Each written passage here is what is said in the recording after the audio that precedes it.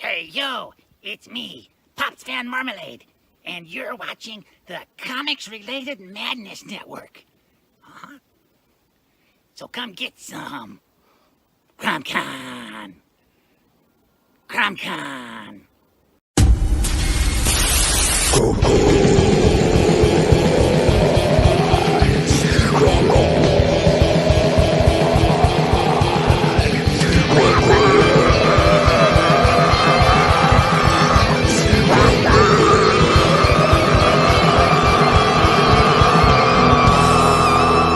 Come get some.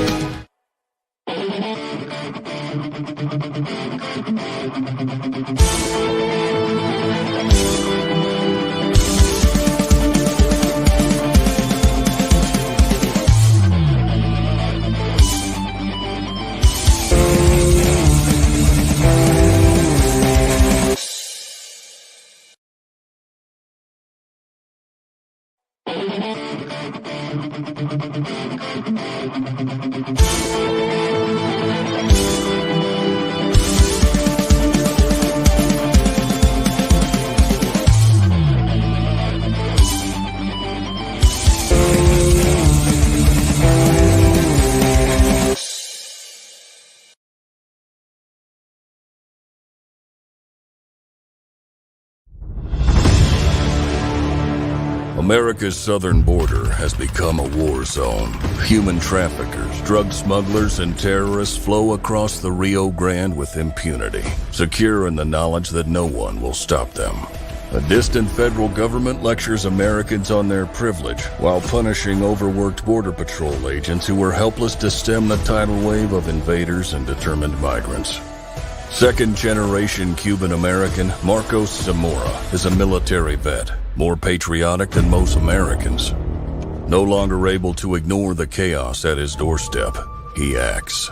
Joined by his best friend Gus, they hit the border every night, saving lives while stopping violent drug cartels and other opportunists. The government reacts with fury at Marcos' attempts to preserve American sovereignty, deploying the full might of their enforcement agencies. But Marcos understands that the only thing the rich and powerful fear is bad publicity, and he records every encounter.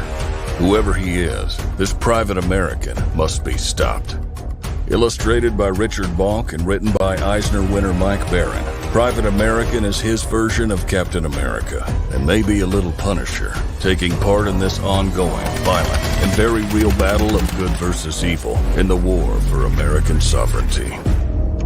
Grab your copy at theprivateamerican.com. We have a secure border, and that is a priority for our administration.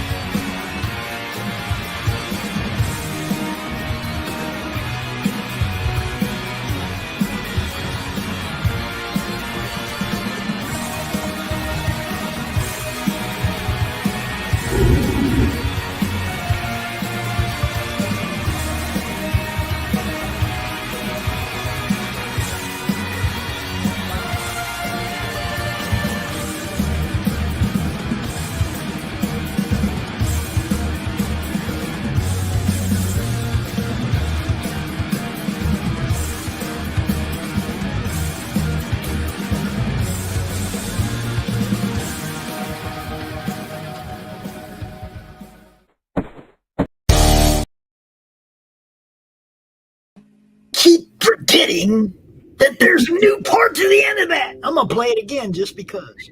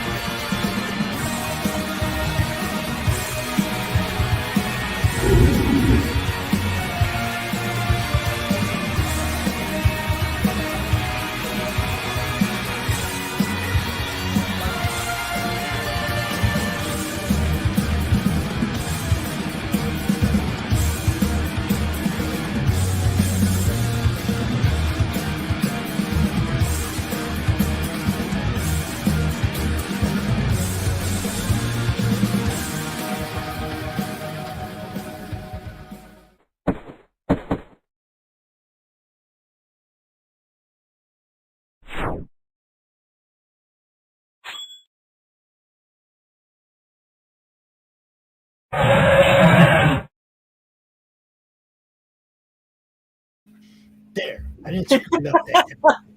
I don't know what it is.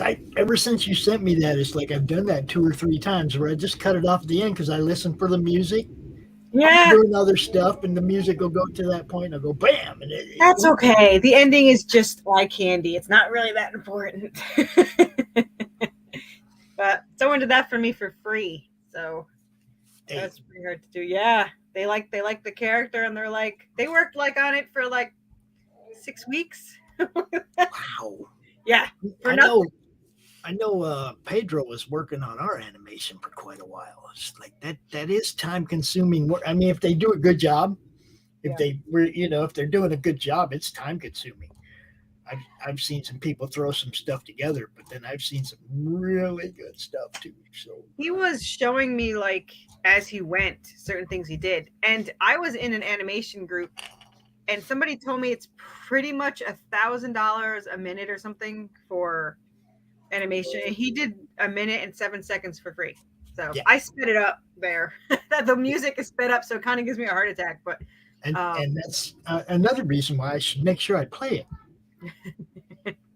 Because dude spent some time on it. It's not the work that those guys do is just as important for people's trailers as as the work that you guys do to get the product ready. It's all part of the process. Marketing is big. Oh, I love Max, but Max won't put a trailer on his campaign. Really? He's like, man, there's so many good ones. I'm afraid mine ain't gonna be no good. Somebody won't back it. And it's like, dude, they backed $13,000 without a trailer. Pretty without it, imagine what they do with the trailer, right? Yeah. Wow, that's an impressive campaign right there. That's what everyone should, a dream come true kind of issue for that much. I'm $36 away. $36 away, people. Yep. Let's get this one funded real quick, please. Yeah. Do this for Corissa. You don't have to do it for me, but do it for Corissa. Let's get this one funded.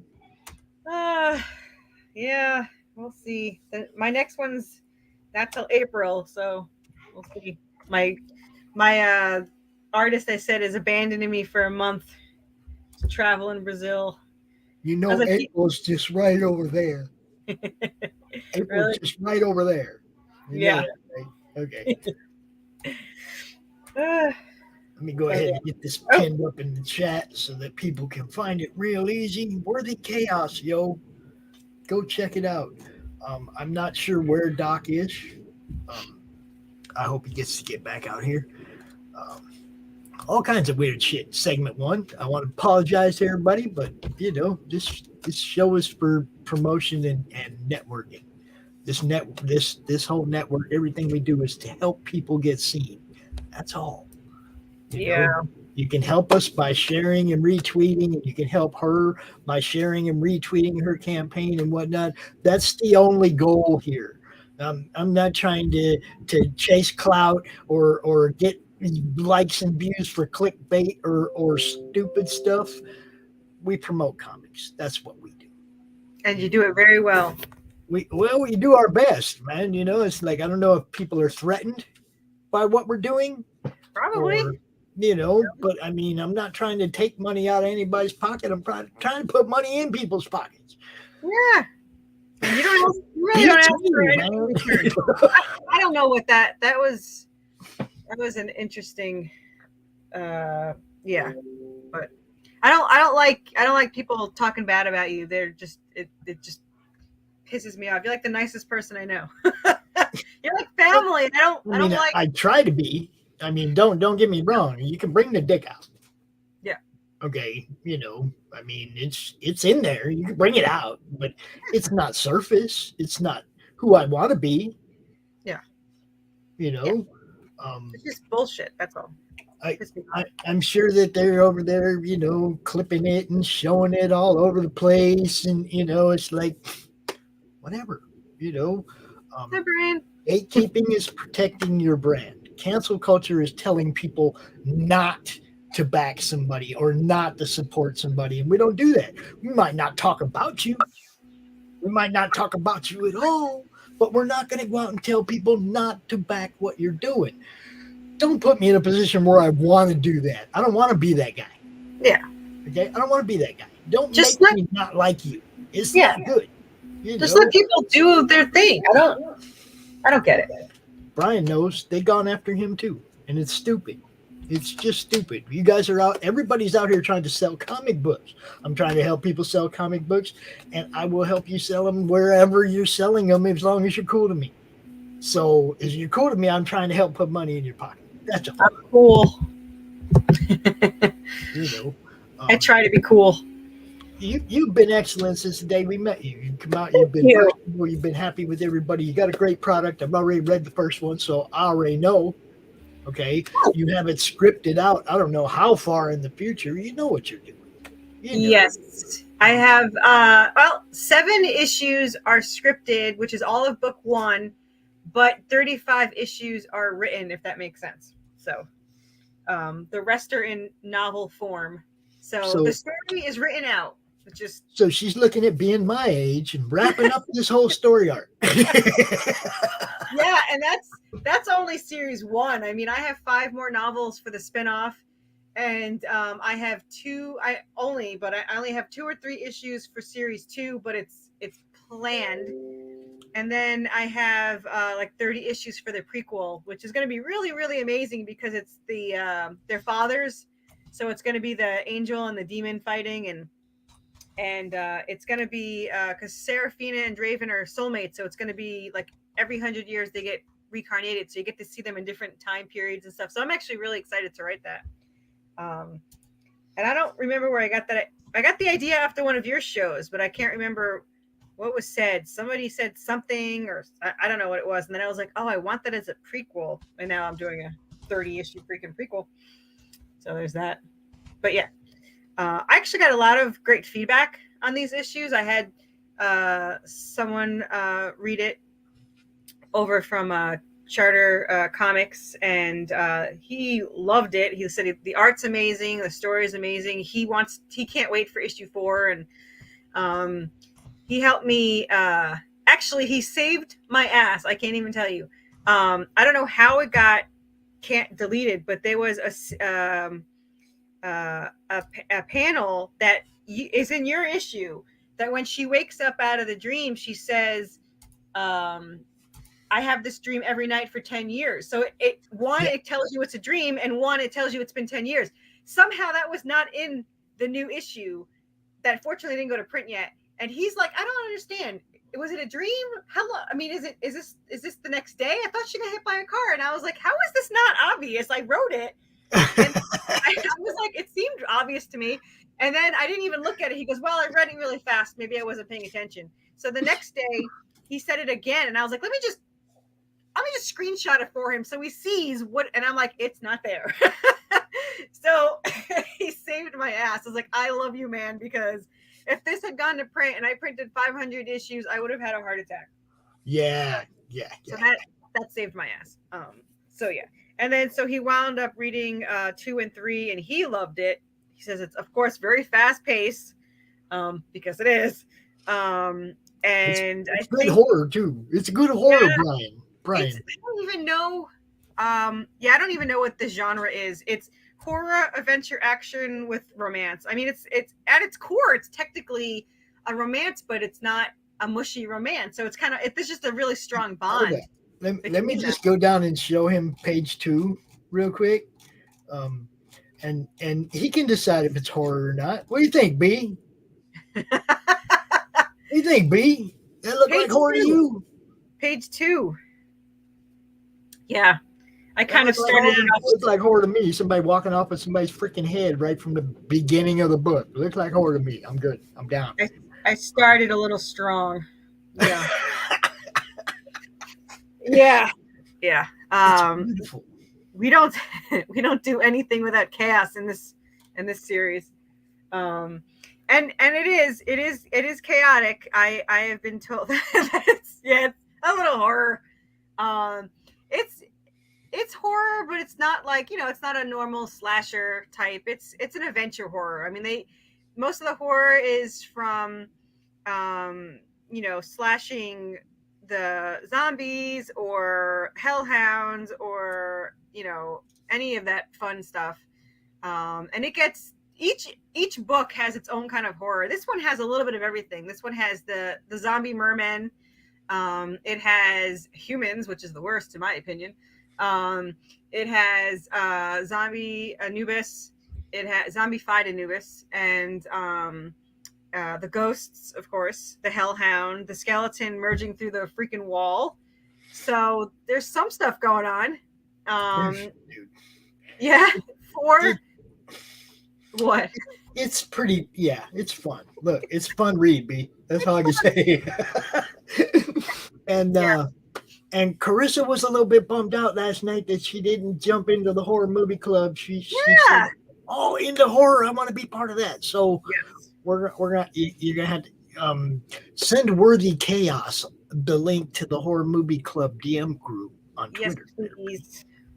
Yes, please. I love everything.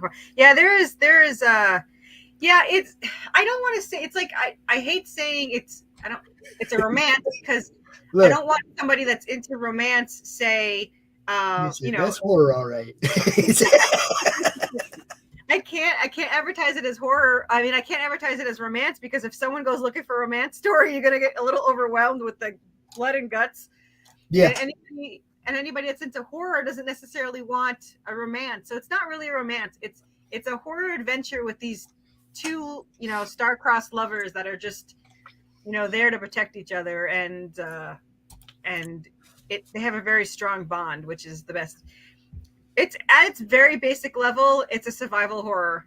And then there's a lot of awesome things in the background happening with heaven and hell and demons and angels fighting back and forth. And, she controls the whoever wins, whoever gets her weapon will control the war. And that's kind of what it is. But there's other stuff in the background that nobody knows about. That is the real reason for the war. So there's a lot of things. So it's complex, but if you just like survival horror, you will like this story because it's got everything you need. So I'm very proud of my story. I have no self-esteem when it comes to anything ever, but my story, I love my story. So, dude, that right there says it all. What the hell is that? Well, definitely let the librarian, okay? It's good stuff, B. She's like $36 away from B30. Yeah. Come on, man. It's that close, to being funded. We need somebody to give her a little bit of love right now. Come on. Yeah. $36 away from goal, yo. And for $10, you get the PDF for all three. And actually, you get 6 PDFs because you get the 3 in color, and then you get 3 in black and white. So for $10, you get 6 issues. And if she gets to 1,300, then you get like 7 more PDFs, 7 more books, different books. Awesome books. They're all awesome, amazing, freaking books. Like all of them. I read them all, obviously, and I love them all. And I'm friends with every one of them, and they have been with me. Well, a lot of them have been with me since the beginning. I got really lucky when I came into this because I keep hearing horror stories about indie community, but every single person, especially in your group, has been like the most welcoming people of all time, and our family. Like, I have not met anyone on your show that I cannot be like, I love these people. So we do our best to bring the best people out here, we're trying to have fun and promote comics and get people's comics sold and help them get into comic stores and help them get funded. And all that stuff is what we do. Okay. Yes. If we're not doing it for you, either A, you haven't come to us and say, hey, Pops, we got this book, we're doing this, or B, you've come to us and been less than desirable for our community. Okay, it's one or the other.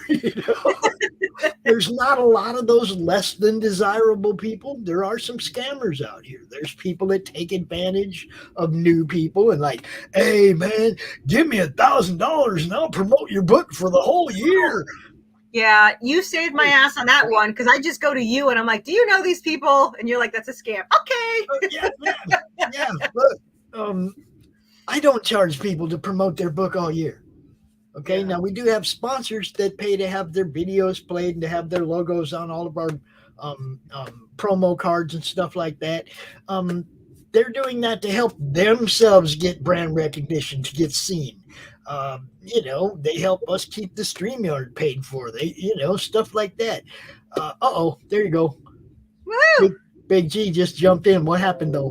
What happened? Is it funded now, or did he just get you closer? Got me close. That's awesome.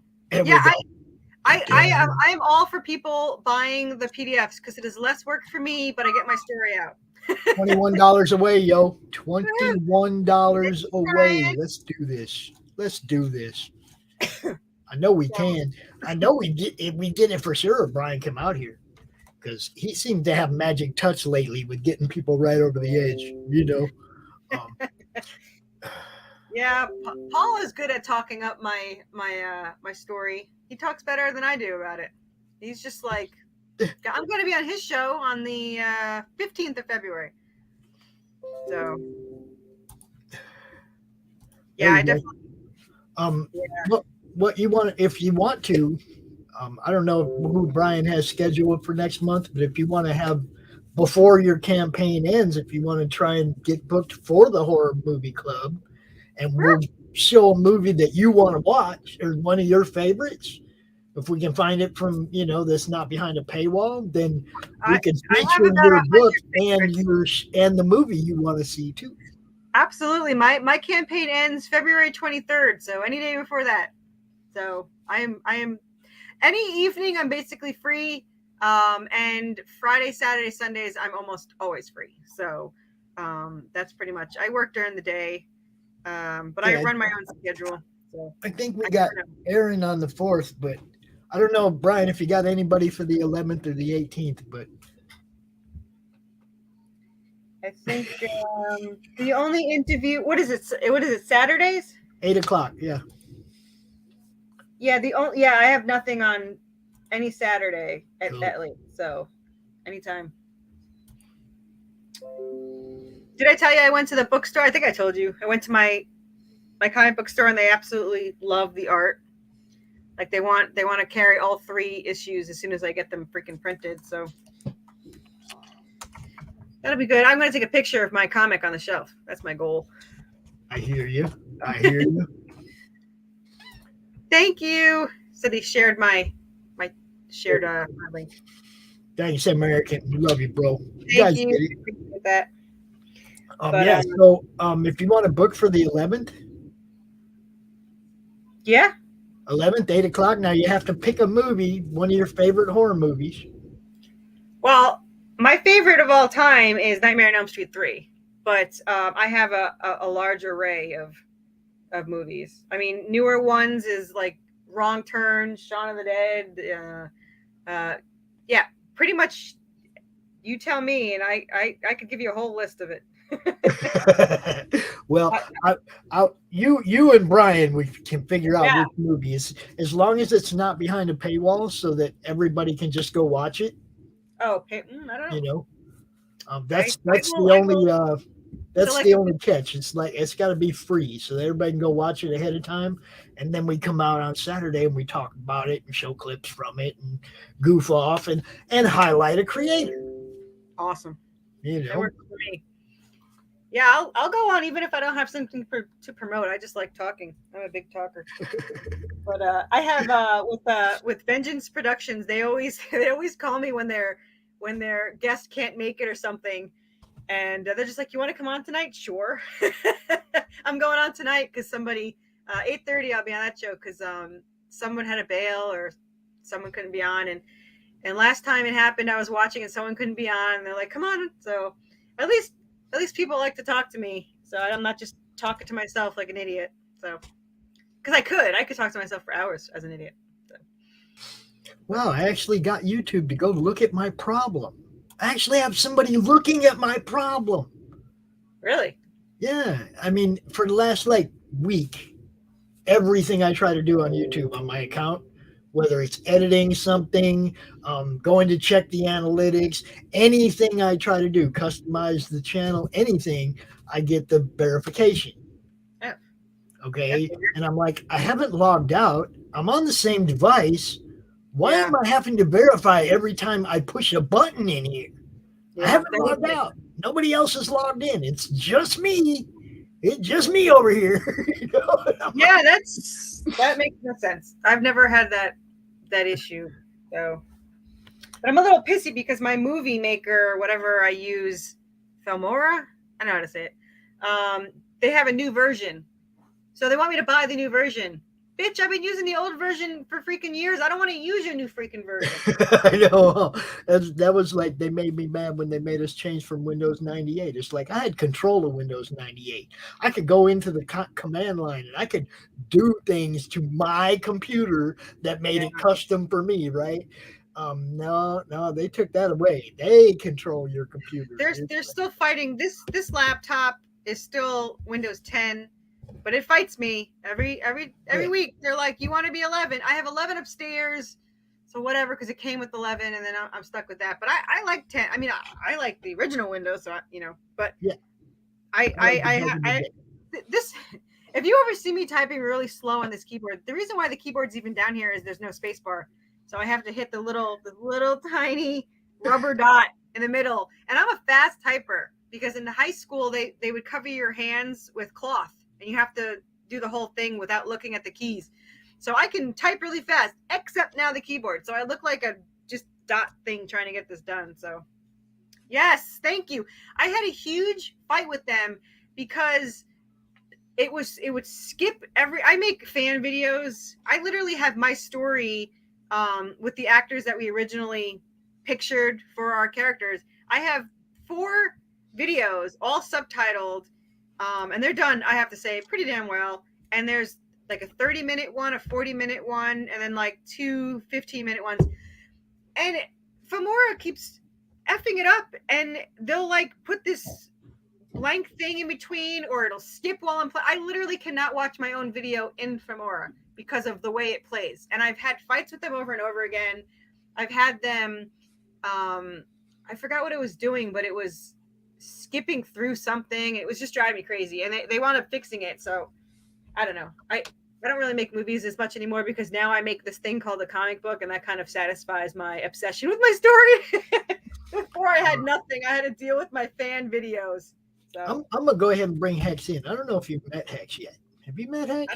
No, I don't think so. Oh, I'm gonna go ahead and bring Hex in then. He's our next guest at 6:30. But what's up, Hex? Is that a party? Is it a party hat? Yeah, it's a party hat. He's sleeping. Aww. He logged in and fell asleep. Look. That's adorable. Oh, and then he disconnected. He's like, oh, shit, I wasn't ready yet. Sorry. And he's back. Hey, all right. I like your picture. Mel, this is Carissa. This is Mel. We all call him Hex because that's what it says on all of his stuff. So, hello. I like your party hat. Yeah, thank you. It's my birthday month. I love it. My birthday month is next month, is February 26th. Oh, I'm gonna be 40 freaking 5. So there's that. Happy birthday. Thanks. You too. So you want to tell everybody a little bit about your team? My team? Your team, yeah, your team. Okay. I didn't know if you're talking to him. Yeah, my team is consists of three and a half people. I'm going to call my brother half a person. I am the creator and writer, and Jessica is my Literal is my co-writer, and the amazing Jonas DeCosta does every freaking thing else, pencil, ink, color, letter, everything. And my brother edits, or so he says. So he just wants his name in the book. That's why he's there. Whatever he pledges, I'll do whatever. That's fine. But Jonas DeCosta is just, I cannot praise this guy enough. He's gonna be big someday. I don't know how this is his first paid job, but yeah. And that is my variant cover by Ian Chase Nichols, who does or did The Tick, Teenage Mutant Ninja Turtles, Red Sonja, all those. And he is the most freaking phenomenal person ever. He did the lettering on that. He's so modest. It's amazing. He's like, do you want me to do lettering? You don't have to keep it. I was like, what? Yes, do my lettering, please. So that's the awesome cover for issue 2 variant. But yeah. And my warning. I like having my warning right before the bloody picture after it. So yeah. Proceed at your own risk. But yeah. And then let's see. Then you have the guts and glory. And yeah. And all my pictures were yeah, I have to say that I have every single artist that I've met that is the most phenomenal talent on the planet. They're all modest. Yeah. You know. Yeah. Except for Rich. I was just going to say that. Damn it. I was just going to say that. Except for Rich. Yes. Rich is humble but egotistical at the same time. I think Laurie put it best. We were talking about it, and we just like to call him man-child. Like he just full tantrums. That's my new term for him. He's awesome. He's helpful when he wants to be, you know, and all that. But yeah, he can have little tantrums, and then so. Okay, I got to do this. The following comic is intended for mature audiences and contains adult content, graphic language, violence, gore, and horror-filled fun. Proceed at your own risk. You have been warned. Yes. And there you go. Page 2. Somebody's walking away with somebody's head in their hand. There you go. And I don't think it's there, but the next page he throws it at her. So I should have put that there, but yeah. I remember that part where it bounces off the door. That's good. Yep, bounces off the door. And then that page right there is when hell merges with the town. So this is literally where the town is. The doors are opening, and you have the skeletons coming through. That's the hellhound coming through, which has the arm of that skeleton in his mouth. And so yeah.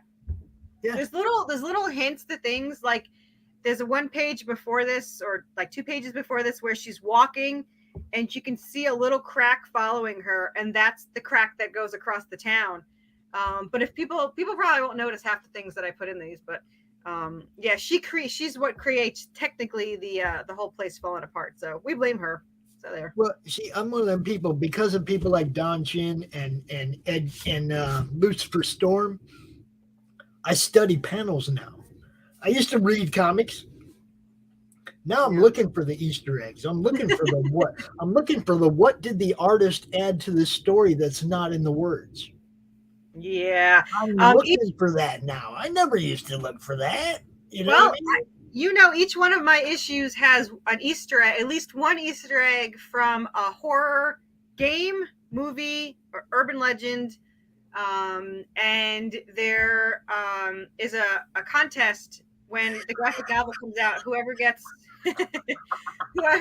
finds all of the Easter eggs will get an Anubis plus bust, 3D bust. So Laurie's on the warpath for it, which upsets me because I want to tell her what my Easter eggs are, and now I can't tell her. Yeah. So Go check it out, yo. $21 to fund it. woohoo! $21 away from being funded. Go look at it. If it looks like something you want to get involved in, get involved. Look, like I said, the first stretch goal at 1,300 scores you 7 more PDFs of different books. Some of them are books that we promote, that we talk about, that we know the people involved. Get involved, yo. It's that simple. It's that simple. Hex, what are you doing, bro? Hey. How you doing? I'm sorry. I'm suffering from a very bad head and chest cold. Oof, that's the worst. The worst is when you can't directly breathe through your nose at all. Like there's nothing, and you're completely solidly blocked up. I just want to shoot myself and make a new hole and breathe through. Yeah, it's just it's all coming out. It's what it's not stuffed up. It's coming out from the chest and the nose. Coughing. The worst is when you have a stuffy nose, but it's still running. Like, how is that even physically possible? Yeah. Like, that's gonna be torture. There's times when I'm losing more out of my nose than I'm actually drinking. I'm like, am I gonna go dehydrate? It's like it just keeps running out. Yeah, I know just what you mean. Hex, I'm glad to see you, buddy. I showed off your book earlier, dude, during the show-offs because we were doing Indie Week. You know, and we'll be doing Indie Week again next week because I had more than I could actually get into the show. Dude, I got a lot. You did have a lot, man. You just I got to do this. We got guests. We got guests. Mr. Christgau, what's happening, my friend? What's up? What's up? Pleased to meet you, Corissa. What up, Hex? Hello, sorry you're hurting. That's the effects of the curse that a bunch of us put on you for having the heavy metal Tarna cells instead of us. Well, you want to buy them? No, I just want them. I'm looking to make a profit. And once again, Hex, congrats on being an indie comic creator, for getting your book out, for making a really good book, an entertaining book, and fulfilling and getting it out into people's hands successfully. Yeah. Thank you. Salutations, my friend. It's been a tough road. Well, it is. It is. I think Corissa, probably this is your first book, right? It's my first 3 at once. Yeah. Okay. I don't do anything easy. I have to do it the hardest way possible. Right. No, I get that. But I think most people that go into this process don't understand how much work goes into making a comic book. Yes, I jumped into it with no knowledge whatsoever like 5 months ago, and I still don't know what the hell I'm doing. So, yeah. You learn as you go. Yeah, so we brought her along, right? Yeah. We brought her to the party.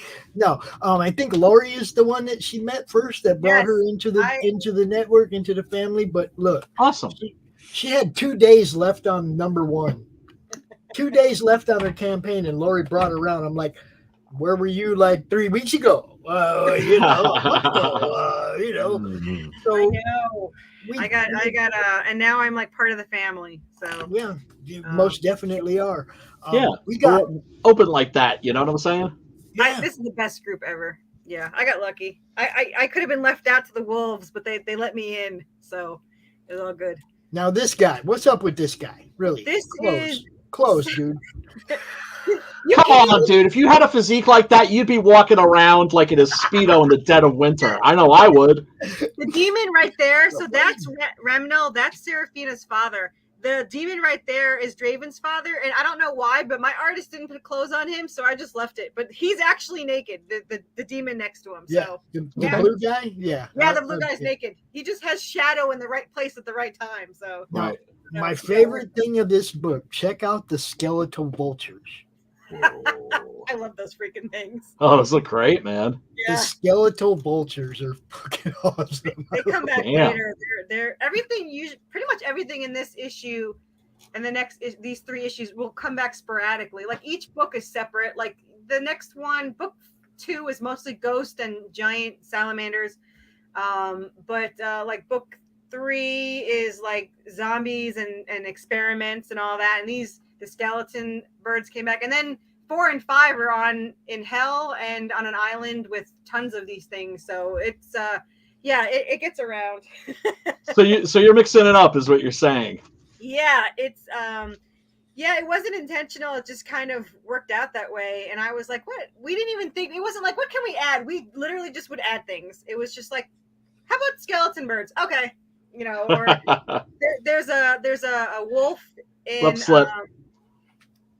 there's a wolf on the island that can communicate telepathically, and she will just fight things randomly. And it was just such a random thing. And then we found out that there's a lot to go. It's not going to be boring. That's all I'm going to tell you. I don't know. The first one's good, guys. The first book is good. Right there for $27, you can get all 3 physical copies, get caught up, and she'll be funded. Yeah. One person. Yeah. That's all it takes. Come on. You want to be that one. You want to be that one that helps an indie comic creator get across that finish line. And you could brag that you were the reason. Yes. Well, yeah, because that's the thing. That's part of the indie crowdfunding experience. Oh, yeah. Is that people feel personally invested in your success. Oh, I always fight. Like there's like, I have everyone that will come to me with their book. I back them. And my goal is like to get the first one there. Like I'm always like, oh, I got an alert and I have to go there. And I've done it like 3 times in a row. And then the last one, it wasn't logged in. And I was like, damn it. And I was like 3rd. He's like, it's still good. I was like, no, it's 3rd. Not as good. But yeah. Well, look. You're going to get funded. That's clear. It's just Pops wants you to get funded right now because he's jonesing for that dopamine hit. Well, no, I didn't. I'll get that dopamine hit no matter where she goes. This is one of the people that launched their campaign on our network. Oh, hell yeah. We are invested in this being funding from backer number 1. Tuesday. Okay, and we are invested in it Rock and going roll. well beyond being funded all the way to backer number 100. Or, whatever it gets to. Look, Corissa's awesome. Her first book was amazing. And then she didn't just sit on it. She had to switch artists.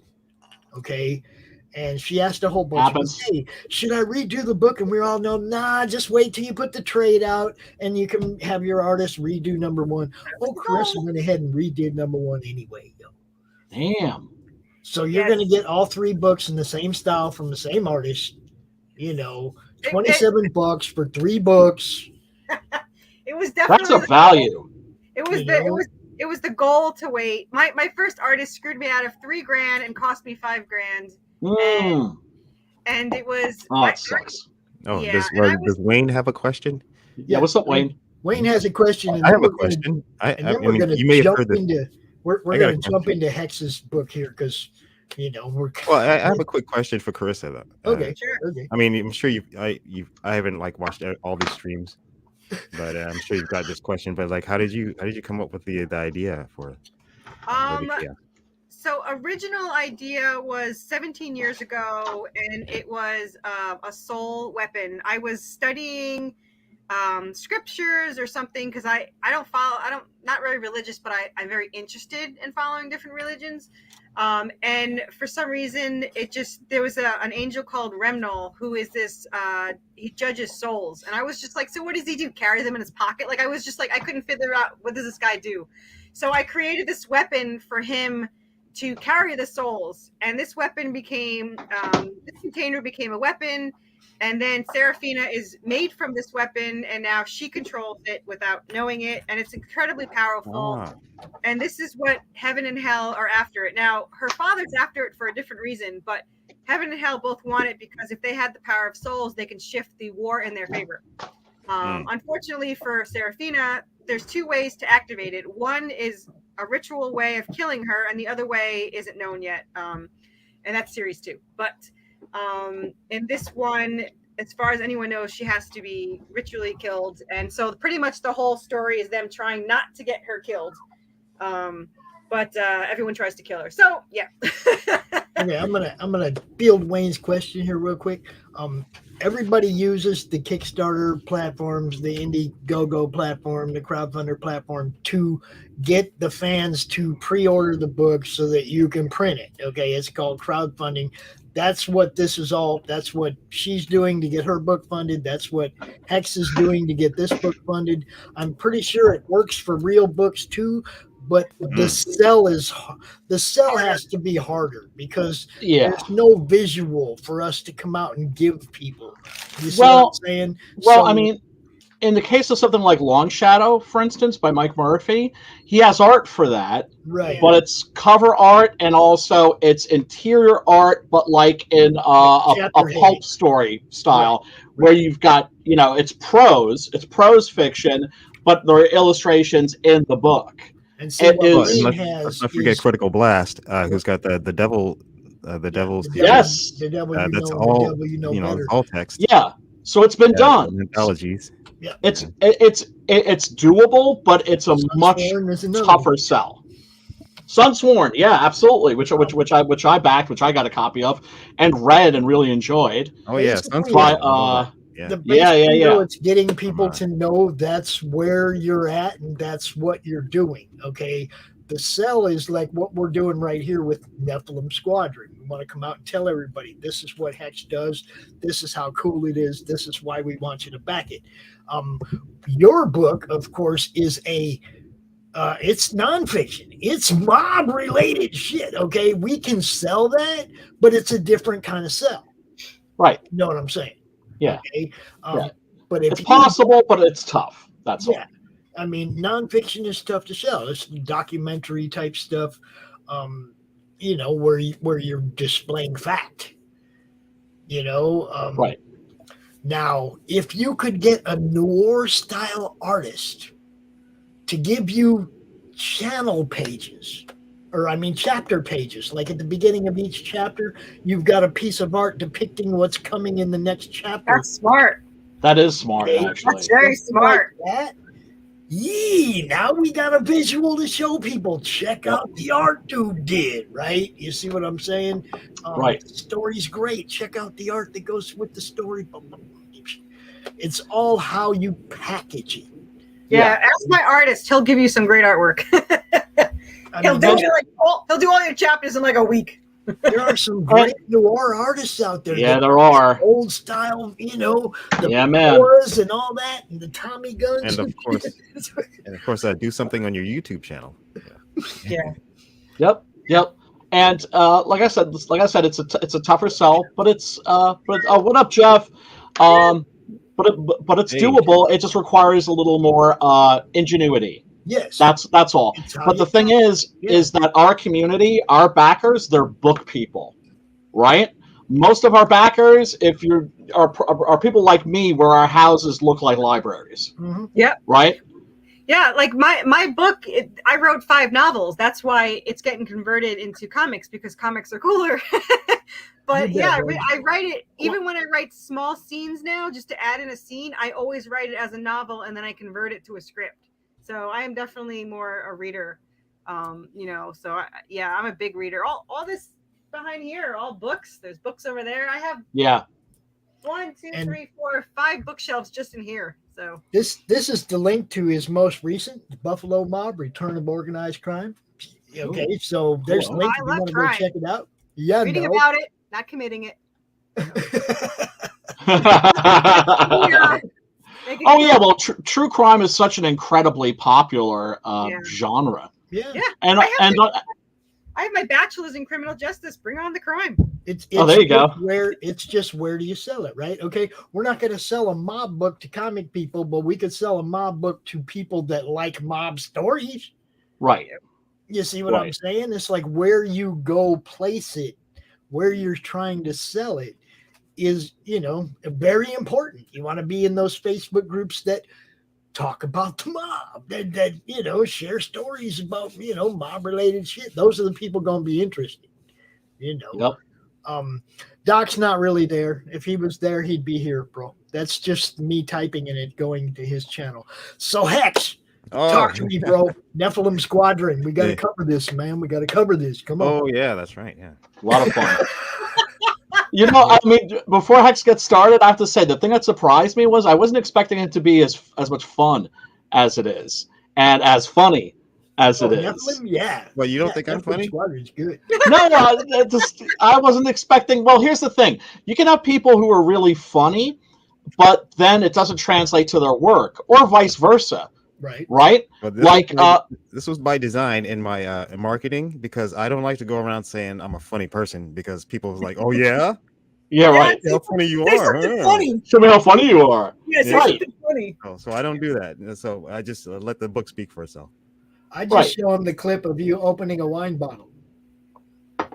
Oh yeah, that was great. That was great. That was a joy. That was a joyous day for sure. Hell yeah, it was. But he didn't have a corkscrew. He was very ingenuity. Yes. He used some ingenuity to Ingenious. get that bottle I open. think it was a hammer and a nail, just Oh. something basic like that, right? I don't remember. I don't want to go back and look at that. Excuse my coffee. It's Oh, all good man. stuff. Yeah, here you go. It is. Make me laugh, Justin. All right, we'll go ahead and show this video. We'll see. If Yeah, Brian boy. can laugh. Yeah, boy. Trailer? Yeah, we'll do that. Here we go. Oh, that's a teaser trailer. Hey, you, sci-fi fan. Are you finally ready to have your head explode? Never before seen sci-fi action. A strange new world. Exotic technology. Kick-ass characters. And a story that will turn your mind inside out. Nephilim Squadron, Volume 1. Available now on Indiegogo. Hell yeah. That's awesome. It sounds like I'm threatening people. I know. I was like, that sounds like a threat. I'm a little worried to not buy the book or I now. will kill you. I'll come by your house. I know where you live. I will turn your head inside out. Yep. Right. Sounds great. Yeah, it's a really fun book, folks. It really is. Thanks. Yeah, I really enjoyed it. I have the first issue, the black and white. It was great. We actually Likewise. showed it off today during the show offs when I was going through some of the indie stuff. Oh, I gotta go back and look. Yeah, well, I mean, it was the stream was good and bad. It was eventful. Well, here's the thing. I don't like reading comics by friends or comrades, because that makes me nervous, right? yeah. It really does. Right? Do you get that too? Where you're just like, oh, don't fuck up, because it's kind of like watching somebody that you care about, like doing like a tightrope act. Do you know what I'm saying? Don't fall! Don't embarrass yourself. I don't like it when I know they're reading it. Like right then, like yesterday, I had someone reading it. They're like, "I'll get to it." So I'm sitting here like it's taking a long time to read 24 pages. I'm like, does that mean he doesn't like it? Like, what happened? And then he actually didn't start it yet. So I'm like, oh, okay. So it's like, but he loved it. But the whole time I'm thinking he's not talking. That must be bad. Unless he's reading it again, and then that would be good. But yeah, so I could see that. Mm-hmm. Yeah, the moment I relaxed was when I heard myself laughing. And I was just like, okay, all right, okay, now I can just relax and just enjoy the book. Yeah. Oh, so we can't become friends because then you won't want to read mine. So forget it. No, it's like, no, I'll read, the work of friends. It just, I don't enjoy it, at least until I get to a certain point, and then I relax. Especially laughter is a great way to get people to relax. And then I realized, like, okay, Hex isn't gonna embarrass himself here. He has done well. This is a good comic. This is a fun comic. I'm enjoying it. It means other people are going to enjoy it too. Homeboy didn't mess up. Ah, yeah. Can I quote you on that? Yes. That's a ringing endorsement. Yeah.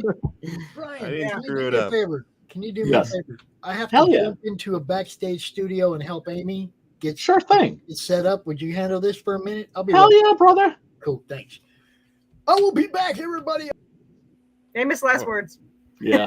All right, now we can talk smack about. I was just gonna say now we're talking about. I always say he's a cross between Willie Nelson and C-3PO. Yes. Oh my god. Way to describe it. C-3PO. That's a new one. Because he's always stressing about shit. Do you know what I'm saying? Oh always- yeah. He says, "Don't f it up" in the comments. Yeah, exactly. Don't worry, Pops. We're holding it down. We're holding it down. Yeah. So, but yeah, Hex, let everybody Always know. helping people. Yeah, exactly. And but yeah, no. Well, first of all, everybody, if you back this book, you know you're gonna get it. You know, it's not like some of those campaigns. Wink, wink, nudge, nudge. Say no more. Say no more. You know, some of the ones that made about $250,000, where you know you're gonna be waiting like 2-3 years to get your book. You're gonna get your book like ASAP. But Hex, tell everybody the black and white one you'll get ASAP. The color version, the one that's live right now. Yes. The 80-page book. Yes. I'm gonna have to change that. I retract my endorsement. That's it. No. Right now it says February, but I'm gonna have to move that ahead to probably like May. That's not bad. Yeah. You know. But I don't think I'm just about halfway done. I'm just once I get everything squared away with like the rest of the fulfillment shit. I mean, there's just like the volume, the chapter one, the black and white one you have. Yeah. Just a handful of people I see this like in transit. So those are pretty much almost. Once those are fulfilled, yeah, I'll get back to pumping out, pushing this one really hard. Point is, you're gonna get your book, people. Yeah. And you're not gonna be waiting forever for it. Yeah. Yeah, but dude, tell everybody what the central concept is, and what the story is. Maybe go into some of the characters. Yeah. Elevator pitch, bro. Elevator pitch. He's just like me. Like I have a hard time talking about my own thing too. I'm just like, I know it's tough. It's tough. I know. I mean, I used to be, when I was really like going around on the circuit, I had it down, but that's okay. Okay, I'll go by notes. You're a little rusty. That's all. So my excuse is I don't know enough, and you know too much. yeah, I know. I gotta break. I have to like leave stuff out, make sure and just. Oh yeah. Nephilim Squadron is an 80-page, full-color science fantasy graphic novel that takes place in the 28th century. The story focuses on the personal journey of a clone fighter pilot's desire for a soul, while trying to penetrate the scheming of a planetary dictator. And all of this happens while human civilization on this planet clashes with horrifying aliens in a struggle for survival. In a nutshell, Nephilim Squadron is Top Gun meets Heavy Metal Magazine, or like Avatar with testosterone. That toxic substance. Excellent pitch. Yeah, no, dude, you nailed it. You just nailed it right there, brother. Now you can go write my pitch because I don't know. Yeah, I don't know how to write my own book. Yeah, but it's a fun romp, and but there's like you'll see in the second issue, Brian, the things we're going to get a little more serious. get into the depth, but right, the stakes get higher, with the characters, and as they go down the members of the Nephilim Squadron, they take their 3-day pass and they go down to the planet to have some fun and get into a lot of trouble that snowballs. Damn, I left and I ruined the share screen, didn't I? Oh yeah. Show that. I left and I show the book, Dan. Show the book. Show the pictures. All right. There it is. There it is. Look right there. Yeah, there's the main cover. There's the homage cover, and there's Dan Plagle's cover. No, really? I feel triggered. All kinds of triggered. Where are her organs? I never would have known that was a Boob Dan cover. Never. Doesn't he know that fantasy art is supposed to be an accurate representation of reality? What the hell is wrong with that guy? I like the dudes with the hole in the face. Yeah. I like them too. Yeah, they're freaky. It's got lots of freaky aliens in this. Yeah. There'll be more too, and then like all kinds of cool stuff. Unusual aliens that some that look friendly. You gotta go sub to Hex's channel. Gotta go sub to the Hex Allen YouTube channel. Yeah, you do. Mm-hmm. All kinds of extra perks, all this cool stuff. Yeah, the Drawn in Tears sold out. Sugar Chris is one of the Drawn in Tears. Nice. See, there you go. Plagle. Sugar Chris just kicked over 1,000 subs. You mean Tug pushed him? You mean Tug pushed him over 1,000 subs? Yeah, right. There you go. Hey, it still counts. I'll take that. Tuck him on my channel. Get me to 1,000. Hell yeah. I told him, I said, it won't even take a big push here. We're already over 700. Just come over and give me a nudge. I'll get over. Yeah, seriously. Oh my God, can you imagine? What's up, Manticore? It's Manticore. Manticore. We got sketch cards, brother. Tell us about the sketch cards. Yes, Nephilim Squadron sketch cards. Love sketch cards. $23, the cosmic number. Texas is into this stuff. He's done his research. I kind of like it's a fine line between like being a total wonk about like weird stuff like Universal Tree of Life and Sacred Geometry and Forbidden Archaeology, all that Book stuff. of Enoch. You try to infuse that into the book, but you also want to tell an entertaining story. And so far, and you do that. If you read the first one, you probably don't even, there's none of that really comes through, except in some symbols that you might notice. Subtly. Absolutely. Yeah, no, I picked up on some of that stuff too. But your focus is on telling an entertaining story. And it moves too. Like, I love your pacing, bro. Thank you. And also, it's not like talking heads. It's, you're following that example of show, don't tell. Oh, I was so worried about that one, big image of Kyle Coker. Yeah. That big talking head image of him, Yeah. It's necessary, but it's still a kind of a talking head. Well, that's fine. You can have a talking head, but you don't want to be like, Brian Michael Bendis, where you're going flip, and you're going like, wait a second, this has been 6 pages now of like talking heads. Please, This is a comic book. Show, don't tell. Yeah. So you don't fall into that trap. Don't sweat it, man. Yeah, and you may see a lot of words at the beginning, and I when I go through these YouTube channels and I see people commentating on comics and especially indie comics or no, all comics pretty much. They always talk about the info dump, the expo dump, the exposition. Yeah. So much exposition, and never have I heard any of these people say the word narration. Has anyone forgotten the word narration? In this book, there is a narrator, an omniscient narrator. Yes. And there's some exposition in the narration. Yes. But I try to do it in an entertaining way. You do. People part of the whole world. I just got told the opposite. I got told that I don't say enough, even though it shows what's happening. I was like, but then go read a book. It's showing you what's happening. I was like, yeah, it's a fine balance. Yeah. Well, people also forget how much text there used to be in Silver Age comics, the comics that I grew up with in like the 70s and even the 80s. And, that doesn't make those any less entertaining. It's just, those still moved and you still had a lot of action. You didn't have talking heads, but you did have narration and thought balloons and that kind of a thing. And it's there's an art to it. You know when a comic is dragging and when it's moving, and your shit moves, dude.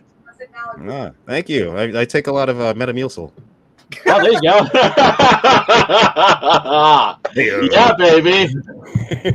Guys, we're getting ready to debut a new show on the network in about 1 minute. Oh shit! What? Oh yeah, we have a new show starting tonight, and we will be doing it every week in the future. There she is. Hi, AJ. Amy Good. Hey. There she is. This show is going to be called The It's All Good Show. Oh God, I wasn't muted. I'm so embarrassing. It's okay. I was yelling at a cat like an old crazy ass lady. Pleasure to meet you, madame. You as well. You as well. We had How some do you do? things. Hopefully, we'll get those taken care of soon. Let me get my lighting there. That looks better. We got Doc. We got a Doc. Okay, we got a Doc. Yeah, All right. there he We is. got Doc. We got Amy. I'm gonna Hello, get out everyone. the way. Hello. Nice to meet you guys. Pleased to meet you, sir. I've got a new What's up, mic plugged in. How's it sound? Oh, you're good. Very good. Yeah. Okay, what I'm going to do is I'm going to get out the way and I'm going to let Amy and Doc introduce themselves and introduce their guest. I hope everybody comes back later tonight after the Silverline show so we can have like a late night panel, just hang out, right? That sounds good. Okay, so you're all invited to come back in after the Silverline show. And I think Got it. They end at 9:30. So, All right. you know, I'll be on another interview, but I'll see you guys soon. I'll be love watching. you. Have Hey. fun. Nice. Carissa, y'all go back Carissa's book. She's one backer away from being funded. Go do Nice that. meeting you, Carissa. Welcome to the community. Thank you. I appreciate it. I went Bye. ahead and threw you on our Facebook links to try to push some more traffic. Thanks. I love There you. you go. Okay. I'll talk to you all later. All right, Brian. Good to see you. Peace. Hex, Hey, Bri. Hex, dude. Thanks for the good You words. know what's up, man. Nephilim Squadron, you guys go check it out. It's If, in demand. He I could does sign off fulfill. with, I got one. I could sign off with something about my channel. Okay. I'm sharing my screen here. You got the sound.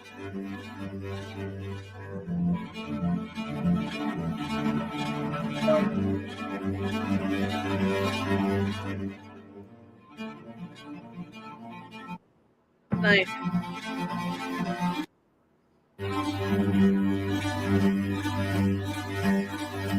Very nice.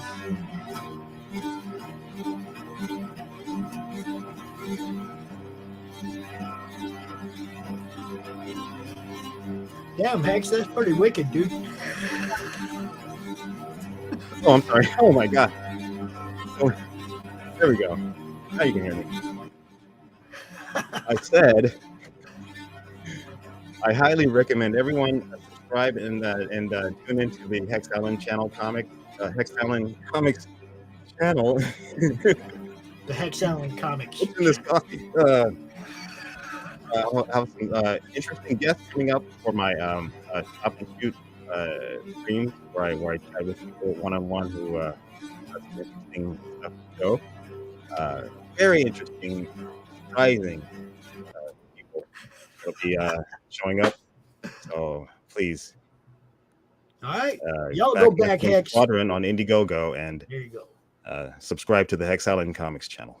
Go back his book. You'll love it. I promise. Like I said, I got one. At It's least two good. people loved it so far, me and Brian, that's it. and Mad Ruth. Can you share some links so I can share on my social media? Yeah, drop your link in the chat there for me, Hex. Yeah. You know what's up.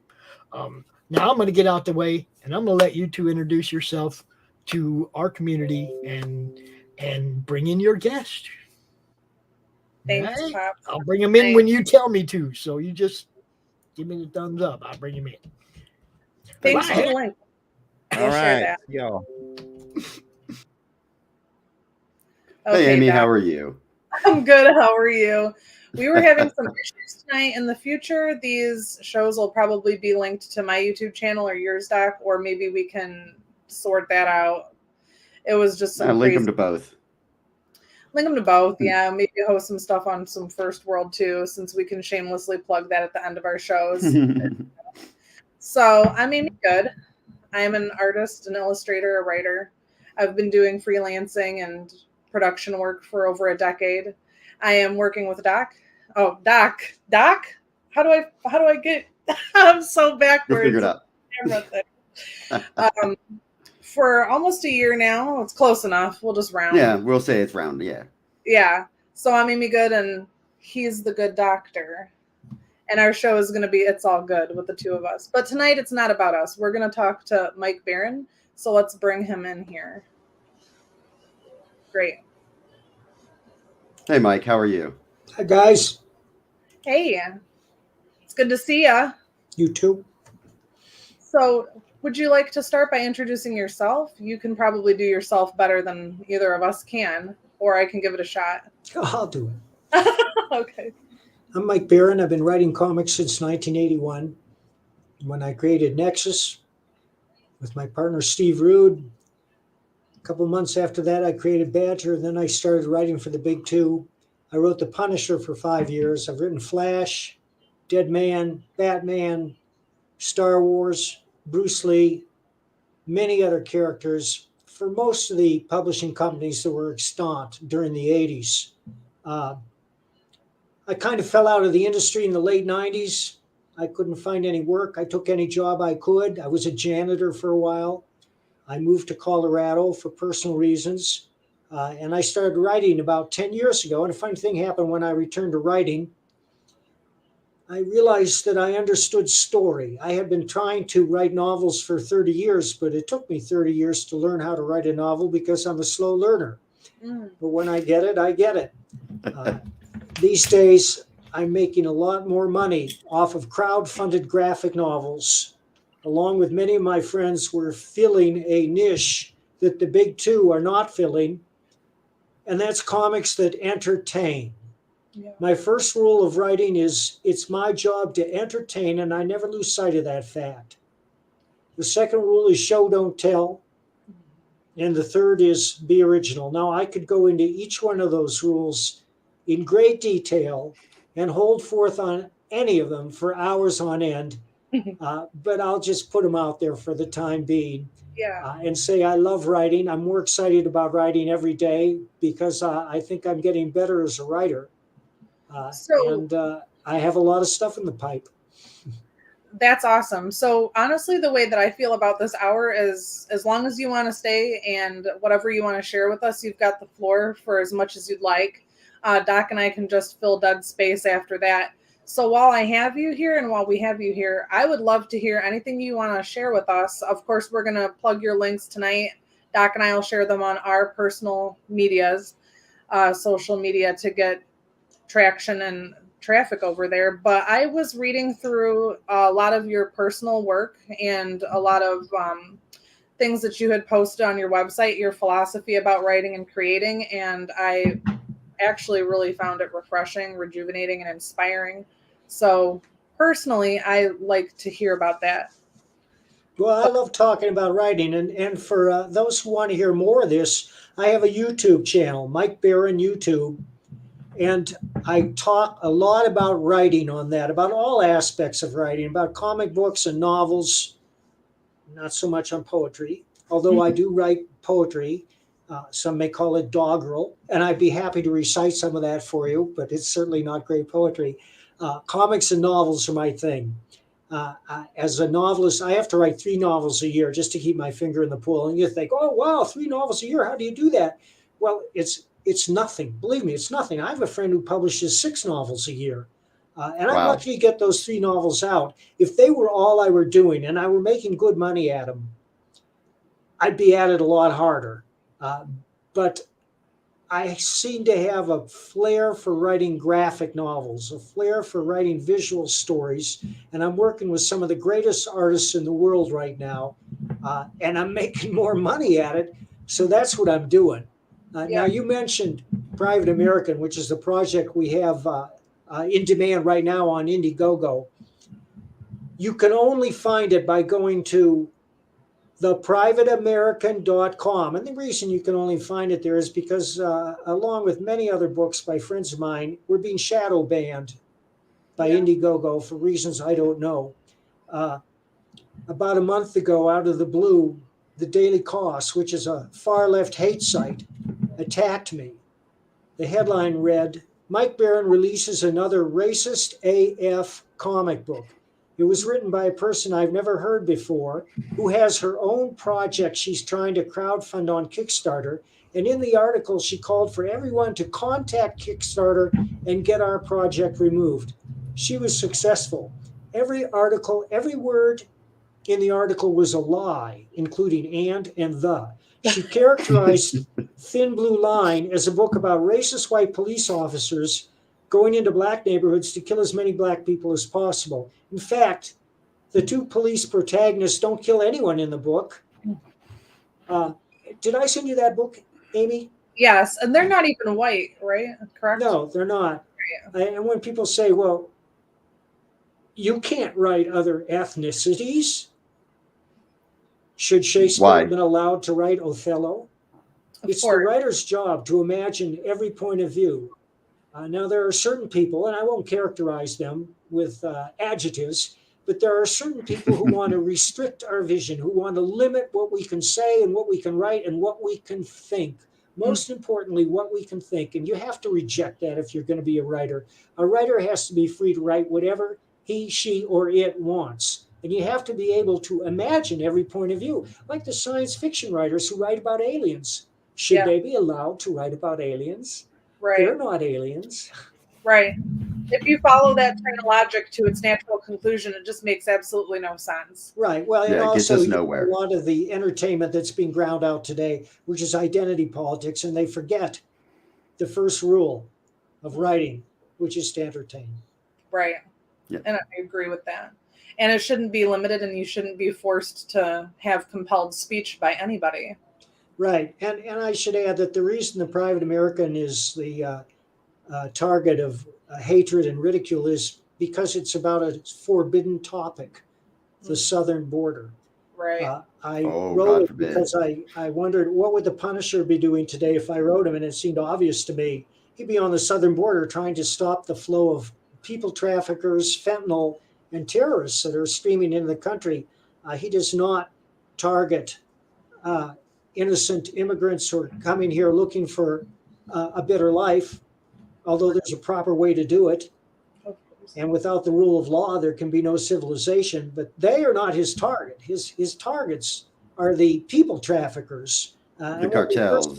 Which is on the second page. He's preventing a coyote from raping a 13-year-old girl, and that's how it starts. And I'm sure most of our viewers are aware of this, but every woman and girl who crosses the southern border is raped as part of the price of passage. And the men are required to deal drugs to the tune of the $8,000 fee that they have to pay the coyote to get into the country. Now, since most of them don't have it, they're pressed into indentured servitude for years to come, doing risky jobs like bringing drugs into the country. This is something that I thought most people were aware of prior to Trump's presidency, because I was aware of it and I'm pretty young.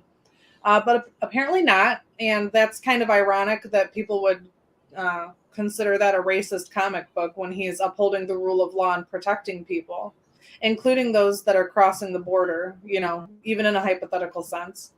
What do you want them to be? Victimized, trafficked, abused, hurt, right? And it kind of parallels reality because there isn't enough being done down there. So I like your idea that if the Punisher were actually a person right now in today's world, what would he be doing? And taking that Absolutely. this idea, that's really awesome. It's a classic vigilante story, and America loves vigilantes. Vigilantes settled the West. Wyatt Earp, Wild Bill Hickok, Kit Carson. Mm-hmm. They were vigilantes. For some reason there was no law out there when the settlers were expanding westward, and we can argue about whether it was proper for Americans to seize that land. But one of the big lies is that the Indian tribes they displaced were there forever. And in fact, every Indian tribe acquired its land by making war on a previous Indian tribe that had occupied that land. Right. I mean, history is complicated and it's nuanced. It's not simple. And history is written by the winners. Right. Yeah. And we love the myth of the West. The Western is a uniquely American invention. Yeah. I always say America has given the world 4 art forms: jazz, movies, rock and roll, and comic books. And I separate jazz and rock and roll, even though there is crossover in there.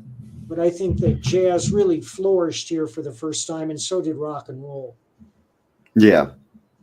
Now, I got a question on the Private American. Is that classified under the Comicsgate conspiracy network? There's no conspiracy, Doc. Yeah, but I like conspiracy. Yes, I am a member of Comicsgate.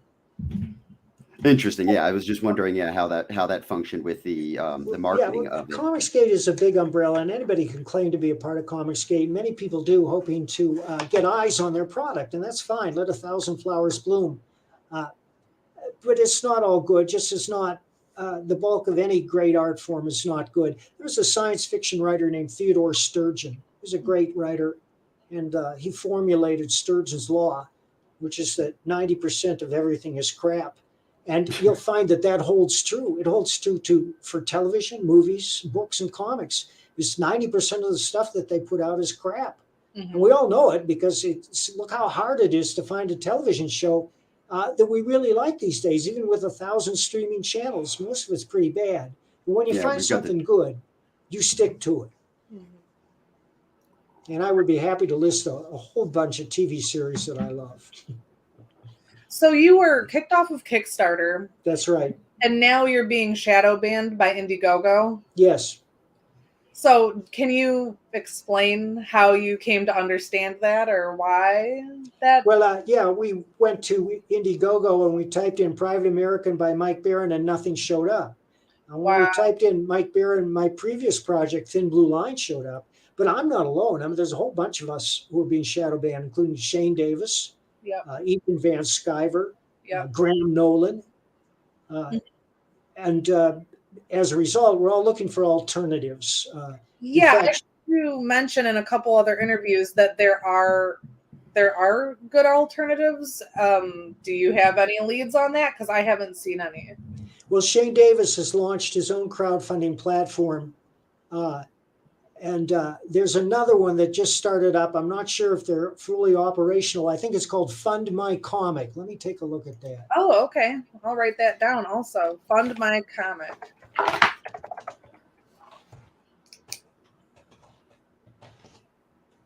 Out of curiosity, I know a lot of people in the Comicsgate sphere are kind of aligned to the right, Christianity, conservatism.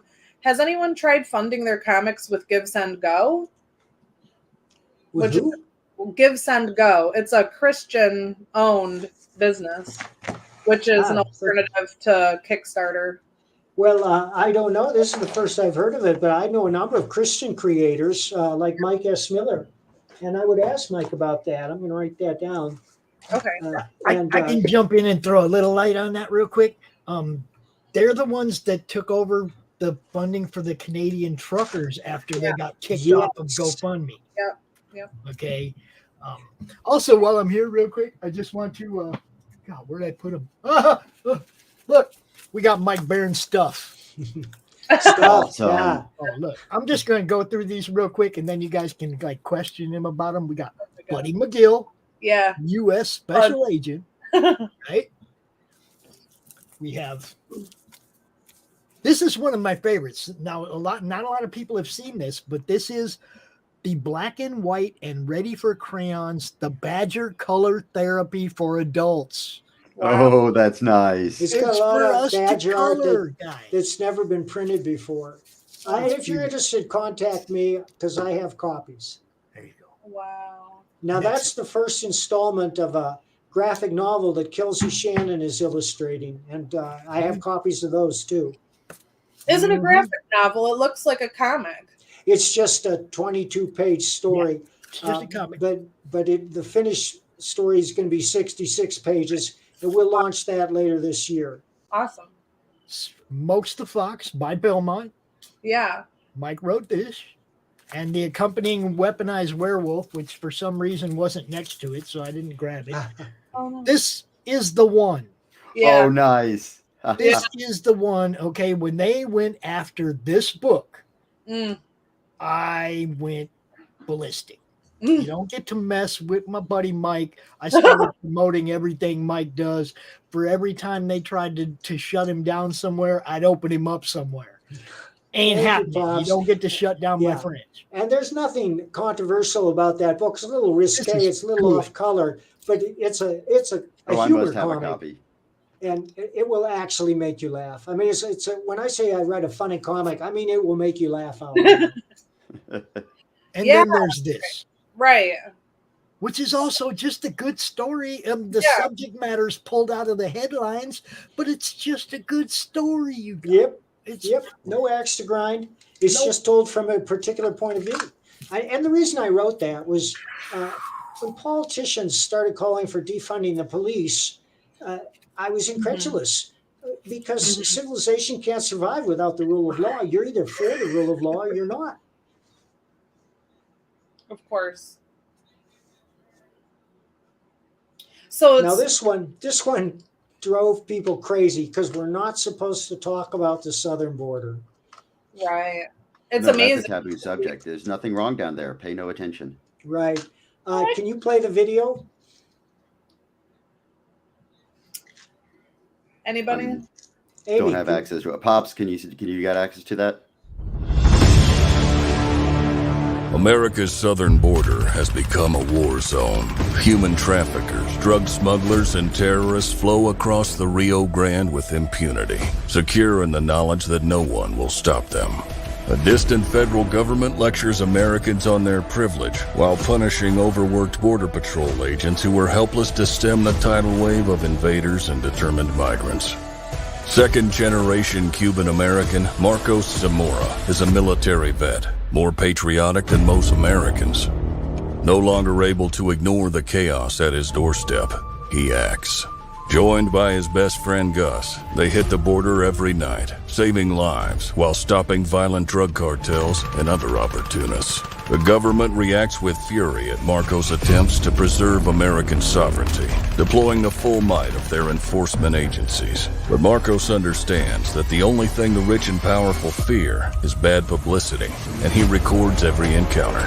Whoever he is, this private American must be stopped. Illustrated by Richard Bonk and written by Eisner winner Mike Baron, Private American is his version of Captain America, and maybe a little Punisher, taking part in this ongoing, violent, and very real battle of good versus evil in the war for American sovereignty. Grab your copy at theprivateamerican.com. We have a secure border, and that is a priority for our administration. I love it. Thank you. That is an incredible. Did you put that together yourself? Chris Brawley. Chris is a professional videographer. That's why my videos are so good.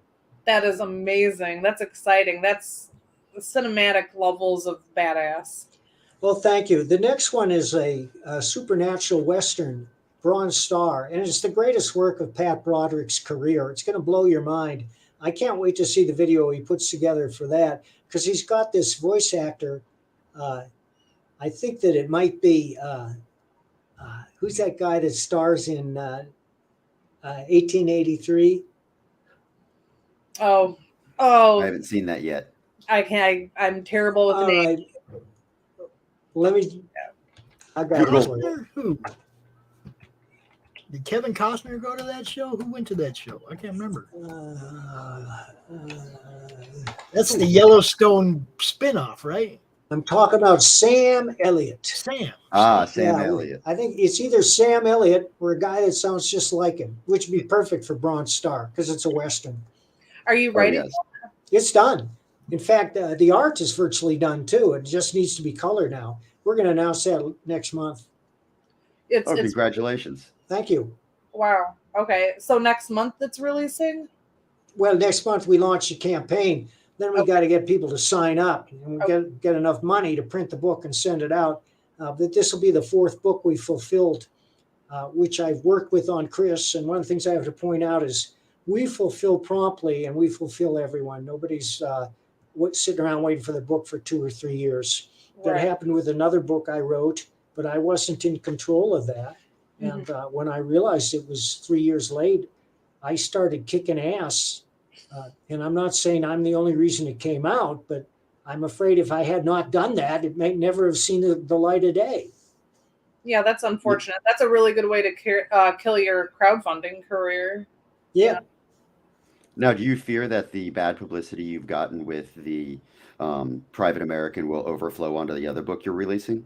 No, and I'll tell you why. When before the Daily Cost attacked us out of the blue, we were at $33,000. And now, because the Daily Cost attacked us, and a number of conservative sources took note, we are at $64,000. So you're leveraging that as we just straight monetize publicity. their vicious and unwarranted attacks. And in fact, I am suing them for libel. And we have secured an attorney. He's the 800-pound gorilla of attorneys. And we're going to see what happens with these people. They know they did wrong. They know they just lied for cheap political points. The site was the Daily Cost. It's created by a guy named Marcus Martulis or something, some Greek guy. And Chris wrote him and said, well, you characterize the Thin Blue Line as about white racist cops. Have you read Thin Blue Lines? No. Would you like to read Thin Blue Line? I guess. So Chris sent them a PDF of the entire book. That was 1 month ago. And as of today, they have not looked at it. They haven't looked at it. They haven't No. made any corrections. No.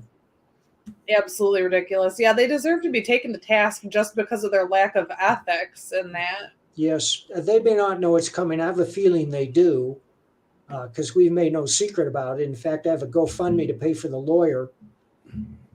Okay.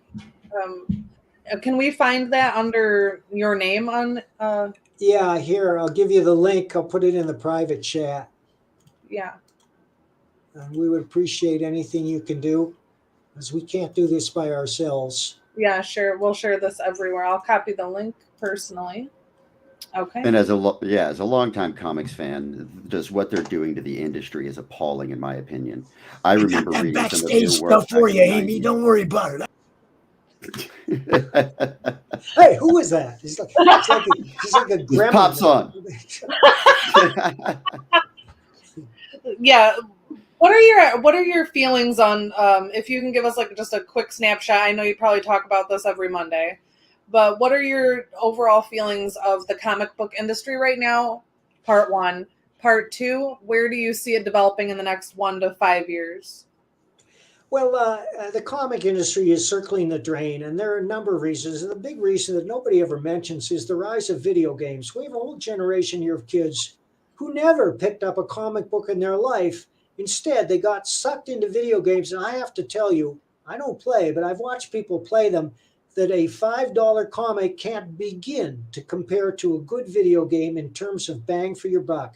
Some of these video games are so all-encompassing and well-written that they're really just a lot more entertaining than your private comic, which is the reason number 2, the woke comic phenomenon, which is editors who don't know how to entertain, hiring writers with chips on their shoulders who don't know how to write. And so we get pregnant Joker, we get gay Superman, we get gay Batman, and people don't read that stuff. They're not going to pick it up. And they just keep grinding it out. They just keep grinding it out like they're determined to run those companies into the ground. I'm not saying there are not entertaining books at Marvel and DC. There are. But remember Sturgeon's Law. Right. Correct. Yeah. Well, as a longtime comic fan, I'm appalled with what we've seen come out here in the past, I would say close to 10 years. It is that they've taken characters I grew up idolizing and reasons why I'm even in this field, and absolutely just shredded their characters and backstories. They couldn't even create new ones. Right. And for a while, people worried, well, digital is going to replace print. But, digital comics are going bankrupt too. And they're pulling down like Comixology just declared bankruptcy. Really? And see, people want comics are special. They want a comic. You want something you can hold in your hand. Because there's a special magic that occurs when you turn the page and you see great art that just sucks you in, and you just stop there for a minute and you take it all in, and you enter that world, and you forget that it's just lines on paper. And when you look at it on a video screen, it's not the same, especially if you're holding it in your phone. It's a little tiny image. And you got to blow up on it in order to see the details in the background or the Easter eggs that's been added. Yeah, no, I would much rather hold the physical paper copy in my hand. Right. It reminds me of when the automobile first appeared in the early 20th century. All sorts of pundits declared that the horse would be extinct within a generation. Well, they forgot that people love horses and that horses fulfill a need that automobiles simply can't. Right. And the same for comics. Comics will always be with us. The standard industry, the outlook is bleak, except for manga. Manga's doing great. And also graphic novels are the only Are doing part of the well. comic industry that is still growing. And that's because many of those graphic novels don't come from the big two. They're not about superheroes. They're often very personal stories by people who would in a generation ago be called underground cartoonists. Like I have a book by Bill Griffith called My Hidden Pictures, and it's about his mother's affair with an artist. And it's biographical. I mean, it's real. It's actually what happened. And if you look what Art Crumb writes, first of all, he's fearless. I mean, Art Crumb exposes his innermost thoughts without fear that anybody's going to jump on him. And because of that, he won't be allowed into Australia because they just consider him a pornographer. But there's a whole new generation of people like that are selling their graphic novels, like Persepolis, which is about the conditions in the Middle East, and novels like that take on political themes. Now, I'm not crazy about their political themes, but they're honest about it. And those stories are often very entertaining, especially if the artist has the skill to draw you into the picture. Oh, there it is. Yeah. And it's quite basic, as are some of the most famous graphic novels, such as House. I love the idea that they can be autobiographical, biographical, they can be historical fiction. The way that people have taken graphic novels and blown it out to encompass, it's essentially a screenplay as you have it, and then you illustrate it, put it in a long format. I have more than this. This was just sitting right here. So I actually love that. And if you look at some of the older comics, there were some that were essentially graphic novels. I mean, I don't know if they were considered that at the time. I was one of those kids who grew up playing video games. But but yeah, I think that those have the absolute 100% ability to compete with video games. My opinion. Yes, they do. And the secret is simple. You tell a great story with great art, and people will come. Yeah, 100%. A picture's worth 1,000 words, as they say. Hopefully. Yeah. I can say, as an old guy who loves comics and plays a few video games, some video games where you get an open world format and you get to create your character in your own story, yeah, it's hard to compete with that. Mm-hmm. But the ones where you have to go out and play the same storyline that everybody else did, I lose them right away. I forget about that game right away. I'd much rather read a comic. Okay, if I can't create my own character and my own story, it don't match up. It don't. My goal is to grab the reader by the throat and to draw him into the narrative so that, to the exclusion of all else, so that he'll resent any interruption. And that's what any great storyteller tries to do. You start watching a great movie, The Godfather, which I consider the greatest movie of all time. Every scene is interesting. Every scene. There are no dead parts. And that's the way good comics should be, too. You don't want to be treading water there with a bunch of people making small talk that doesn't lead anywhere. And also, comics are a visual medium, which brings us to rule number 2, show, don't tell. Right. Any information you can impart to the reader visually without explaining it, you should. And save your words for characterization and occasionally to advance the plot, because people do talk about things that are going to happen. But I parse my words out like gold coins. What would you consider to be the most necessary functions of dialogue in a comic book or anything? Well, I can't really say. I don't want to set down any hard and fast rules, but what you want to do is to be original. That's rule number 3. And if you hit it, then that phrase will live on forever. Face front, true believers, it's clobbering time. I mean, we all know these. Yeah.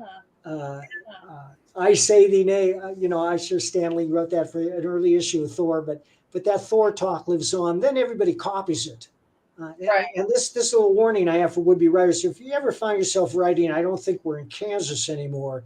Stand up, back away from the keyboard, drop your pen, and go have a stiff drink and think of something else. Now, and this is my advice to any writers: always carry a pen and pad at all times, not a phone, a pen and pad. And if you hear something that you find interesting, be it a name or a fact or a source or a place, write it down. Mm-hmm.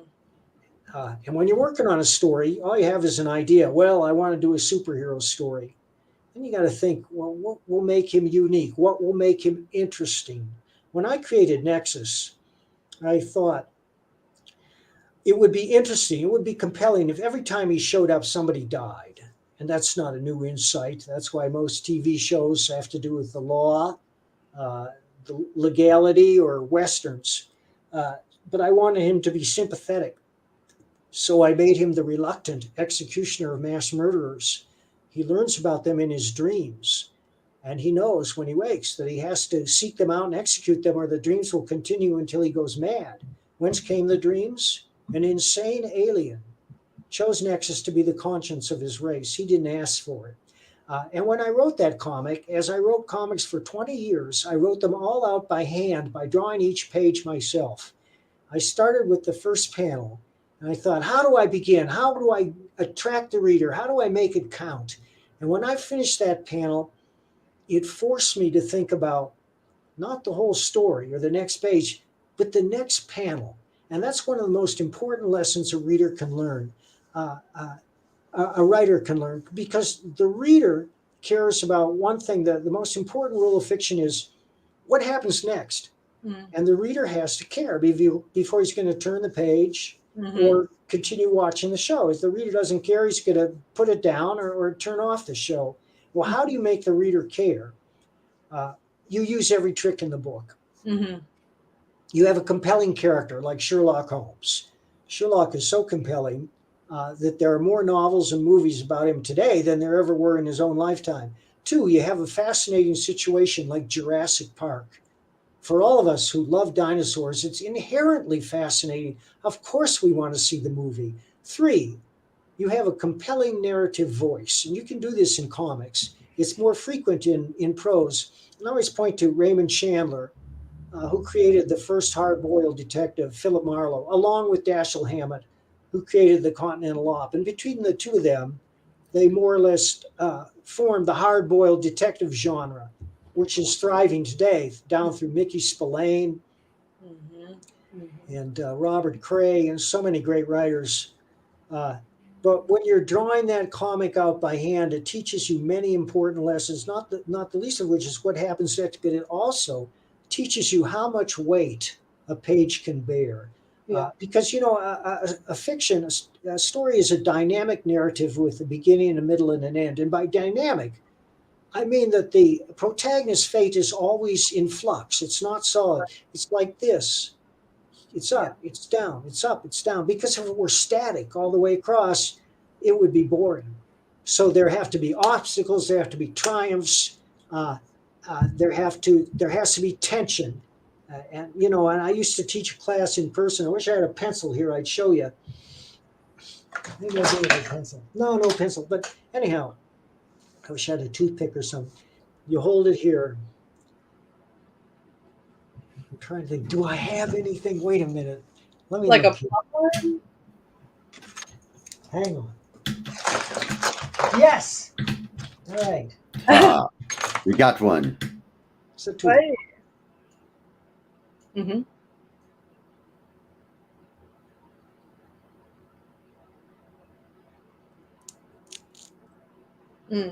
Tension and release. Tension and release. That's what makes for good fiction. And it's throughout the story. As soon as the hero crawls out of the quicksand pit, he thinks, wow. Then the snake goes after him or whatever. But that's the mechanics of good storytelling. And I always have the structure of the story in the back of my mind. And again, it has to do with this. And you want to end on a high note, but you also don't want to end too soon. So you save your final battle for the end, obviously. Let me ask you about your third rule of writing, if I can. Sure. Which I believe was to be original. Yes. In a world where everything has been done, and there's, I'm sure you've heard, I forgot the author, but that there's only like 5 plot lines known to man that have ever been developed. 5, 7, whatever. Yeah. Right. And then I'm, take into account the hero with no face. Every protagonist is essentially the same, goes through the same things. Those things considered, what do you consider to be an original writing, or how does it qualify, or how does it get your mark of approval, or any thoughts on that, really? There was a great English novelist named John Brain. He wrote a book called Room at the Top, which was made into a movie, but he also wrote a book called Writing Your Novel. And John said, no one should attempt to write a novel before they're 40 years old. You simply don't have enough life experience. Now, there are exceptions to this, like Carson McCullers, who wrote The Heart is a Lonely Hunter when she was 26, or William Styron, who wrote As I Lay Dying when he was 26. We know these people exist and we hate them. Yeah. But when I say to be original, we're all unique human beings, and we all necessarily bring to whatever it is that we write our own personal experiences and attitudes. And we use them to forge the characters that we write. We take our most magnanimous and heroic elements and we give them to the hero. We take our ugliest and most malicious thoughts and we give them to the villain. I'm writing today because of John D. MacDonald, one of the great pulp writers of all time, who created a series character named Travis McGee. And my biker series is my attempt to recreate a Travis McGee type character, except in my case, he's fairly unique. He's a reformed motorcycle hoodlum who went to prison and found God and comes out and determined to turn his life around. The stories are very violent. They're very rough, but they bring to it my experience as a biker.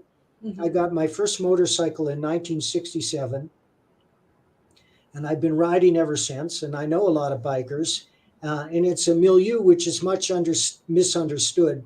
I often see bikers portrayed in popular fiction as hoodlums, and I hate to say it, but the 1% give the rest of the bikers a bad name. They call themselves the 1%ers because they only comprise 1% of all bikers. But we all know who they are. They're the Sons of Silence, the Hells Angels, the people who get in brawls, and you see them in mug shots, and they have drug wars and so forth. Sons of Anarchy, I wouldn't say idolize them, but put some highlighted better light than others. And I loved Sons of Anarchy. But that just happens to be my character. That's my milieu. And I've picked up a loyal following. They're called Biker. They're all available on Amazon. Mike Baron, Biker, Amazon. I just released the 9th one last year, and I'm working on the 10th now. The 9th one is called Con, and it's about how a nature preservancy group hires Josh Pratt to help them rescue animals from an animal zoo, one of those Lion King type places where the state has finally outlawed it. And half the animals are dying from malnutrition and disease, and they're afraid that members of the zoo are still lurking on the property and may prevent them from trying to get the animals out safely. So Josh goes with them to the animal park, but the story is really about a woman who worked there who forms a spiritual bond with a Bengal tiger whose name is Khan. And she gets wind that they're coming, so she takes off with the tiger in the back of her big van. Oh my God. And it's about how Josh has to track them down and return them. When did you write this? Last year. Oh, last year. Were we inspired by the Tiger King at all? You bet. Yeah, I was. Awesome. I love that. Okay, great. Zach, do you have any questions? Because I could ask questions all night. I'm not gonna lie. No, go right on ahead. Continue. I'm grasping. Oh, okay. So for you to consider something to be original, would you say that the most important thing is to like obviously not suck? But Yeah. to maybe be, Another thing I say is that every would-be writer has a million words of bullshit clogging up his system, and you have to get that out before you get to the good stuff. So writers are people who have to write. If you say, "Oh, I want to write and I'm thinking about it," well, have you written anything? Well, no. That's no good. And that's another reason you carry that notepad and pen with you wherever you go. You can write finished product there if you have the flair. If you understand story, I have. When I go to a con, I don't have my computer with me, and I'll just write whatever story I'm working on out in longhand. That doesn't mean I'm not going to change it when I get back, but 80% of what I put down I will use again because it's good. I know what I'm doing. That's what I say. Once you've written enough, once you understand story, you don't worry if your stuff is any good. You don't think, "Oh, Bob, will you read this? Tell me if it's any good." You don't have to do that because you know it's good. That's so interesting because from the art world, it's all totally different. There's professional illustrators who will get together and be like, "I suck, man, I suck." I know. I hear that. But I'll be the judge of that. I mean, when you look at a comic, you can tell at a glance if the art is good or not. People, don't kid yourselves. You look at a page by Mark Silvestri or Graham Nolan or Rini, and you say, "This is great art." It's not only accurate anatomically, it's exciting. That's a Dan Lawless piece right there. That's great art. I mean, it's not Rembrandt, but for comic book, that's great art. I mean, that's more than professional. It's exciting. Do you have any, what is your selection process when working with an illustrator, or do they come to you? Oh, it happens all sorts of ways. I've had illustrators come to me and say, "Mike, I want to do something with you." And I will say, "Well, what do you like to draw?" I think that's how Pat Broderick and I got together for Bronze Star. And Pat said, "I want to draw a supernatural Western." Sweet. And right away, the brain starts spinning, the gears start spinning, and I went to work. And I concocted a scenario, which I think is highly original. And the result is the greatest work of Pat's career. We've been posting art from it. You can go to Facebook to Pat Broderick's page and see it. I've been posting a lot on Twitter. It'll blow your mind. Okay. Can you give us any tidbits about that? About Bronze Star? Yeah. It's okay if you can't. Well, I mean, there are similarities to other supernatural Westerns, but then there's a big surprise so that it's unlike any other supernatural Western at the end. But what it's about a guy named Harley Brogdon, who was a member of Quantrill's Raiders during the Civil War, which was a Confederate group that performed extra-legal operations and often killed innocent people in the way to gain wealth for the South. And while Harley didn't do that, like all Quantrill's Raiders, he's branded as a killer, and there's a bounty out on him. And he's forced to flee the United States, and he ends up in a little town at the foot of the Rockies in Canada. And the town is very, very peaceful after dark. And the reason is that the sheriff is a loup-garou. But that's not the big supernatural reveal in the story. I'm telling you that because people love werewolf stories, and this is a werewolf story, but it's much more than that. That's just a tiny part of it. But yeah, there's. There it is. Awesome. Yeah, I mean, the art, we're going to do an oversized black and white artist version because his work is so fine and detailed. It just draws you in. But what I'm happy with is the characterizations. I mean, Harley's a real person. The woman, Nika, with whom he falls in love, is a real person. When you read it, you will believe these are real people. They're not two-dimensional stereotypes or stand-ins for real people. They're real living, breathing people they're drawn that way and they talk that way. Right. That's very important to not make tropes with the same cookie cutter dialogue that everybody has, or that don't talk like they're not really people, which is crazy. Yeah, and that's another thing. I'm going back to drawing each page out by hand. You'll open a comic, often a comic from Marvel or DC, and you'll see 250 words on a page and 8 word balloons and 6 captions. And the mind just turns off. You say, I do not want to wade through this to find out what's happening. Comics are supposed to be a visual medium. And that's why you parse your words out like gold coins, to make them count. And in addition to, I don't think we're in Kansas. Be careful of ever writing, move it, people, and we have to talk. It's okay to express those sentiments, but find a fresh way to do it. And one of the things that I've learned is it's okay to make up your own words. I always notice when people say, I'm going to go into town. Right. It often sounds like I'm gonna go into town. So I started spelling it that way, AHMINA. I'm gonna go into town. And readers loved it and said, I never thought of it that way. But I do that with a lot of things that I hear, the way people actually talk, and spell them phonetically the way they actually talk. There's another good page from Bronze Star. That's beautiful. Yeah. Oh, excellent use of color and everything. Wow. And did you say this is going to be a graphic novel? Are you talking about Bronze Star? Yeah, sorry, Bronze Star. Oh, absolutely. They're all graphic novels, which is what we call a big, expensive comic book. Yeah, I love it. Well, they're worth Now, is there a page count or anything that separates a comic book from a graphic novel, in your opinion? Well, in my case, and because of the involvement of Chris Brawley, who's my partner in these, I have learned to make every story at least 66 pages so that they can be divided into 322-page pamphlets, as we did with Florida Man.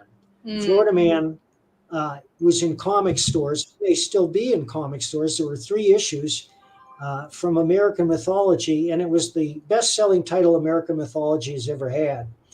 The next one, we're thinking of doing it to Thin Blue Line, if we can do it.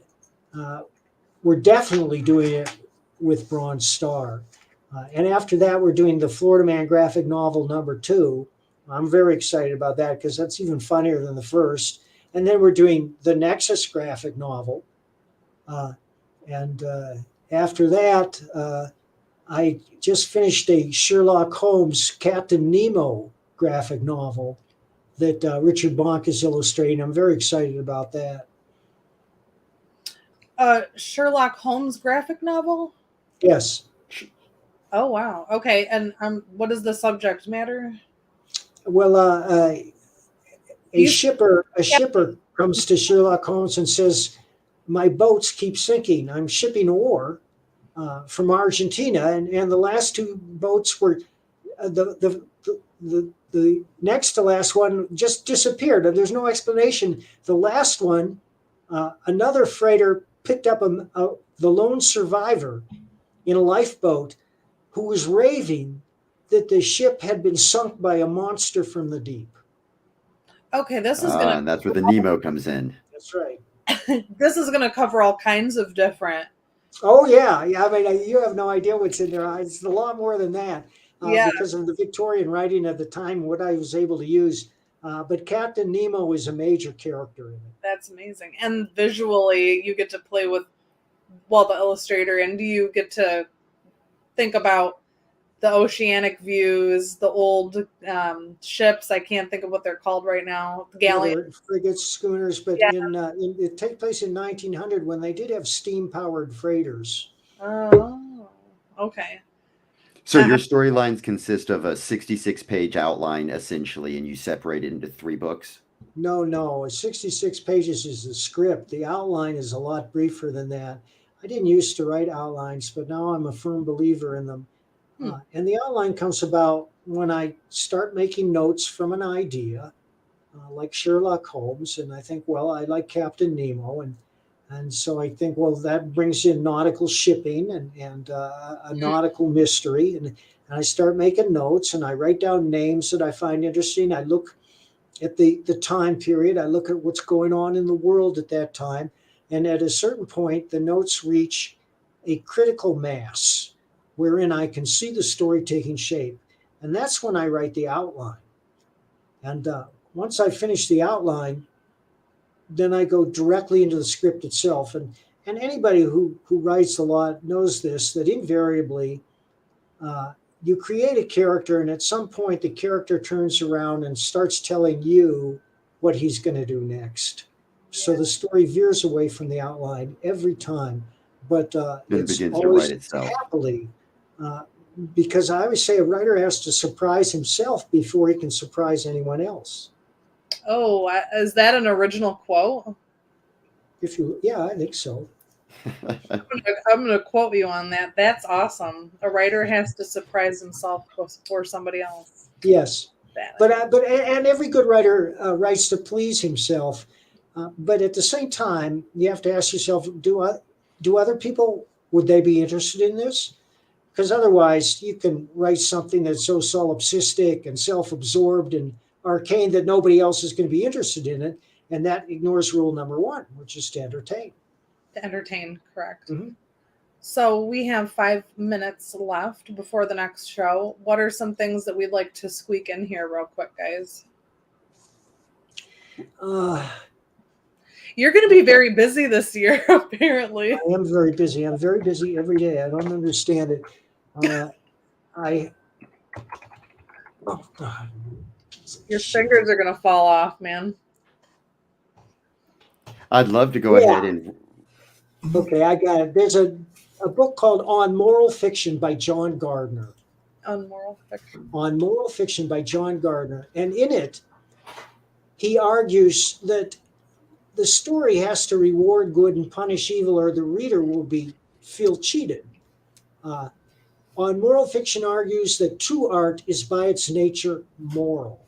And now, I don't mean it should be like a Bible lesson or anything like that, but what it does mean is that the hero ultimately should prevail. And this does not always mean that the hero is success and lives on happily at the end. I always think of Spartacus, that great movie starring Kirk Douglas. At the end, Spartacus is being crucified on a cross. And as he's lying there dying, his wife goes by in a cart and holds up his baby son to let him know that his line will live on and that he hasn't died in vain, and so he can die in peace. Right. And that's a case where the hero dies at the end, but good is rewarded. And also the bad guys are destroyed. There you go. Mike, thank you so much, brother. As always, man, you make the show. Amy, Doc, you guys did great, man. I'm looking forward to what you bring to the channel in the future, man, for sure. Thank you. We'll get together and figure some stuff out, but this was awesome. It was really awesome talking to you, Mike. Thank you, my friends. Would you mind if Pops rolled our little 20-second intro video here? Go for it, man. Hold on. Amy and I have created a comic book ourselves called First World, and I've put together a little 20-second intro video I sent to Pops the other day. Do you want me to send it to you again, or do you got it? Let's get it. Okay. Ready? Man, Pops on this. We're ready. Okay. Mike, thanks again, brother. Appreciate you. You're welcome.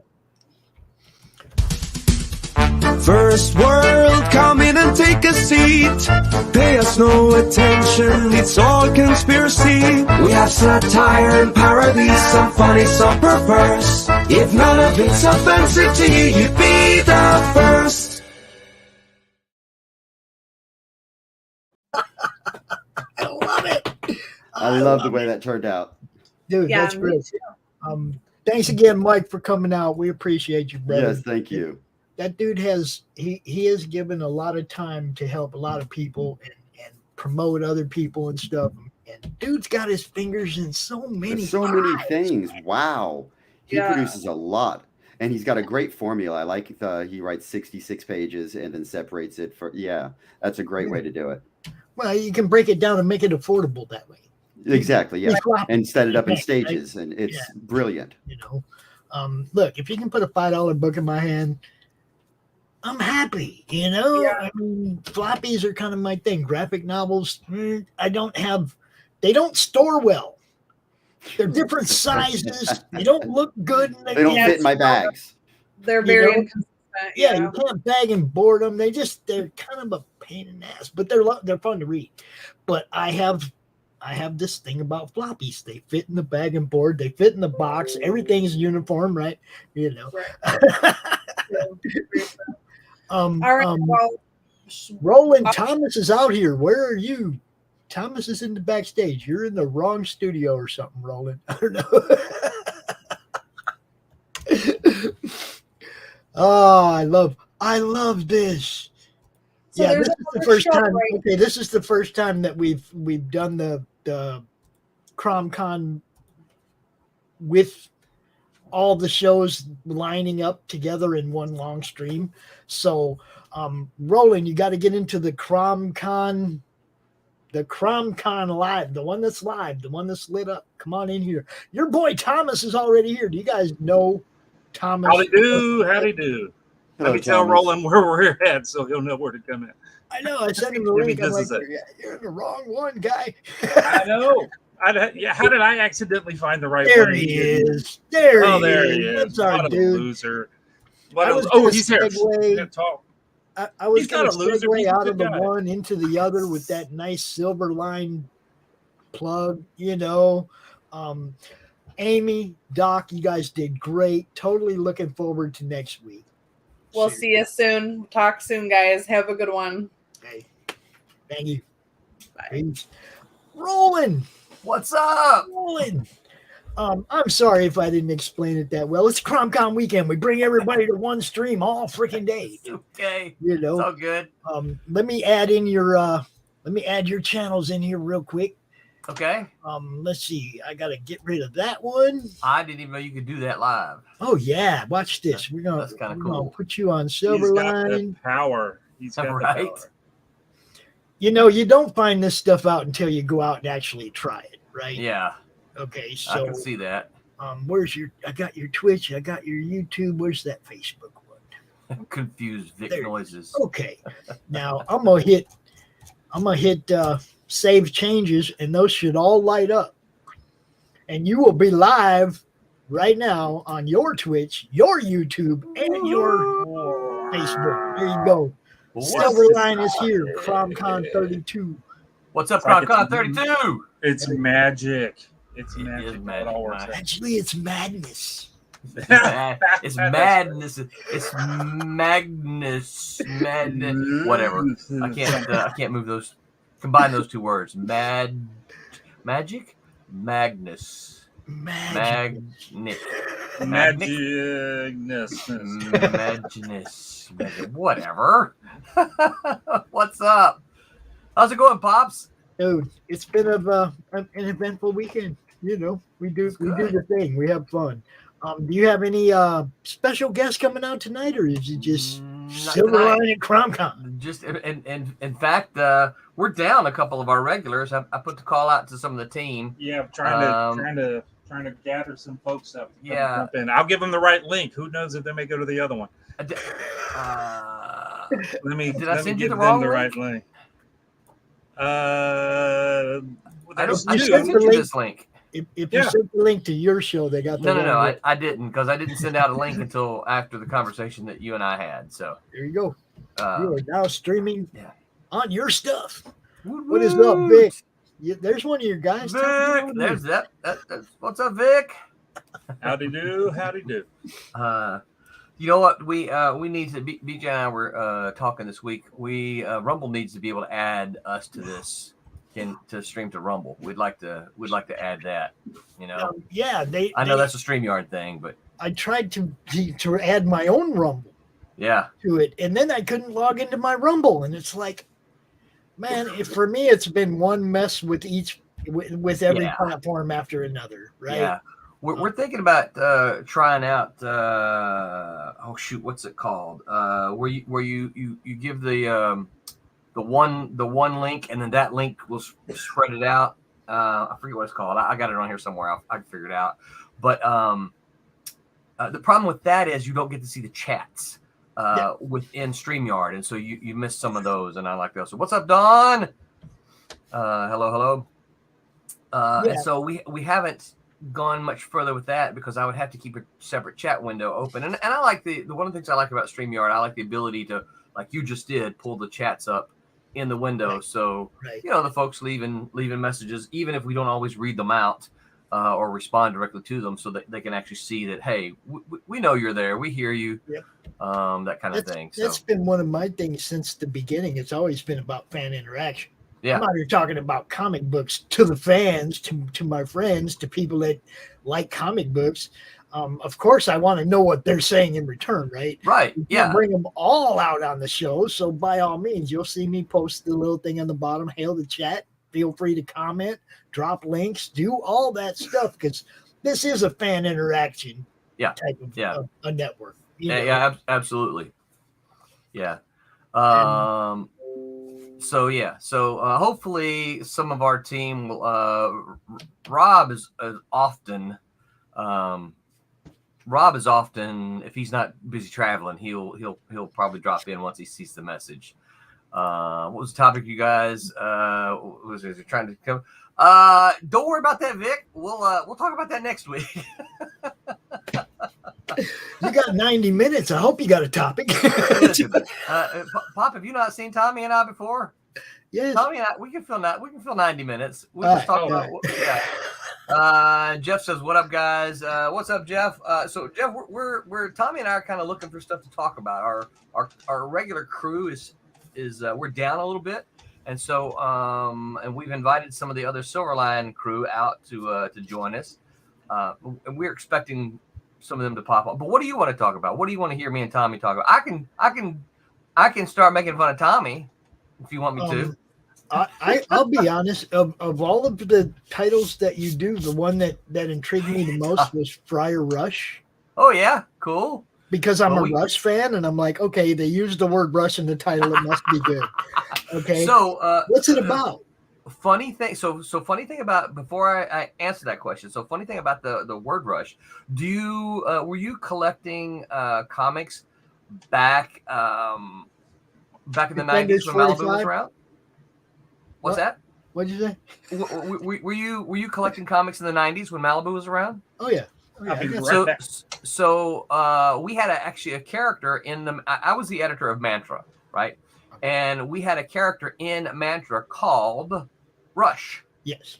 Who was a speedster, yes. like like the Flash or whatever. Mm-hmm. But he was just called Rush, and he appeared in the Mantra comic. Nothing to do with the band, even though I'm a fan of the band as well.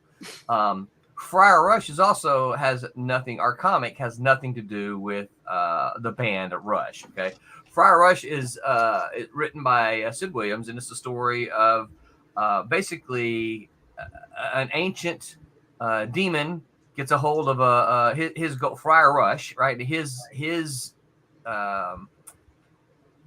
goal is to convert or to entrap men of the cloth. Right, so he goes not just after not specific everyday people, but specifically men of the cloth. And this is the story of Friar Rush going after this particular guy in this story. He puts him up on stage, lets him be a rock star. So we got music. There's music involved, but it is not Rush.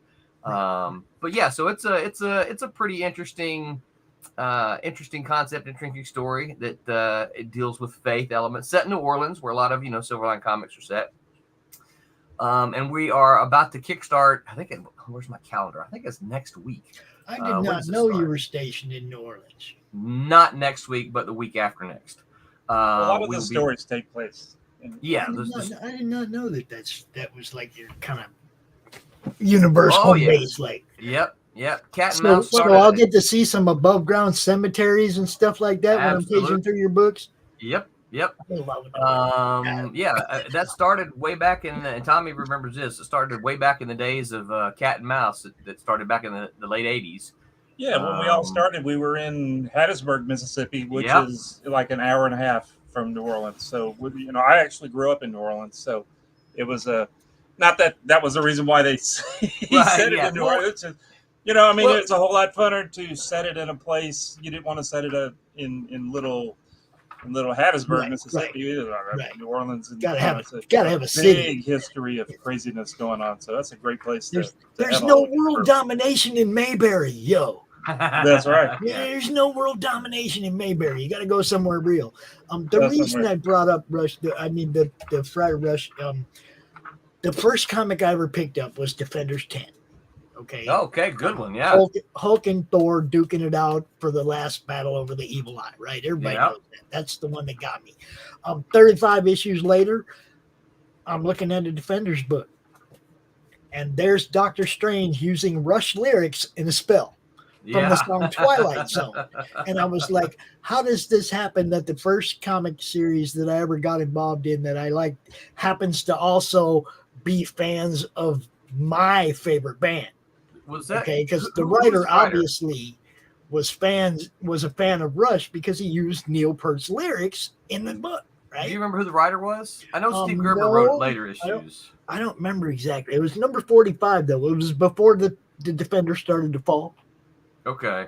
You know, before the fall off with the demon and all the Yeah.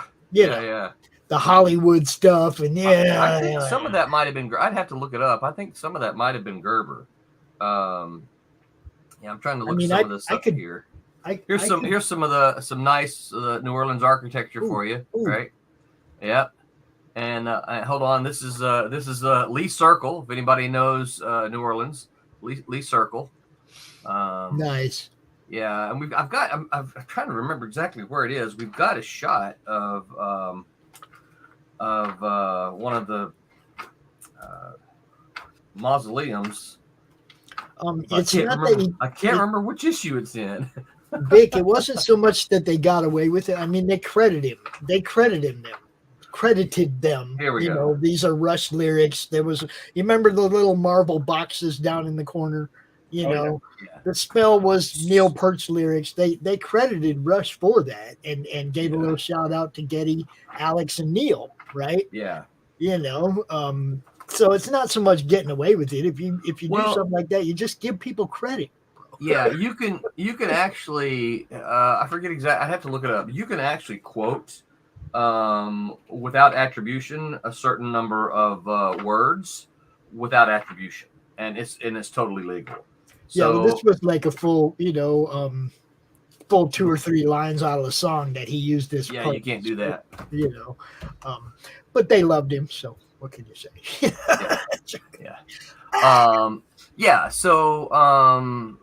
So yeah, you, as long as you, like you said, as long as you kind of give attribution, you're generally okay.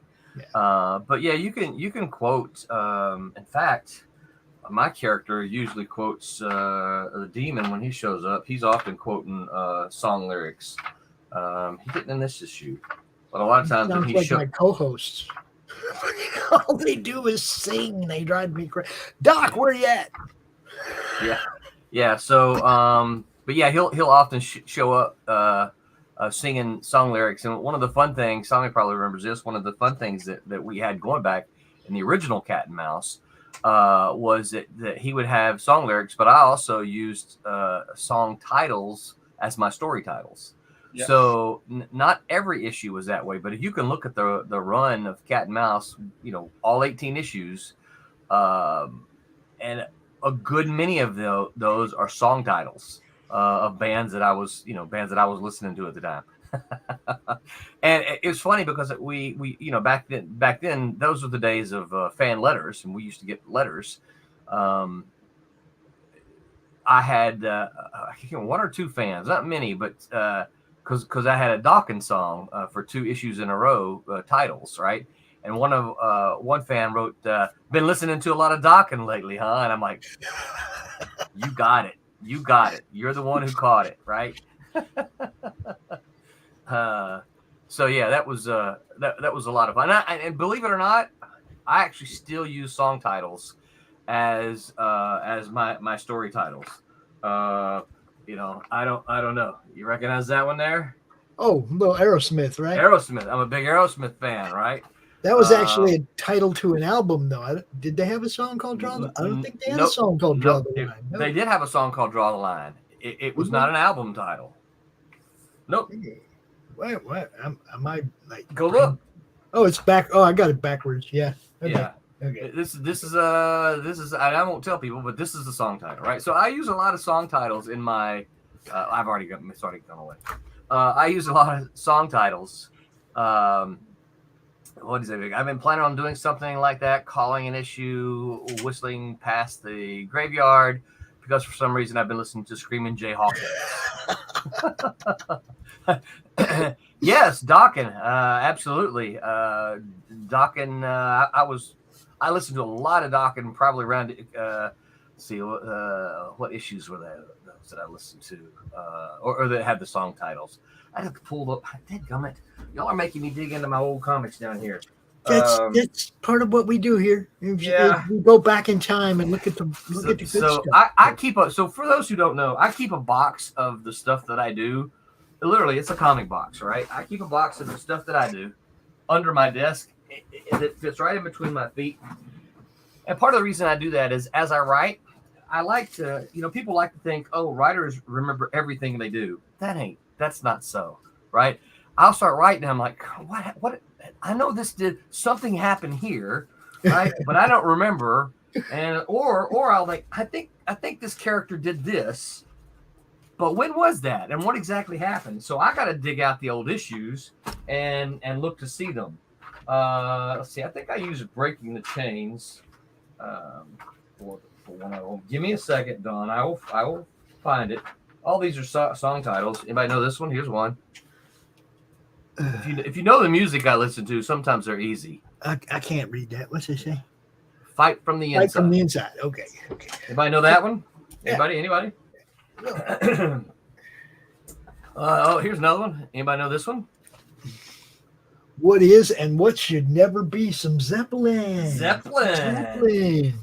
Yes, it is. Let's see here. Those were okay. So this is actually lyrics pulled from a song. Let's see. There's the first part of it, and I've slightly rearranged them. Okay. So this says working 11 to 7 really makes life a drag. Okay. Yeah. So anybody know that one? Doc, you know that one? Dolly Parton song. What a way to make a living. Working 9. He says work. The lyrics actually say working 7 to 11, and not 11 to 7. But I used to work the graveyard shift 11 to 7, and so I got creative with this one. What does that one say? Some tails are gonna roll. Yeah, but it did say some heads are gonna roll, right? Yeah, some heads are gonna roll. Yeah, that's right. Where's my Dokken sign? That's Aerosmith. I know I had Dokken in here. Oh, here we go. Oh no, wait a minute. This is Queensryche. Yep. Take hold of the flame. There you go. Yeah. I'm waiting for the Kiss one. Where's the Kiss one? Gene would have sued you. You can't do Kiss. I don't think I have a Kiss one. Yeah. Here we go. Here's a Dokken song. Bullets to Spare. Yeah. Yep. Good stuff. Here's the issue of Cat and Mouse that one's from. Right. It's probably 90. 91. Let me see the back cover of that. Perfect. Dr. Gordon, I pop in excitement. Yeah. I know I got another Dokken song. There's more than one. Because there was a couple of them, and one of the readers picked up on it. That's Queen. That's not. Is that Dokken? No, I think that's Queensryche. That's REO Speedwagon. I can't find it right now. Anyway, yeah. So I try to do that for no other reason that it's fun for me. As a writer, I enjoy trying to find some kind of song title that, in my mind, kind of encapsulates the mood, the tone, kind of I want the comic to have a lot of times. So yeah, Dawn says that was awesome. Thank you, Dawn. Yeah. I still do it. Like I said, I'm trying to remember. I don't think I did it with Trumps because I had a hard time finding. No, that's not true. I did it with Trumps. Tommy doesn't even probably know this. Tommy didn't read the words. He just Look, I drew the thing. What did you want? Let's see. I should have a contest sometime to see who can name all the most songs that I pulled from. Where are my trumps? I can't find my. Oh, here they are. I think I can't find my trumps. When am I going to have time to read them? Because you got me working on the next book. I don't have time to read the previous. Keep slapping that ink, Tommy. Hold up. That is correct. While you're looking for the trumps, I'm gonna show everybody the trumps. Okay. I can't find my trumps issues. I got you covered, brother. Check this out.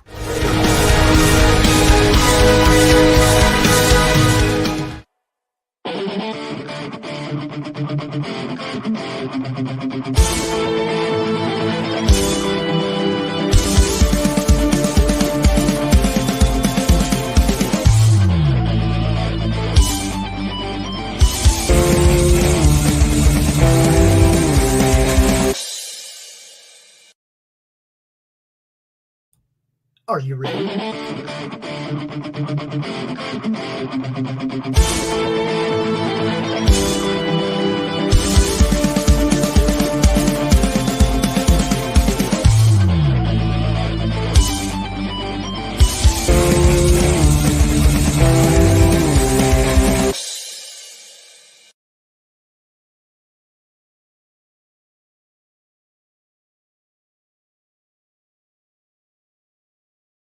Maybe I just like doing stuff like that. Very cool. Yeah, and that's one that we just finished. So we're in the process of getting that one printed right now. So that's a song. That's a song, but it's the title of Trump's #2, Tommy. And then this is a song title, and it's the Queens and Guillotines. Yeah, yes. We know that one. We know that. And this is for Trump's #1. Yeah. So I did not use one for Trump's #3, and I can't remember what my title is for #4 yet, because I had to go back and look. How long has Trump's Comics been a thing? Well, this is we just finished the Kickstarter for issue #4, and #4 is the conclusion of our miniseries. We kickstarted the first issue in 2020, I think. All right, so I got one of these really in-depth, really deep journalistic questions. Okay. How many times have you been asked if Trump is in your book? More times than we could count. Yeah, so here's a true story. Tommy can back me up on this. So Trump's as a concept, as a comic concept, existed before 2016. Okay. And so as a concept for a comic, it existed, right? When Trump was elected, the comic had kind of fallen to the wayside a little bit, but we pulled it back up, not because of that, but we pulled it back up for, because we found an artist who wanted to do it, blah, blah, blah. But once we got into it, one of the first discussions we had was, okay, should we rename the comic? Right? It's it's the word Trump now, wrongly or rightly, has all kinds of associations with the former president. This comic has nothing to do with the former president, right? So that's a good question. No, so much that when we go to shows, when somebody comes up and we can't tell, we go, "Did you like the former president?" And then they'll ask that question, and we kind of go, "Did they like?" And depending on what they say, is we'll go, which direction we talk about. And for me, it's like it's basically obvious that you have the clubs, the hearts, the diamonds, the spades. Right, it's about card suits, guys. Well, so we one of the things we did is we revised the logo. Okay. We had a different logo, but because of the connotations, we were like, okay, let's put cards under the logo so as to help make sure that no one can accidentally think, oh, that's what That's what this is about, right? So yeah, so one of the things we ultimately decided was, okay, and I like what Baldwin here says. Baldwin says, not trying to get political, but Trump now has some connotations. Yeah, and he's absolutely right. And this was part of our discussion. It's like, okay, so let's think about this. What our goal is? Oh, sweet, dude, nice. Just keep talking. We can watch him art. We can talk at the same time. So what our goal is, right, as creators, is you want to sell your comics. You want people to read your comics. And so ultimately we decided, okay, look, if people hate Trump, they might come up with an attitude, what is this about President Trump? And we could say, oh, it's not about President Trump at all. In fact, let me tell you what the story is, right? Yes. And hopefully they'll flip through the comic as I'm telling them the story, and they'll see, right, there's nothing President Trump in here at all. It's all about, kings and queens and fantasy kingdoms, and they're at war, and nothing about the American. None of them have a president named Trump. Not one. Not one. My political figures are the king of spades, the king of diamonds, the king of clubs, the king of who did I forget? King of hearts, and the excuse me, and the queens and the jacks and the aces. Right? That's the political figures in. I forgot about the jokers too. Jokers are there. Those are the political figures in this story. And so we decided that, okay, well, the same way would be true is if they were for President Trump, they would come up and say, hey, is this about, President Trump? And we, as Tommy would say, we sometimes try to judge it. But, if they are fans of President Trump, then they'll come up and see the same thing and say, hey, look, this is not about President Trump, but this looks really good, and I like this. And as where did the comments go? Hold on. Baldwin says, just from the flip through, looks like you have a good artist. Really do, right? So here's something else. Here's something else, right? So I'm going to try to flip through and show you this. Right. So from, let's see if I can find a page that you can see. Tommy, I'm going to solo you. Sure. Yeah. I'm going to keep drawing. Yeah, keep drawing, because as soon as I do this, I'm gonna put you back. All right, so here's the first issue, right? And you can see there's this guy here, right? Fantastic art, just gorgeous art, right? Now our Kickstarter, we did 2 issues in one, but there are actually 2 issues. And then the second issue artist came along and did not break stride, right? I have to look over here so I can see, and it looks fantastic, right? So some gorgeous art. Now the third issue came along, and let's see if I can find some good, powerful. It's printed a little bit dark, but look at this. And this is yet another issue, right? Another artist. And I don't have the 4th issue because it just kickstarted and it's being printed right now.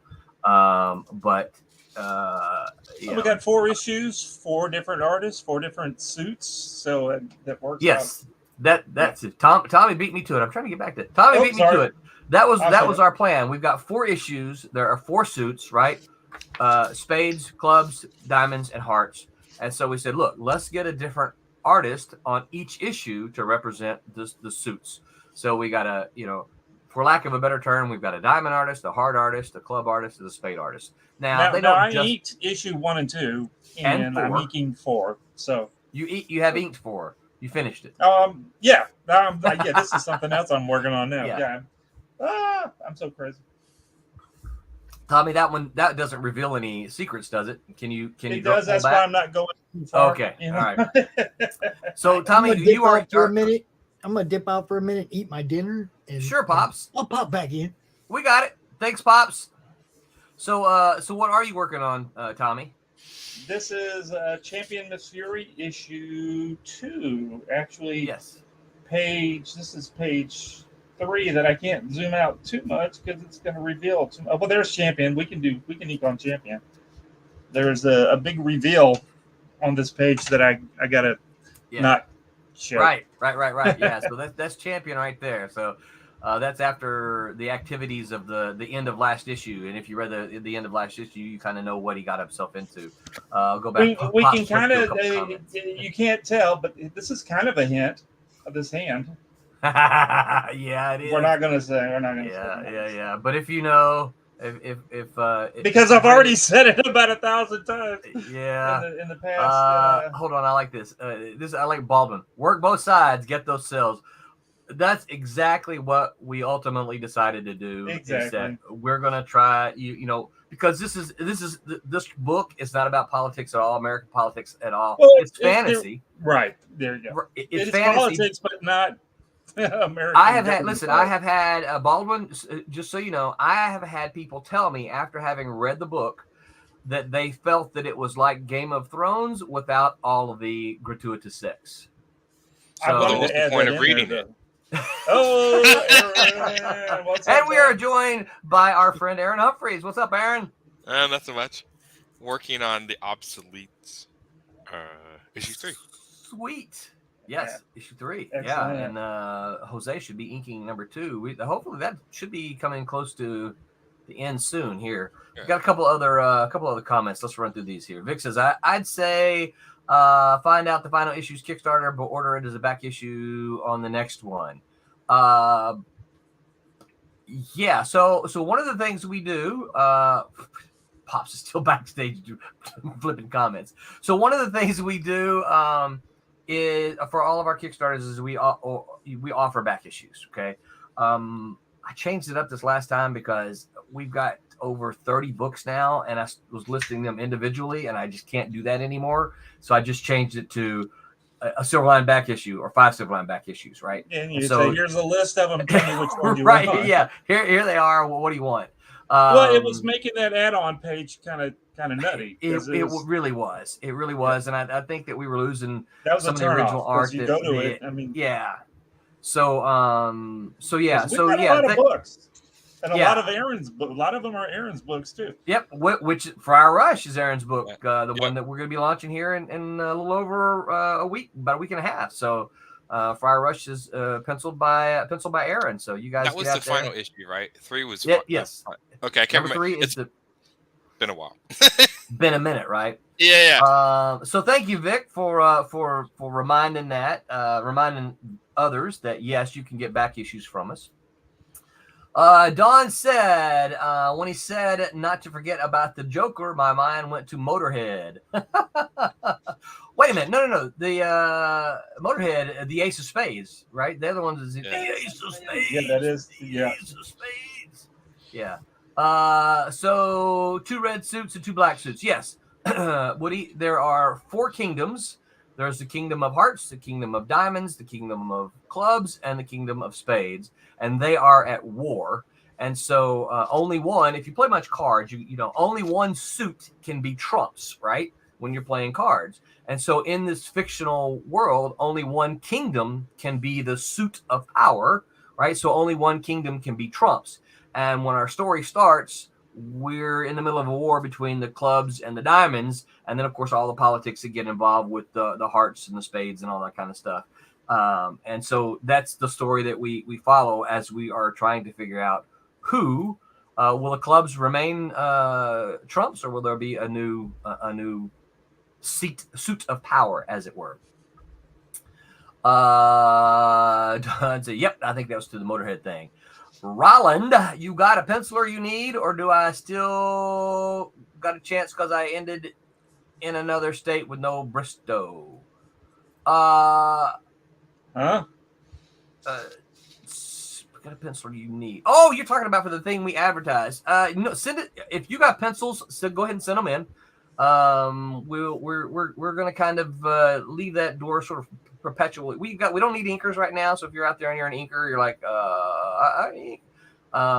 but we got a couple of projects that we need pencilers for, and so if you are a penciler, Vic, send them to me. We are trying to make some of those decisions sooner rather than later. So yeah. Typo. I'm sorry.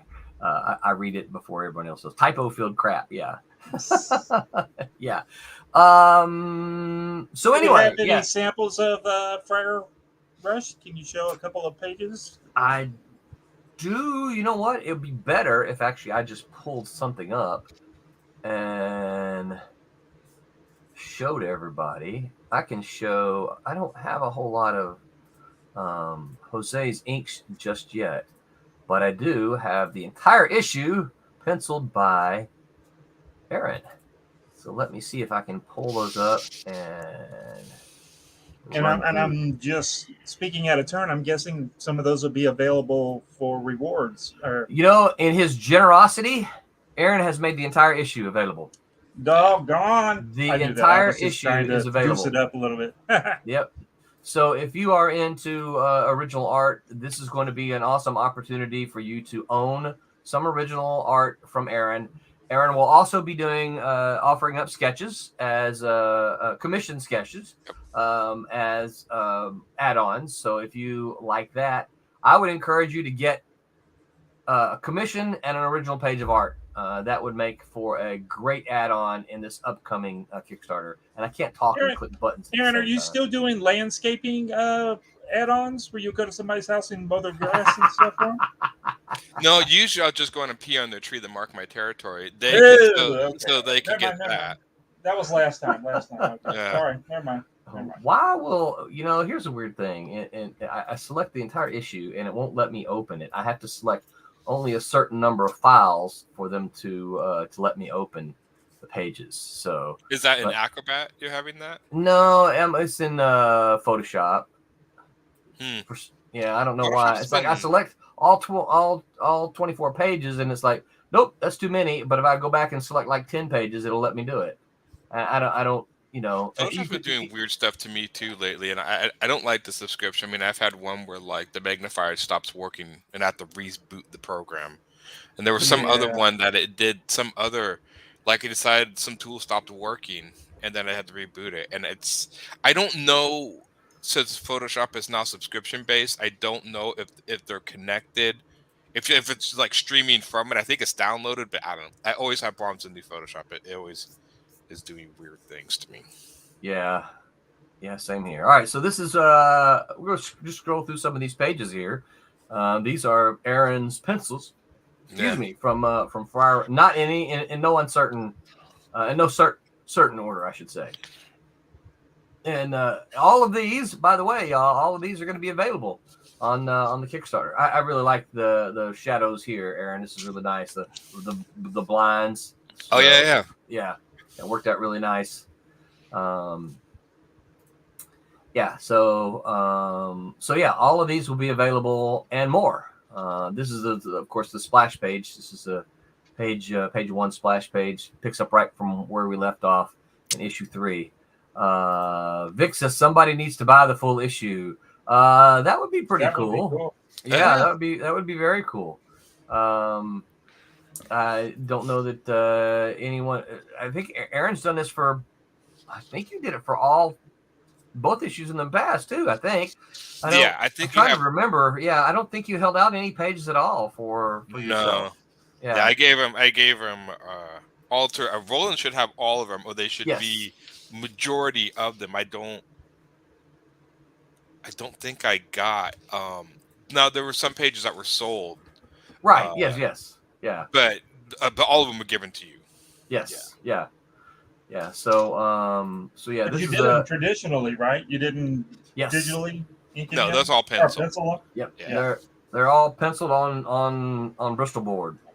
So yeah. You guys, those you fans of original art, you should consider. You should keep that in mind. I should say. Well, let me put Tommy back up there. Okay, keep that in mind when the Friar Rush campaign comes along. You can get original art of Aaron's as well as a commission sketch. You can't go to Aaron lives way out west. He lives way up in the northwest. So we never see Aaron. Unfortunately. So for those of us over on the West Coast, this would be a great opportunity to get Aaron to do a commission. Because unless you're going to travel over to, you do Emerald City and Rose City, right? Rose City, yeah. Rose City, okay. There's one, and I don't know if I'm going to be doing Rose City anymore just because it's gotten too expensive. I'm not getting much out of it, but we'll see. But there's another one that sprung up in Salem with Tim, TK. Okay. Yeah. And it's in June, and I think I'm going to try to get a table there. But it's like one of those older conventions. I think it's called Mid Valley Comic Con, but it's only like $12 to get in, so it's a lower key. Which I'm actually looking more at those conventions, and the bigger Rose City was $40 and everything. I want, so I'm hunting those down more because it was like Rose City for 3 days was like $300. It just wasn't. This is like $100 for 2 days. That's crazy. That's like it's just and most people at those huge cons don't buy comics, so if you're an independent comic creator going there, they just don't buy them as much. Well, and of course we've talked about this multiple times on our stream, but part of the problem is that the bigger portion of that crowd is going there for the media, for the media people, and so that once they've spent dropped $120 on the get autograph from the third zombie from the left. They don't, they get to you and like, oh, here's my comic book, $5. Oh, I just spent, $150 with this actor that no one knows. I don't have any money for your $5 comic, Vic says, I'm excited for the Silver Blade graphic novel. Yeah. You and us both. We're excited for that too. We're hoping to see some of that. That probably won't be anytime soon though. So just hang on to that excitement. I'm sorry, Aaron. What were you saying? Oh, nothing. I'm excited for the Silverline one too. Don't mind me going off camera. I am trying to find. I work very, very super old school. I don't know why. Like I still, when I draw, I photocopy the pages down and then I draw from the pages. So there was a page that I had and I can't remember where it's at. Oh, dude. Mike Barron was just on talking about how he wrote his scripts, and I remember seeing some of his scripts. This is my dialogue for Trump's number 4, right? And this little sound effect there, zoom, right? I always do that. Yeah. I write everything out longhand. It's kind of nice to have Pops here pushing the buttons. A lot of people don't do that anymore, and I've always done that too. I think it's just maybe force a habit. A lot of people do it digitally. Yeah. But especially when I'm drawing, I like things surrounding me. I like physicality, and so I don't always like trying to bring stuff up like I'm doing now. Yeah. I love Vic's comment. His last comment here. He says, "I want a comic convention, not a celebrity and memorabilia convention." Yeah, and I think I guess we could talk about that a little bit. Part of my problem is when you call it a Comic Con and you don't have any comic book guests. They're all media guests. It's like I don't have, look. Here's the deal. I don't have anything against any of these media people, right? I don't. I don't watch a whole lot of TV. I don't watch as much as I probably watch less TV than the average viewer. It's not that I don't watch any TV. Of course I do, but I don't watch that much. But still, if I ran into Shatner on an elevator, cool. I would say, hey, I'm a fan. I like Star Trek. I am not going to pay $120 to see. I'm just not. It's ridiculous to get an. It's like I'll give my autograph for free. You're right, yeah. So I'm a comic book guy. If I'm going to pay money, I don't. I'm trying to think of any comic book people I'd pay $120. I really like Stan Lee and Jack Kirby, but I'm not sure I'd pay $100. Well, I'd go to a seance now, but I'm not sure I would have paid. I'm not sure I would have paid $120 to see either one of them. No, same thing. That's the thing.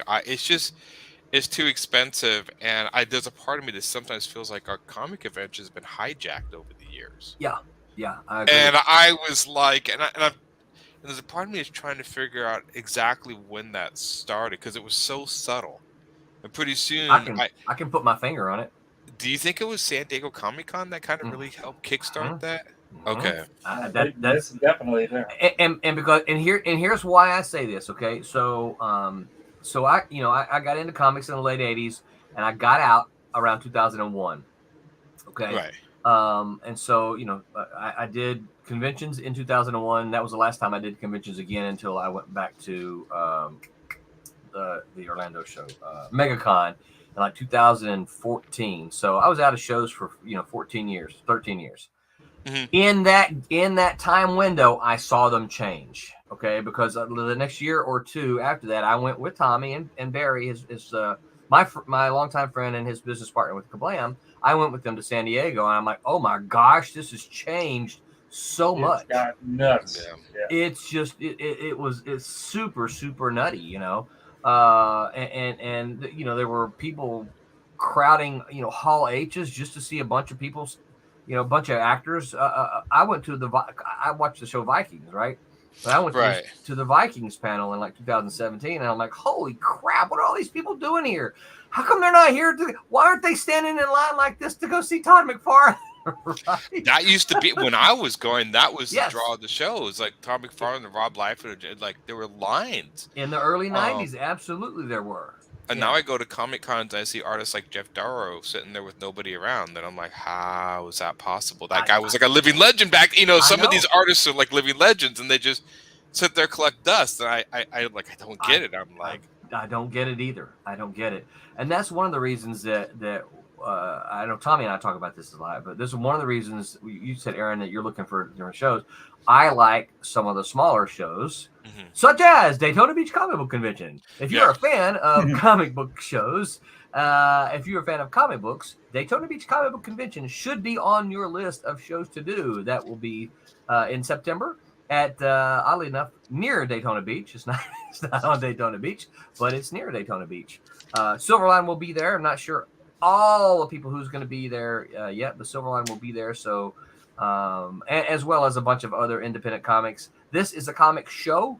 They have comic books. They have other things too, but they have comic books and they have comic book creators. Yeah. Last year I got to meet George Pratt, someone I'd never met before. I'm like, oh, so cool, you know. And it's like I didn't even realize he lived down here. So.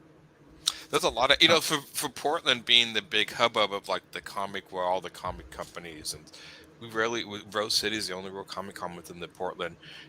Salem's an hour away, and then that's the closest one, and that just started up again. But then you have to go a few hours outside of Portland. You would think there'd be little comic conventions all over in Portland with all the but there's not. You would think, yeah. It's really bizarre, and I've never really quite grasped why. Like, you think you would have these people doing like at the local library, like, hey, let's get together at the local library and do a little con or pop it. Yeah. Nothing. Yeah. I don't know. I don't know either. Vic says, I wish I would have bit the bullet to see Perez at the last convention I went to. Perez now, I mean, Perez was local to us. From what I recall, I don't think Perez charged to see him. I think he might have charged for an autograph, but that money went to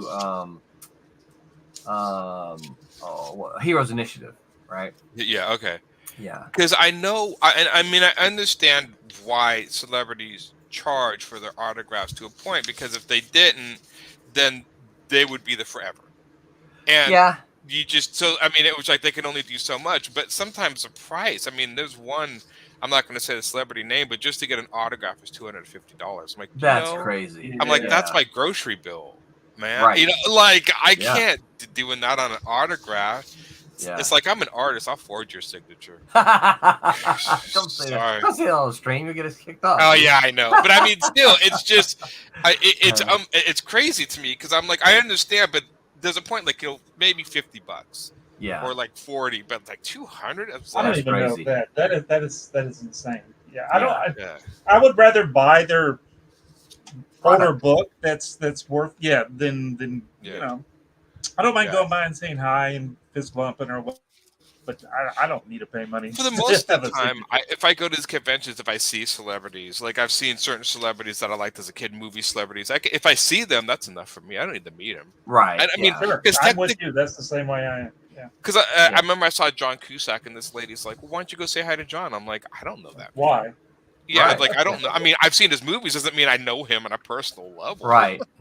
Yeah. So, he's not your buddy, you know? No. So I was always like, I'm not really sure I kind of understood, like, oh, hey, yeah, don't be shy. And I'm like, no, Yeah. I'm shy. It's somebody I don't know. I love this attitude from Dawn right here. Dawn says, to be honest, I want to meet the little guy and support them. That way, when they strike it big, I know I helped. I love that attitude. I think that's fantastic. I always think it's funnier that it is harder to get somebody to throw $5 down on a comic book that they're like, they see, oh, that looks interesting, but they'll turn around and spend $20 on 11x17 print. It's just a print. You can't read it. Yeah.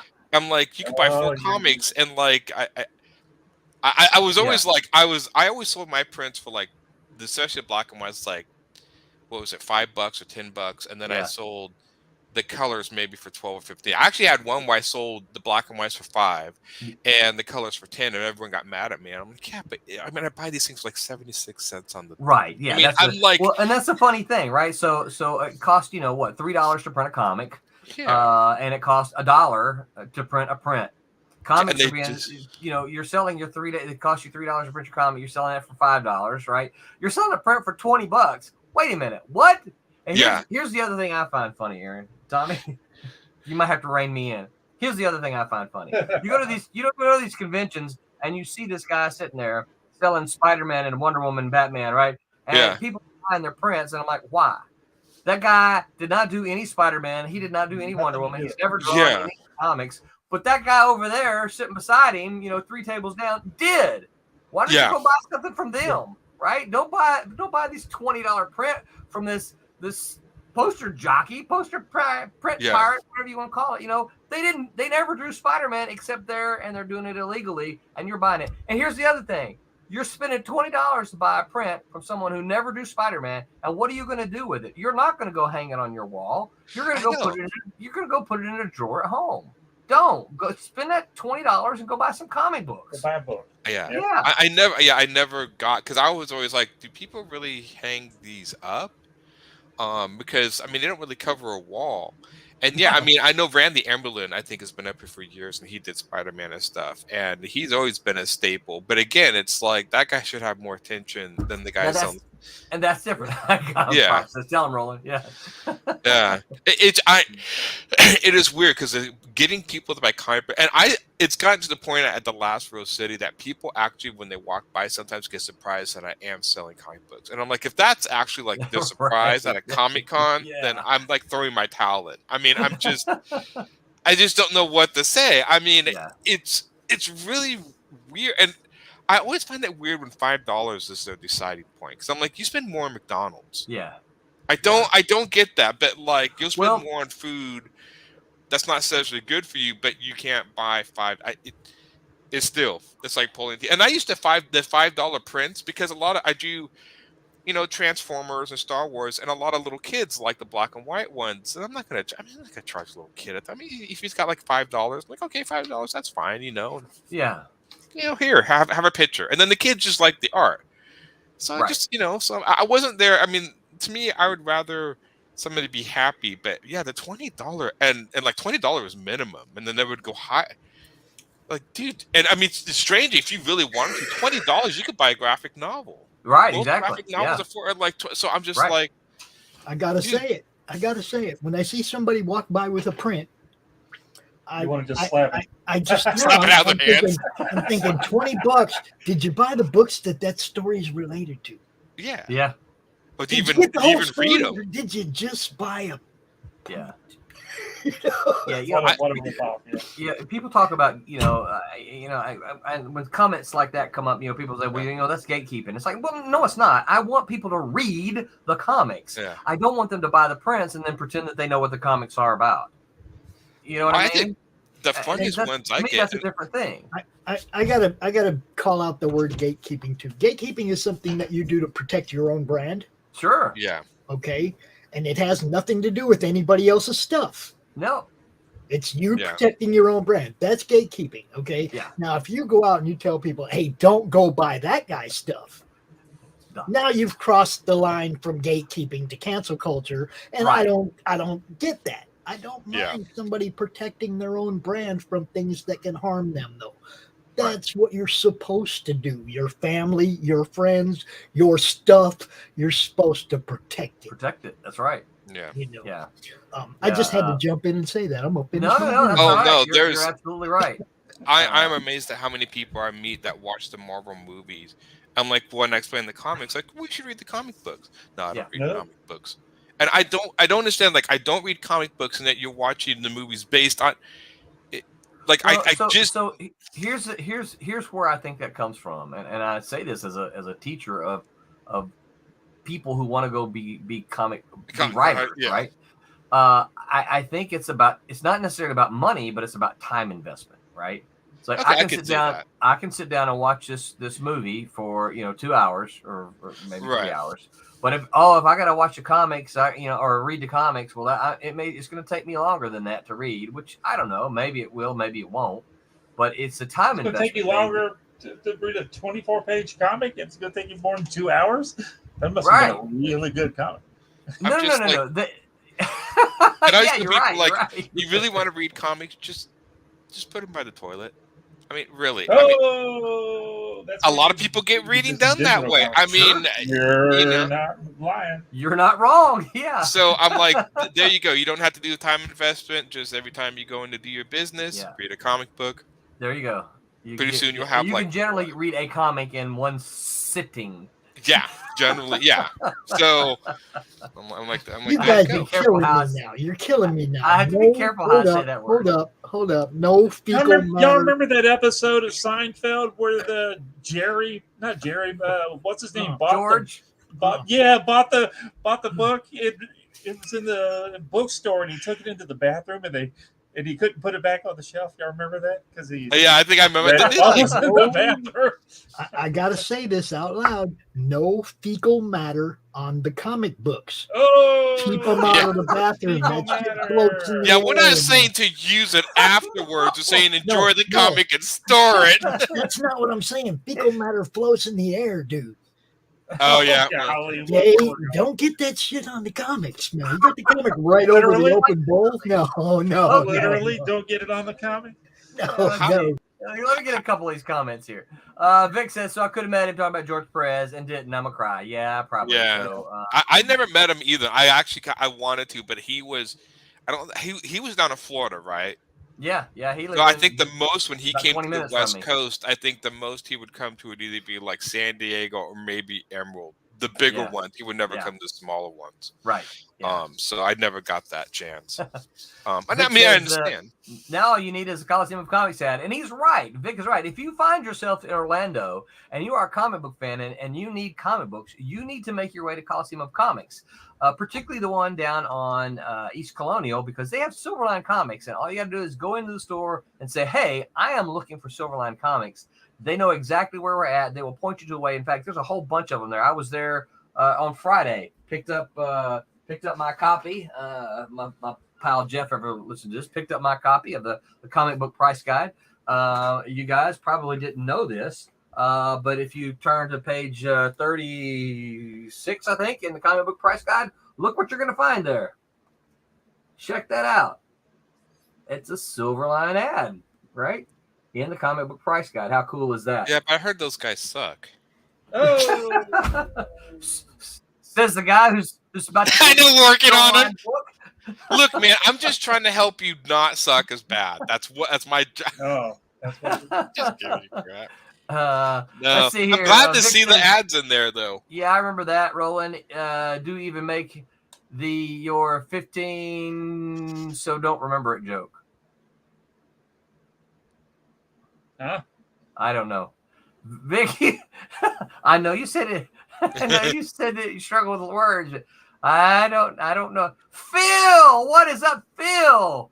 My head again. Hey. Sorry. Phil, for those of you who don't know, Phil is coloring one of our books, and just as soon as he's done with the next issue, we'll be able to kickstart that next issue. So there you go. Vic says, have you guys noticed that my generation makes stuff like webtoons and there's barely any of us making comic books? Yeah, yep. Vic, we have noticed that, and we've talked about that before. that's probably the subject of an entire stream, though, as to why that is the case, or why a lot of us think it might be the case. Dawn said, we saw Frankie Banali after a Quiet Riot performed at a festival. He was checking out the vendors. We walked up to him, told him it was great show, chatted a few minutes, and went our separate ways. So I know who Quiet Riot is. Unfortunately, I don't know the band members of Quiet Riot. So I'm going to guess Frankie is one of those band members. Yeah. And, I remember things like that happening. And back when I first started doing shows, and it was not unusual to see some of the celebrity guests walking around the floor. Heck, not even too long ago. Tommy, you weren't there. I met the dude who played what's the dotted character from the Suicide Squad? Yeah, what was his name? I know his Polka Dot Man. Yeah, I know the actor. I the can't actor. think of his name. Yeah, I met the actor. Right, he was walking around the floor at a little show in Memphis, just walking around. Stood there and talked to us for a few minutes. Said incredibly nice things about the books that he flipped through. Super nice guy. I was at MegaCon a few years ago, and Brent Spiner comes walking by. He stopped at my buddy. I was standing there talking to my buddy Jeff Whiting, and he stopped and talked to Jeff for just like 30 seconds, and then he said, "Where's booth so and so?" So he was looking for something and couldn't find that particular booth, because if you've ever been to MegaCon, it's confusing as crap. You can't find anything there in Artist Alley. And so he was looking for something, and we helped to point him up, but he stopped and he told Jeff's wife, he looked at her, he goes, "I love you." But Brent Spiner, I mean, a lot of those guys in the Next Generation show, they're really funny guys. Yeah. They're fantastic. Let's see here. Vic says, I got to start doing drafts on my comments.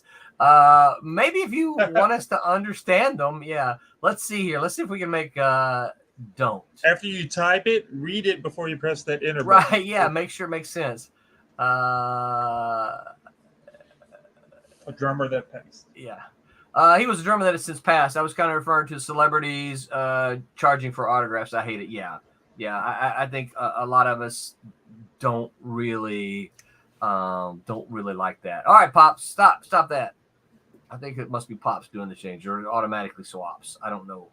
Oh no. Okay, we're good. I just brought myself in. That's no. I see it now. I thought so. Long story short, Pops, I keep myself at the bottom so that when the comments pop up, they cover me and not any of my I usually put the person who's not showing their face, like in this case where I have my avatar up. That would be fine. Yeah, sure. It's not covering anything up. Yeah, that would be fine. Yeah, I just when we're all here, I don't want the comments to cover up Tommy or Aaron. I'd rather cover up. That's all right. Nobody wants to see. I know Tommy doesn't care, but I don't want to do that. So I figured they'd rather see your face than the top of Aaron's head, but okay. You think so? Yeah, at least I like this. We gotta get this comment up here.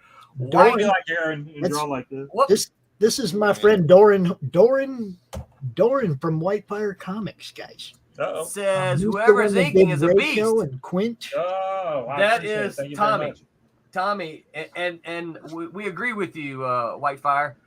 He is a beast. Doran Corkum. He is the creator. Best tracer of I know. And Quint. Best tracer. That's right. Yeah, I've been doing it for a long time. He doesn't even use tracing paper anymore. That's how good Tommy is. That's how good. Yeah. Now, I popped back in to chime in on the autograph thing because I used to work for Z-Rock, okay, like back in the 90s. Yeah. And I pretty much met everybody in heavy metal, okay, and got over my fanboy thing and got over that whole celebrity thing like back then, right? Because I was talking to people all the time. Ted Nugent, Alice Cooper, just whoever came in the station.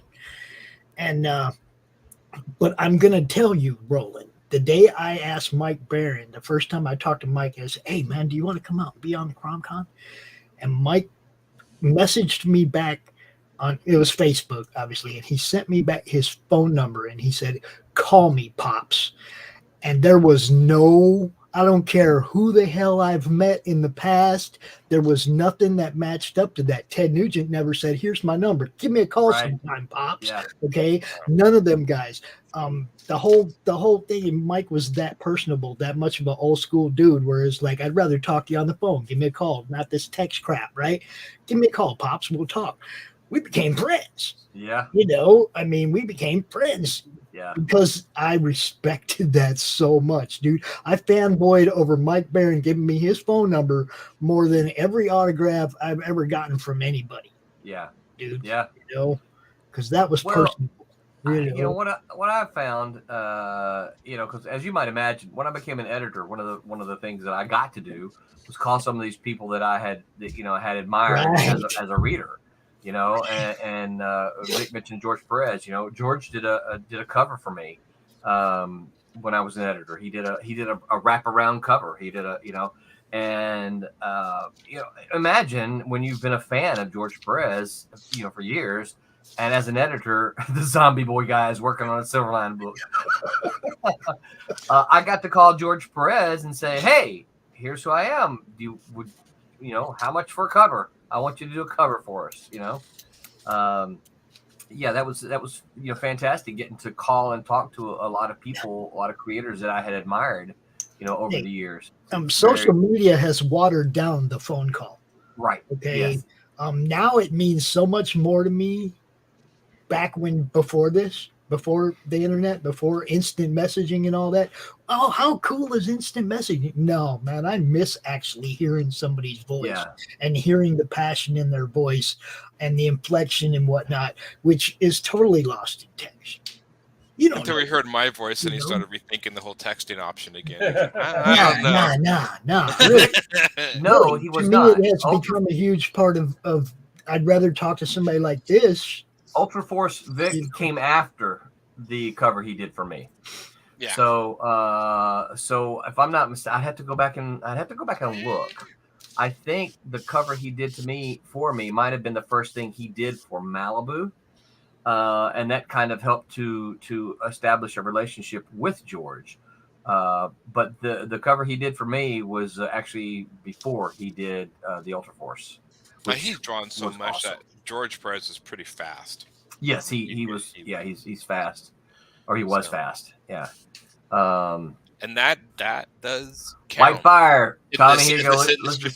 He goes, "I wish I could ink like that." Well, White Fire. Practice. Yeah, I was gonna say, when you've been doing it 30 years, see if you still say the same thing. I was going to say decades, but I was going to try to be nice at the same time. 30 years sounds better than decades, actually. It does. Come on, Tommy, tell us the day they invented ink. You remember. I still make my own ink. I squeeze it out of the towel. No, that's not where ink comes from. Where does ink come from? It's the blood of the trees, isn't it? The blood of the trees. It comes out of my digital pencil now is where it comes up. Yeah, I know. That's why I think it's so fun. I guess it's technically not inking, is it? I guess what is it? Yeah, I know what that would be. Is it digitizing? Is that? Yeah. Digital tracing. Digital tracing, yeah. So was this the Genesis line book? Yes, Vic. This was it was actually Genesis 0. And it was the wrapper. It was a foil wraparound. It's got two different color logos. There's a gold and there's a silver. Gold and a silver. So, Vic, send me a private message about that Genesis book, and I'll fill you in. Apparently, those have gotten to be harder to find in the cheap boxes these days. They used to be pretty common. You could find them. You can still find a lot of the Protectors issues. You can still find a lot of the Ultraverse comics. Did you guys ever make any graphic novels? Tommy's been making for over a quarter of a century. Say again, Aaron? Didn't you? Did you guys make any graphic novels, any of the Ultraverse stuff? I can't remember. I think you made one a Prime. Yeah, there was a Prime. We did I think that was Red. Yeah, we never did make any one of the my Nightman stuff that I worked on. Yeah, I always wish there was a Nightman one. It was funny because now it's, you make 4 issues and everybody expects a graphic novel. Back then, it was still more of a rarity. They would pick and choose. So yeah, because it's funny because you go back and like people like graphic novels of the older stuff, and it's like, no.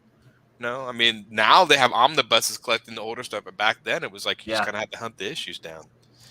I mean, when I was collecting the X-Men, I think the only graphic novel I got was the Dark Phoenix saga. And then they had was it Man Kills or God Kills or something like that was the original graphic novel. But that was the Marvel, Marvel did a line of kind of the oversized graphic novel. I got most of those, But there was no we would never collect the X-Men and then get a graphic novel. It was not like today. Yeah, no, that didn't come until later. Now they did the digest stuff, right? I remember I first read Spider-Man 1 through 14 in one of those small little digest. The digest books, the small ones. I think you could actually pick some of those up at the grocery store back in the day. And that's how I read the first 14 issues of Spider-Man. Yeah. But strangely enough, that was not the norm. Graphic novels were still really the exception back in the 80s, 90s when I was collecting. Bobby Westgate says, "Hello, Tommy. What's up, Screw Loose?" Whitefire says, "Ha talking about the 30 years." He goes, "I've been trying to figure out how to publish for 30 years. Ha. Learned inking at school for graphic design, but digital inking I find harder." It is definitely the one thing I've noticed with digital inkers. I don't know if you do this, and I've watched them. Is you'll get people redo a line. Like they'll do a line and then they'll erase it, and then they'll redo the line and erase it, and redo the line and erase it. And I'm like with you, Tommy, it's like when you use original ink, when you did the line and that was that was the line you had to commit to it. So it became faster. But now since they're looking for that, I mean, I've watched somebody like draw the same line 4 times, and each time I'm like, what are you doing? That looked fine to be but I've seen Tommy do that some. I don't know about 4 times. I've seen Tommy because Tommy and I do a lot of conventions together, and we often sit beside each other. And he's often kind of like he is now. He's he's not looking at us, but he's listening and he's talking, but he's looking at his pad while he draws. And so this is often what we do at a convention. Yeah, right. So I'll be sitting beside him and we'll be talking, and Tommy's inking, and I'll see him and do something, and then he's got it down so smooth now. It's like dot tap tap dot tap tap dot tap tap, and I'm like, how are you doing that so fast? He goes, it's a double tap. He goes, you have to have the two fingers have to touch it, and you have to double tap. 2 fingers is an undo. Yeah, so it's like it's an undo. I also keep a little keyboard to the side. It's because I'm doing it on the iPad, so I can do the kind of like when you were using, when you were doing it with the Photoshop and stuff. I can still do the hotkeys if I need to. But what he's Aaron, even you're saying that you think it was faster. I'm way faster inking digitally than I was on paper. Oh no, I think digital inking's faster. I just think some people who learn to ink digitally, that one little area slows them down. They haven't figured that because part out yet. Because I think me and you, who've inked traditionally for so many years, are so used to just committing to the line and moving on. And people who start inking digitally, if that's their first time, I think get nervous or you see what I'm saying? Like try again. Right. When me and you and we were used to you put the line down, it's like that's kind of what it is. I can it's done. It's done. Yeah. My goal when I was doing it on paper, Roland and I talked about this a bunch of times. Try to look at a page to see if there's no whiteout on it. Right. So it was like, I'm not gonna fix anything. I'm just gonna make it work. Keep on going. That page has no whiteout on it. There's no, and I never was lucky enough to be able to afford the digital, or not a digital, but the ink eraser, the electric eraser. Yeah, the electric one. Yeah. I never bothered worrying with it. I just whatever you put down, it's like you made it work. Just make it work. It had to be a pretty big mistake to be fixed. I mean, there were a ton of little mistakes. Exactly. I'm like, whatever. But if it was like a huge mistake, then okay, yeah. But there's a lot of stuff. As an editor, I have seen plenty of pages come through that have these big globs of whiteout. Right? You're looking at the page and you're like, don't bend that. You're gonna crack all that whiteout. You're gonna crack all the whiteout. Yeah, you got to keep it flat. Yeah. Oh yeah, yeah. It's you just kind of have to kind of learn part of it is controlling the ink, and part of it is accepting what happens, which I think there's something to that a little bit. And as you know, it's the knowing what what you want the line to look like before you put it down. It's not trying to. It's like some of those guys you see that just keep changing it over and over again because they don't know what they're. Right. They don't know what the line is already. I mean, I can look at this stuff and I can already see what I want the line to look like, and as long as I get it kind of close, I just keep on going.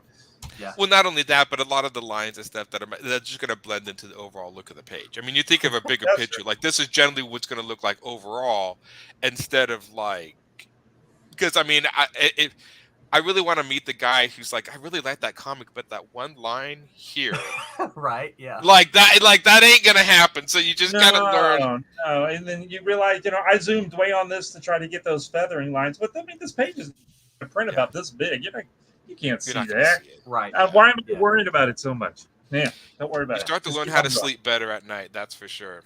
Not waking up. Get done with it. Get the contour parts and stuff in there. He's talking about the comics. He says they moved from the quarter bins to dollar bins, and it's crazy and it hurts my wallet. You and me both.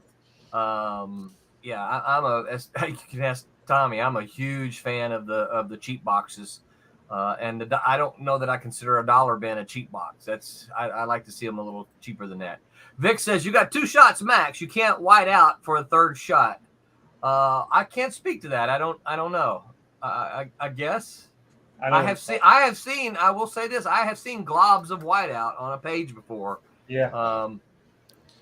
It was funny when I went to the Kubrick school for a little while.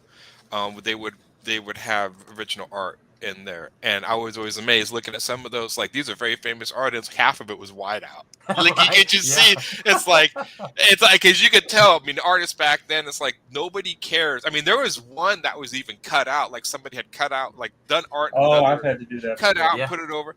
Like no one cares what it looks like because no one's going to see it in the end. Right. Well, it looked like a mad scientist art project sometimes. Yeah. Well, you know, when you print it, I mean, the artwork is just there to be reproduced for publication. So it doesn't matter if you've taken the page and cut it in half and, sewn pieces on, whatever. It's funny to look at, but you can see. Whitefire said he is a robot. All right, you're going to have to help me with this word. I got a Zinsalab for shortcuts. It's rock. I don't know what that Zinsalab. It must be Zinslab.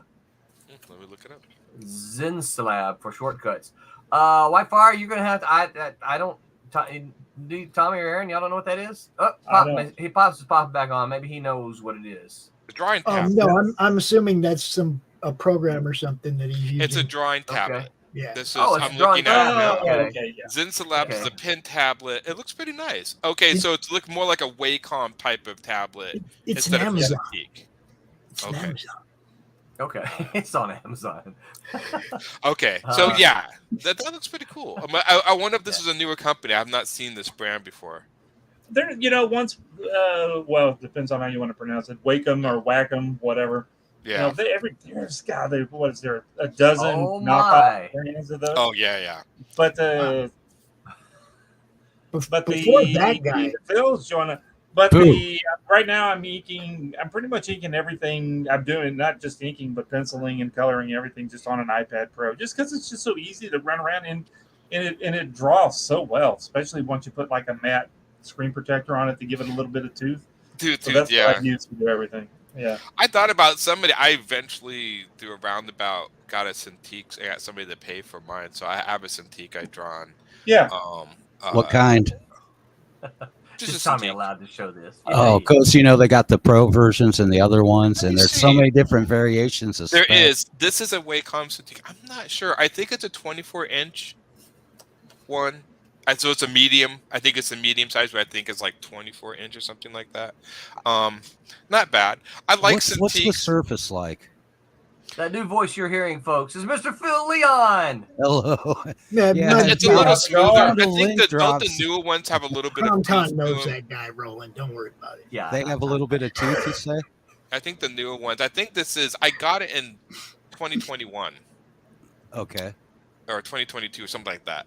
So relatively new, but Cintiqs. This is what I used in art school. So I thought about buying a tablet, but since somebody was going to foot the bill for this, and like, you want a Cintiq? No. I've been thinking about. I've been using a Intuos 4 Pro for a while, but that's non-screen. So I kind of like to get back to like a screen, but I definitely want something with tooth. That's what scares me about the on-screen tablets, because no slick surface for me.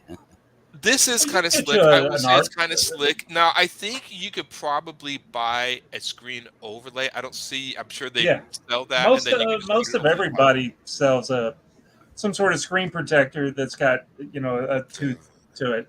I know for the iPad there is a bunch of ones. There's one called like paper light or paper something or another. But I just use a matte screen protector, and that gives me enough drag to make it feel like I'm drawing on paper. Does it mess with the image at all? Like no. changing the look of the color or the parallax or anything like that? No, it's like drawing. Yeah, the cool thing with the iPad is that you were so amazed how there is no, the glass is right on the monitor, unlike some of these other knockoff drawing tablets where there is a good quarter of an inch sometimes. That drive me nuts. Yeah. Oh yeah. But you know what? I've drawn on so many of them. Even those cheap ones that I've drawn on. Once you've put in a week or two, 40 hours worth of drawing, your brain gets trained not to even see it anymore, and you just draw. And so I've never really had a problem. Once it's a pain in the butt at the beginning, but your brain just kind of works with it, and you just. But so far, the iPad thing is the best thing that I've ever drawn on. I've been looking around and shopping around and looking, but I was thinking of a Cintiq Pro 16, one of the newer ones. The one reason I'd go with that over there. They have a regular Cintiq 16. The only thing is where it has an issue that I'd have an issue with as far as with the color aspect is it's only got like a 76% color accuracy, where the Pro version has like a 96% accuracy. Yeah. I mean, again, you're never going to get 100% RGB to CMYK. It just, because the Cintiq's always shining light into your eyes, right? Changing the color, and then it's always going to look a little darker. I've just kind of generally got to the point where I know the screen's going to look different, and I don't mind it being a little darker. If you are a perfectionist, I basically just it's also personalizing your Cintiq and your monitor to get what you want. But that's been an ongoing fight between printers and monitors since printers were right. Yeah, I'm kind of used to the dulling down colors for CMYK. I've usually got it pretty much where when I do a conversion, it looks pretty much the same in CMYK as it did RGB. And I didn't want to at the time because I really didn't have the extra to spend on it, but I ended up getting a Asus Pro Art monitor, and it is Adobe color accurate through the CalMet or whatever the color calibration company is. A lot of people use, so it's like straight out of the factory.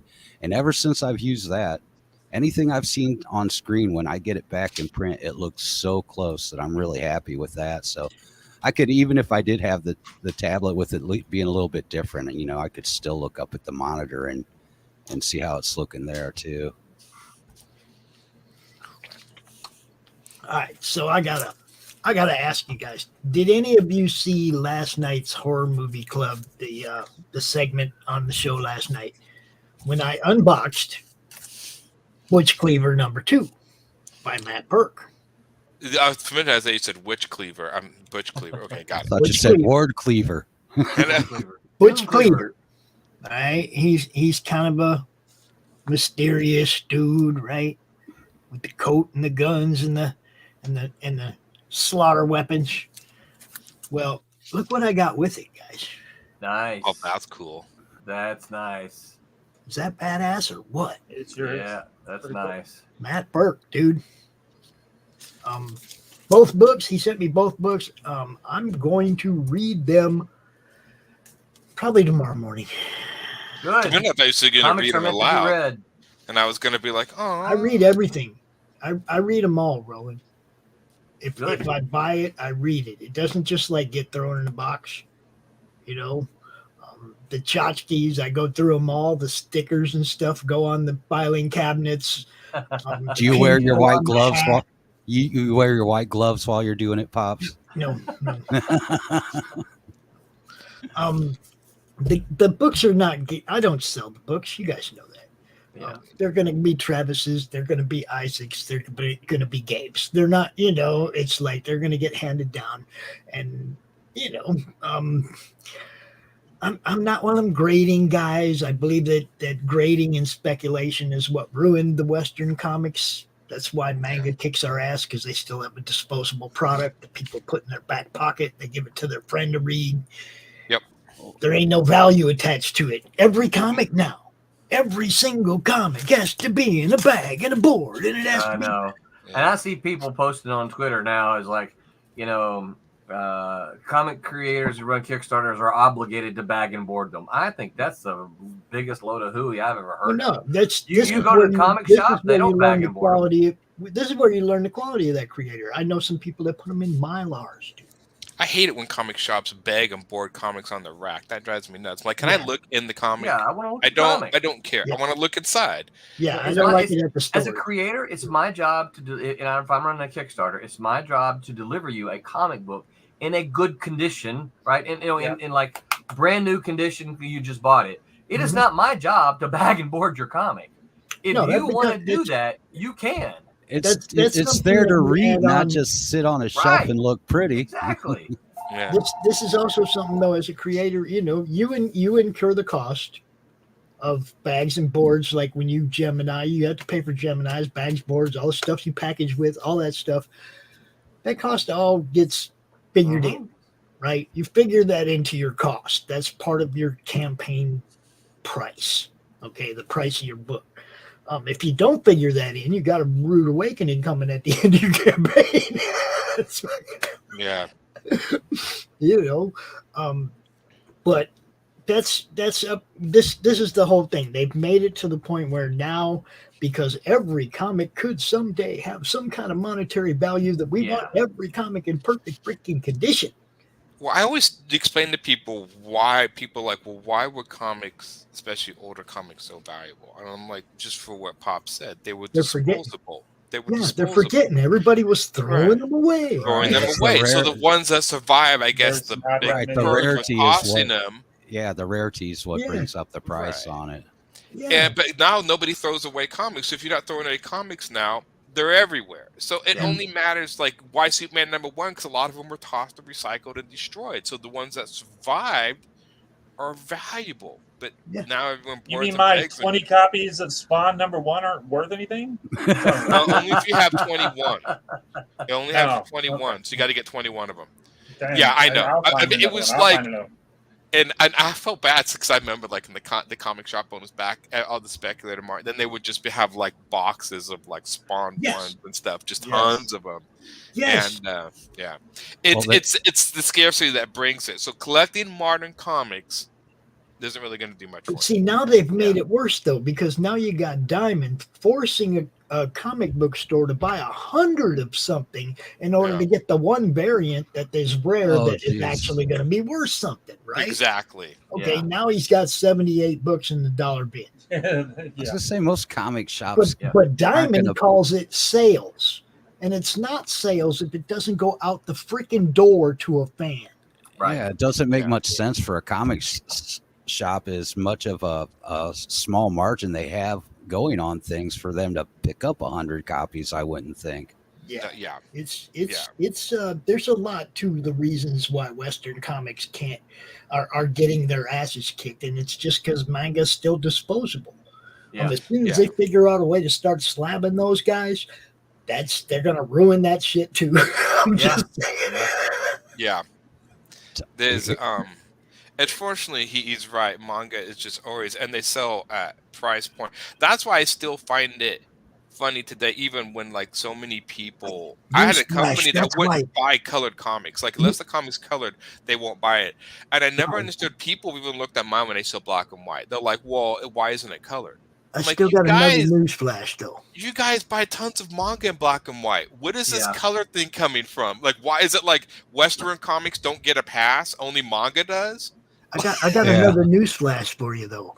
That value in comics, that speculatory value in comics, is also why comic paper is the only paper that's golden right now. Yep. Well, I do know. Nobody else have fucking paper shortages and skyrocketing prices for their paper. Just I know all comic about people. not having paper to print on. Yeah, Tommy, I know how you can make your Spawn #1 boost in value. Okay, what do I got to do? What I got to do? Go out and buy about 3,000 copies of all of them you can find, and then burn 2,999 of them. Oh man, so I got to invest in more. I don't want to buy any more. Look, it's a sad truth, but it really is. I mean, that's why Western comics are suffering. Is because everything might be worth something someday, and they've attached a value to something that doesn't have a value per se. Also the fact that a lot of the when the speculators, not many people read the comics, so you started losing readerships. If the people want to read the story can't actually get the comic to read it, then they're going to go somewhere else. It's like, yeah, people wanted to buy back issues because they want to fill in a gap to read the story. Yeah, and everybody but they're begging boredom, and like, I mean, even to this day, I don't get it. Like, I like toys too, but like even the toy thing, where they like, well, I buy them in the package and I hang them up, and I'm like, why? why are you keeping it in the package? No, I got some toys in packages, but that's because I got grandkids and I'm making them go through what I had to go through. Yeah. I have a granddaughter that loves Electra, and I have an Electra action figure, and she is after me at least once a month. Grandpa, can I open that? I'm like, no. Your daughter can open it. That's what I was like. Look, I was a collector. Then when they started grading stuff, started grading baseball cards, I knew it was all over. Yeah. Because they started saying that your card that's in this condition is worth less than my card in the same condition if I put plastic around it.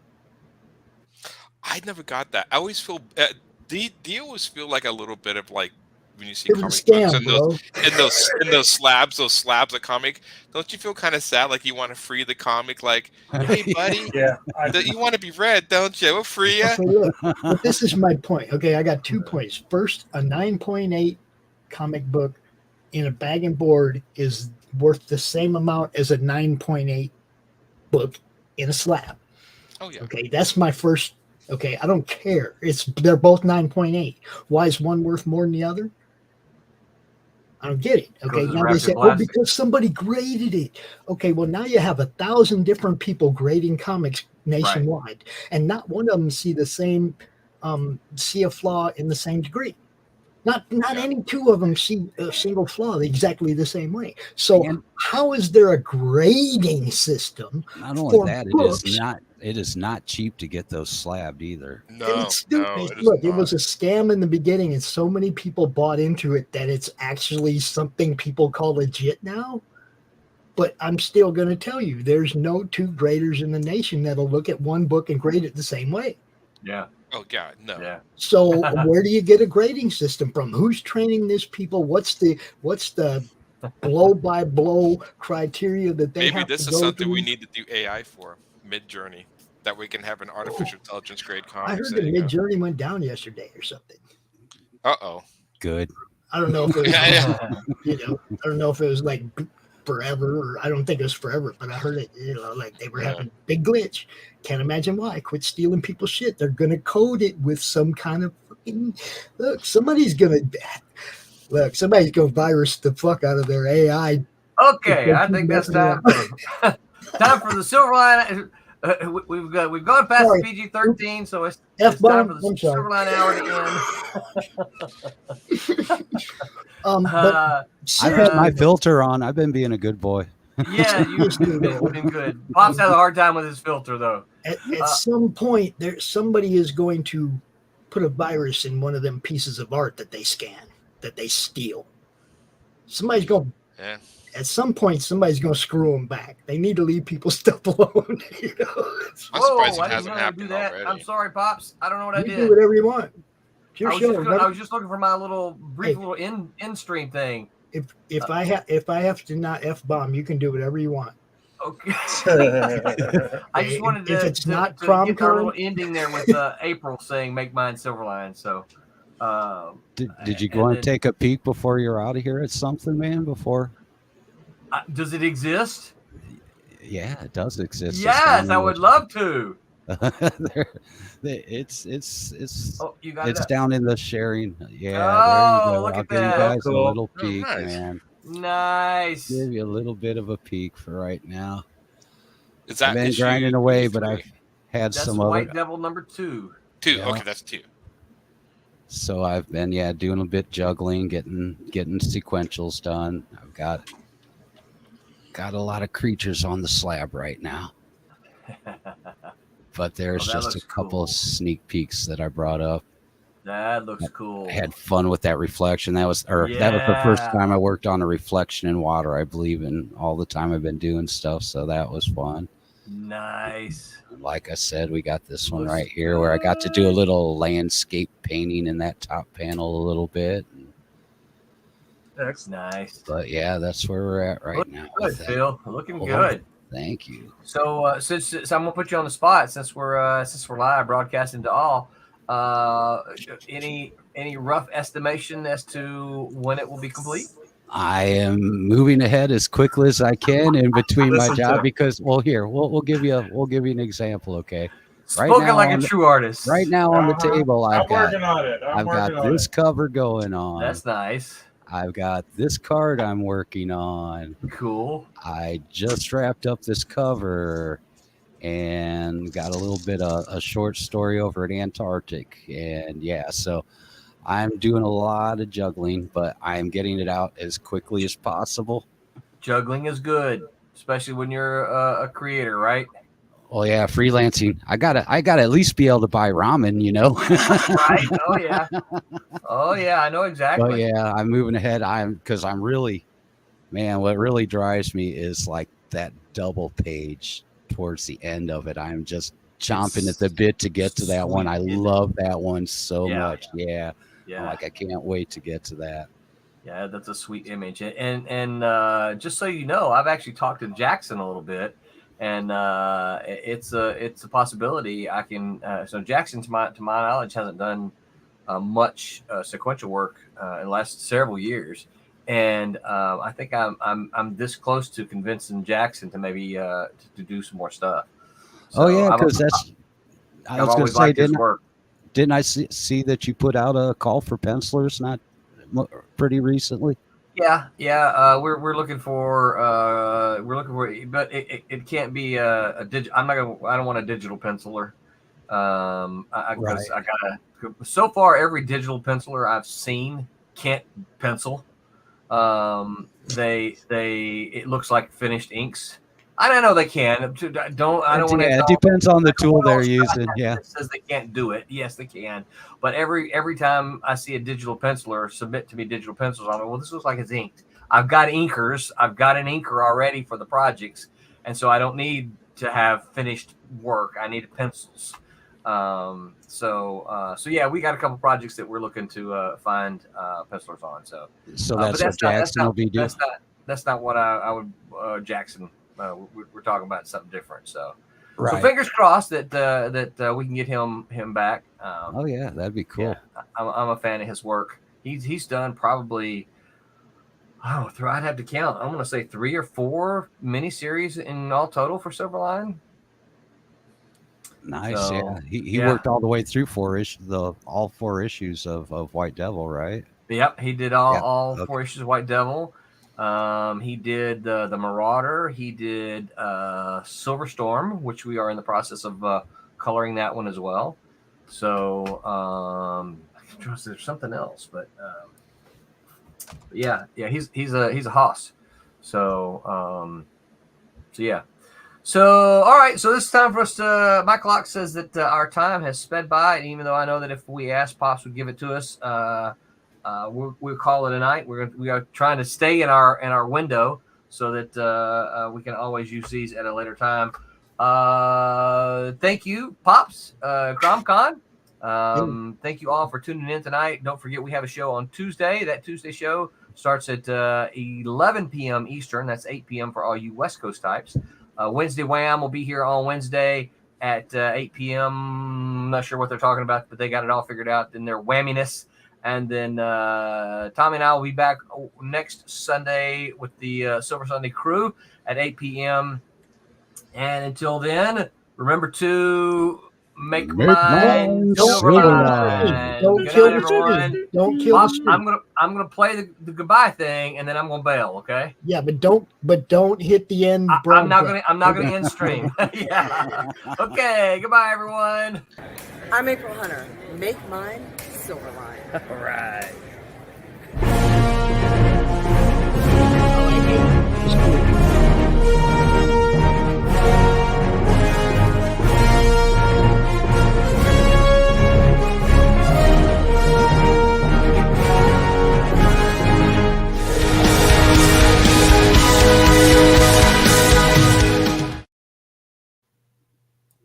Hey, what's up? What's Hey. up, Bill? Ain't seen Not you a in a lot. while. Yeah, just been busy, been on weird schedule. I was about to fall out for the night when that link dropped. It's like, yeah, I haven't talked to anybody for a minute. I'll drop in, man, and give an update and stuff. We gonna pop back over to the other. Oh, not that. We need the background, not the. What you? Come on. There we go. Yeah, we are back. It's CRoM Con. Final panel. Okay. If you want to hang out for another hour or two, whatever, I don't know how long, but if you want the link, scream for the link. I'll send you the link just like that. Roland, Tommy, Aaron, bail now. He said, run. Vic, I seen what you asked. We're at the end of CRoM Con now. Of course, if you want to come out and just hang out here at the end, you're more than welcome to. I got to send Hart the link. He wanted to come out, I think. So he probably fell asleep waiting on me to get him the link, though. There you go, Hart. Come on out, bro. Dude. Hart Fisher? Yeah, Hart Fisher. I know that guy. I know you do. I got a Brian, come back out here if you want. Hex, come back out here if you want. I know some of you guys get, we're kind of a little bit short on the on their time today because it was different, Bill, trying to work everybody's actual shows into the schedule. You know what I mean?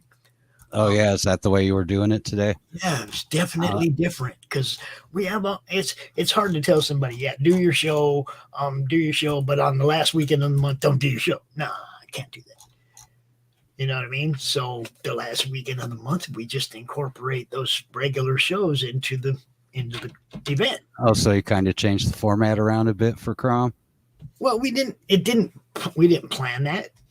You know, because I know how it used to be where we had the half-hour segments per person and all yeah, that. Well, we still have that, but just in between the regular shows. You know what I mean? Like yesterday, we pretty much had guests all day until at night where we had Stephen B's Draw Stream and then the Horror Movie Club, right? But we had guests all day like we always did. Today, though, it's like we had the Draw Stream and then the show-offs and then a couple guests and then the Silverline show. Now imagine if you had a setup on like website where you could do it like it would be like a regular con. There'd be like, okay, you can go check this out here, click on this one, or you can go over to this panel and Hall B and all that kind of thing. We actually have madnesscomicnetwork.com already. Yeah. Well, no, you know what I'm saying though? So you have a layout where there'd be several things going on at once, and depending on where what people wanted to check out for that. We also have a Roku channel in development. Max is building that for us. When we have the funding, we are going to take all these shows and make it in a view on demand, like a Netflix. Yeah. You don't think all the shows Their whole playlist will be there, and you'll be able to binge every one of the shows that we have on the weekly network. Right. Yeah, I know that was a possibility coming up. I heard about that a little while back, man. Yeah, we definitely have that plan. Of course, Max is busy. It's not like, Oh hey, yeah. get it done. Oh yeah, and plus, yeah, he just got home here the other day too. So Yeah, dude, he goes to the hospital. He sends me a message. He's like, I can't do the game stream this morning. He was more worried about he couldn't do the game stream. I was more worried about he couldn't promote his book. yeah. Oh God, he did so good on that campaign. I It went went out- beyond expectations. He went out had and his busted personal ass goal, doing and it the went comic above and stream. beyond. So I was really happy for him, man. I mean, that whole time that he was in the hospital is like, oh, well, we got to do something. So we talked about it on every show. We covered it. We, shared it everywhere. It's like, because he couldn't, Yeah. Well, he had Johnny going around too. Oh, I know. We always got to give props to Johnny came too. out on the show. Johnny, good writing partner and I'm publishing trying to partner. get Johnny to do a show on the network Yeah. around his comic shop. Oh yeah. Yeah. Yeah, we don't have enough comic store owners involved in the network. We have a couple, but Well, I see, think that'd be cool too, that's because wouldn't that be such a good insight on things to do with indies on shelves and comic shops and Yeah. everything? Yeah. Or what people are gravitating towards, all that kind of shit. He said Insta. Jeez, am I on Insta? I don't even remember. What's that? Big said he sent me a message on Insta. I'm like, Insta? Oh shit! I guess I am on Insta, huh? Instagram, man. the gram, man. Yeah, I still don't see a keep up message with from enough you. of all my social media sites. I stay up on Facebook the most, and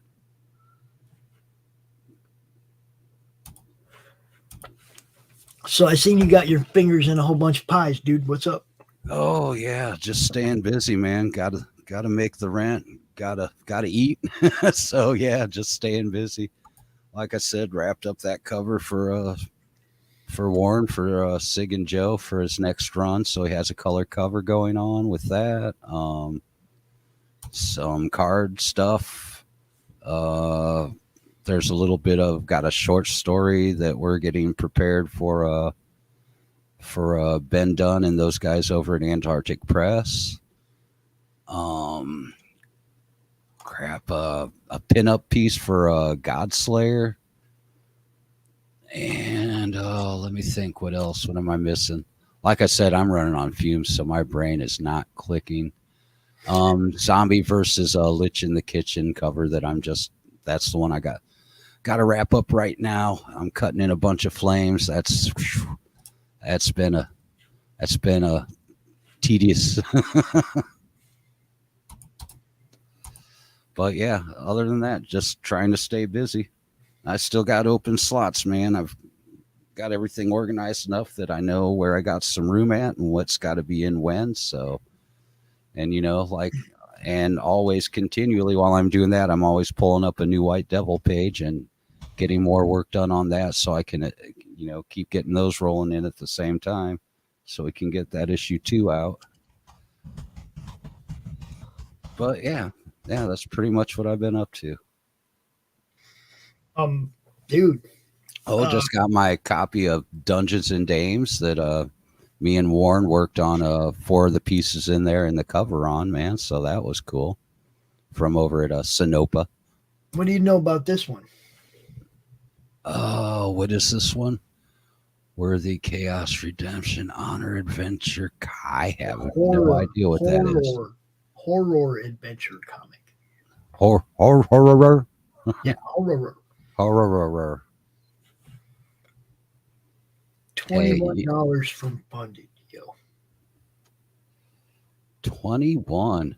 $21 away from being funded. Can we get some love for Corissa? Can she wake up in the morning and her book be funded? Could that be cool? Could that happen? Let me take a look. I haven't seen this. Scroll through here a minute. Let me see what's going on with this. This is good stuff. The story is for centuries, rivals, blah, blah, blah, fought to win the balance. Yeah. Yada, yada, yada, yada. Good stuff. Seraphina and Draven. It's a supernatural horror love story. Horror. horror love story. Horror love story. Yep. Like the two, like a Romeo and Juliet. They're on the opposite sides of the war, blah, blah, blah, blah, but they fall in love and, redemption.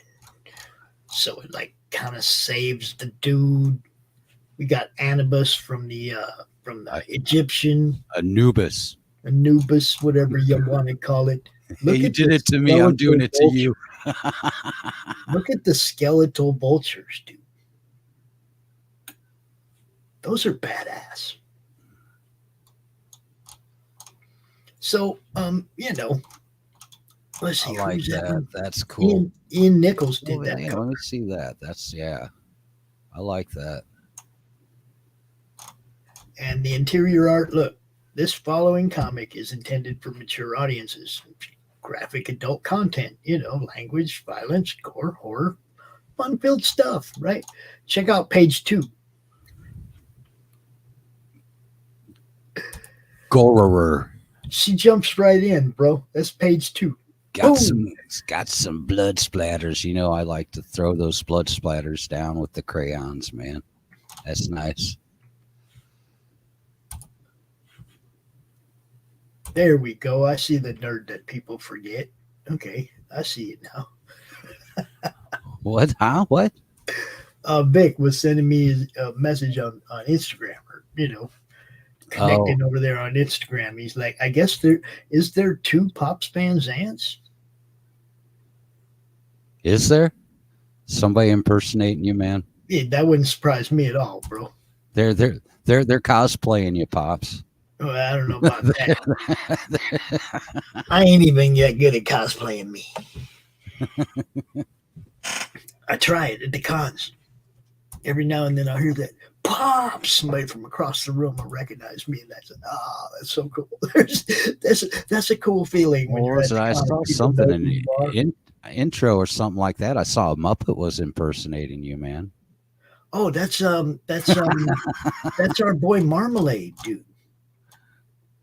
I know, right? Good help is so hard to find. That an RJ thing? Yeah, isn't that cool? RJ, you got it going on over there. Good entertainment, yo. We like good entertainment. Now look, I sent a few people the link, and we ain't getting no love here. We got people watching, but nobody's jumping in. Anybody wants to come out for the final hour or whatever? I scared them off. They're like, that Phil guy, man.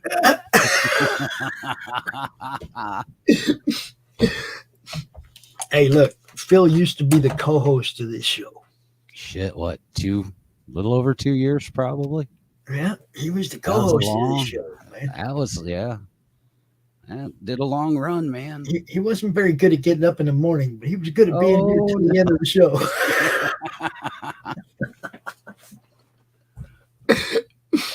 We have 5 people sending Bill messages. Yo, it's time to get up, dude. CRoM Con.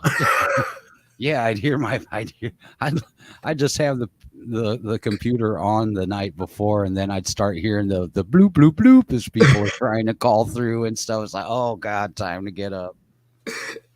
Well, it was fine because that first hour was always where you had several people in already. Anyhow, gave me a minute to wake up and everything, get some coffee in my system.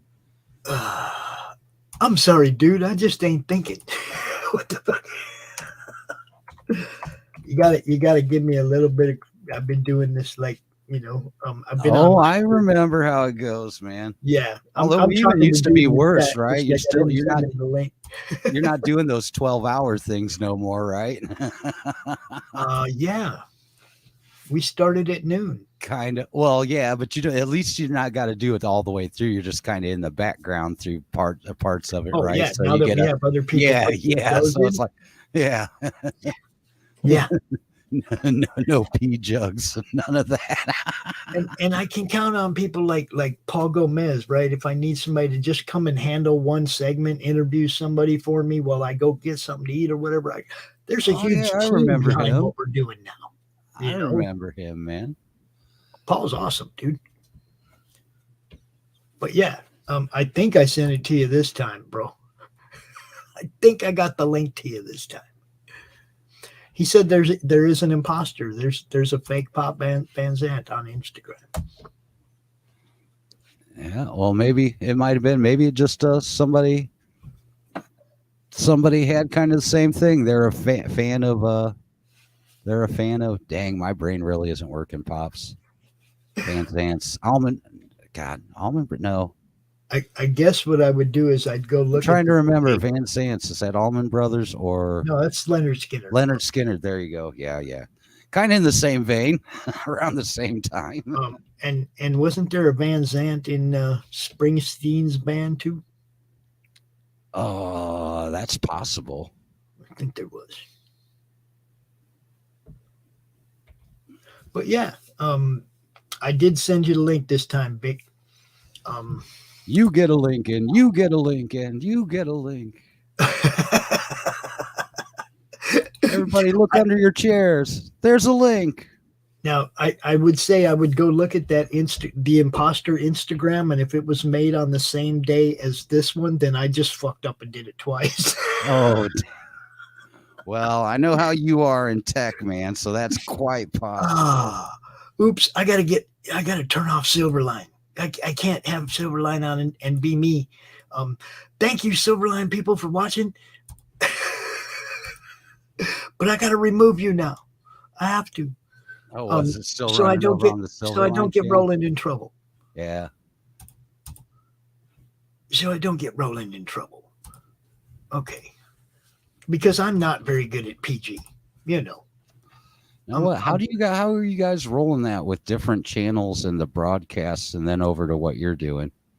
Are you somehow linking the StreamYards or the streams together? How are you? I bring everybody into my StreamYard. All right, and how are they broadcasting? How are they broadcasting out to their channels at the same time? Because I have 8 destinations. Oh, you set up the destinations. All right. Yeah. I got it, man. Yeah. So now I got to send this back to my Twitch and my YouTube channel or my Facebook channel, and we'll be back live on where we were before Silverline started. Yeah, that was one of the things I forgot. When I set up the show, I didn't have Roland's destinations in there. Oh, yeah. So I had to go drop a couple of the ones we were broadcasting to earlier, and now I just added them back on and got Roland's out the way because I don't want to get Roland in no trouble. But I'm not real good at PG-13, you know. I try to be, but it never seems to happen that way, man. Hey, kids walk in the room, I can usually turn that off. You know, like I do, like if I'm streaming with Warren, we do the Zen Den. It's like, okay, we're going to draw for a while. Okay, and then we'll let the circus in. Get your tasers ready, you know. All right, first thing, you got to drop the H in CRoM Con, dude. Oh, God. CRoM Con. You got to drop the H, bro. CRoM Con. This is CRoM Con 32. CRoM, and there's a reason that CR and M are capitalized, Vic, because this whole thing originated in a Facebook you lost him. Comic Related Madness, and CRoM is just an acronym for Comic Related Madness. Where's the O come from? Huh? Where'd the O come from? It's just little. It's just little. It's just little. It don't count for nothing. See? You know, we needed a name for dude. It all worked out, right? Yeah, because otherwise, CRoM Con doesn't. Yeah, really, no, CRoM didn't work. None of them worked. CRoM doesn't roll off the tongue. CRoM doesn't work. CRoM doesn't work. CRAM really didn't work. So, what's up, Vic? What's happening? So yeah, you know, it was one of those things where it all the naming and everything all just fit, right? The name for the character, all of it just kind of all fell together. You've been told the same thing, just little, and it doesn't count. Yeah, it's just little, and it doesn't count. Vic, tell everybody who you are, man, but you still got to drop that H, bro. You got to drop the H. This autocorrect is going to start to actually. Yeah, just click edit name. You're good. And yeah, there you go. There man. you go. I'm still on my So this is our 35th time we've done this, Vic, and the first time you've been here. Welcome to the show. Hello. I waited until the 36th or something. I don't know. Make it like 3 years straight or something. So I hear you're an artist, man. Yeah. I claim at least. You gotta give yourself some scrutiny.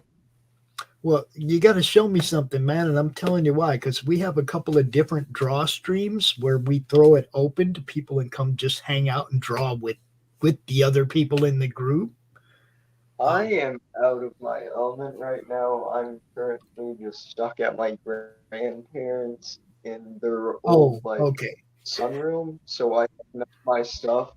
Like I was complaining to a Roland about not having my Bristol with me. It's killing me. Yeah, I'll bet. Is it hard not to draw? Just start scribbling on their table, dude. I'm kidding. Dang, my Wi-Fi bad. So do you got any kind of links to anything that you can share with us so people can go check out what you do? I haven't been able to release a book yet because paper shortage, being a poor teenager, Okay, well, what's on your Instagram? One page from a random anthology I was supposed to be doing, and then that fell through, and something from, I think it was a script Roland gave me for the first issue of Cat and Mouse, where I asked about it, so I'm making a bootleg, because, let's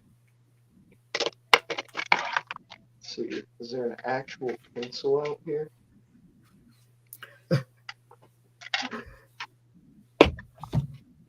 So at some point down the road, we're going to have Vic pencils inked by somebody at Silverline and then colored by Phil Leon.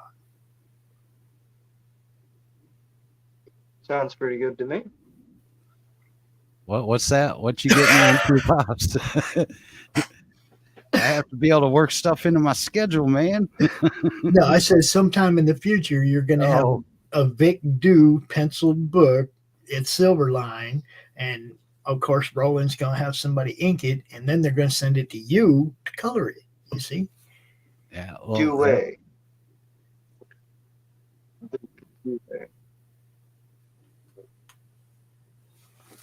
I got a stupid name, I know. It's Vic Due. Vic Due? Whoever decided, our last name is going to be Two. Yeah, my ancestors must have been more like, Well, it could be worse. You could have a last name that is the same as a very famous like toilet company or something, like Kohler. How'd you like to have a name like Kohler? Every time you pull up to a urinal, you see your name. It could be worse, man. Roll with it. You could have like in the bed beside my family owns. We got some robot. Are you out in the boonies? Oh, he's frozen. He's gone. He's frozen. Are you out in the there boonies? he is. Right? Am I? Yeah, you're robot. Yeah, you're You robot. were. Let me guess. Basement and wireless. Sunroom and barely Sunroom. connected to the Wi-Fi. Oh, yeah. Yeah, I'm not So a what ki- base well. I like something like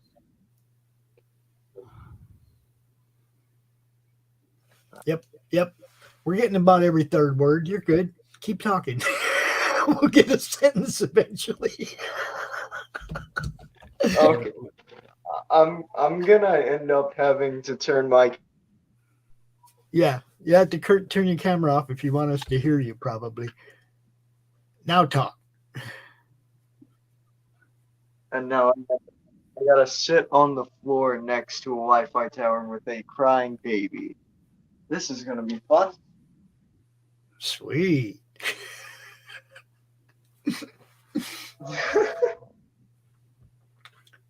So yeah, I So, wanted, Phil, you work on White Devil? What's that? You work on White Devil? Yeah, I'm working on issue 2 now. Did one, working on 2, and there's 2 more in the series to wrap up after that. I'm a big fan of RAs, so that's really exciting. Oh yeah.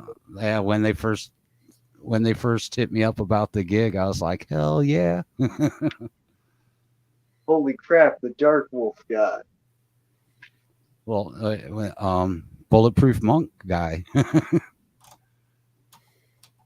Image days and stuff. Oh, how do I not know about that? I mostly know about like Dark Wolf and the Protectors. That's about it. How do I Right. not know about his image work? Yeah, if I'm not mixing things up, he was a co-creator involved with Bulletproof Monk. Not the movie, the comic. There's a movie?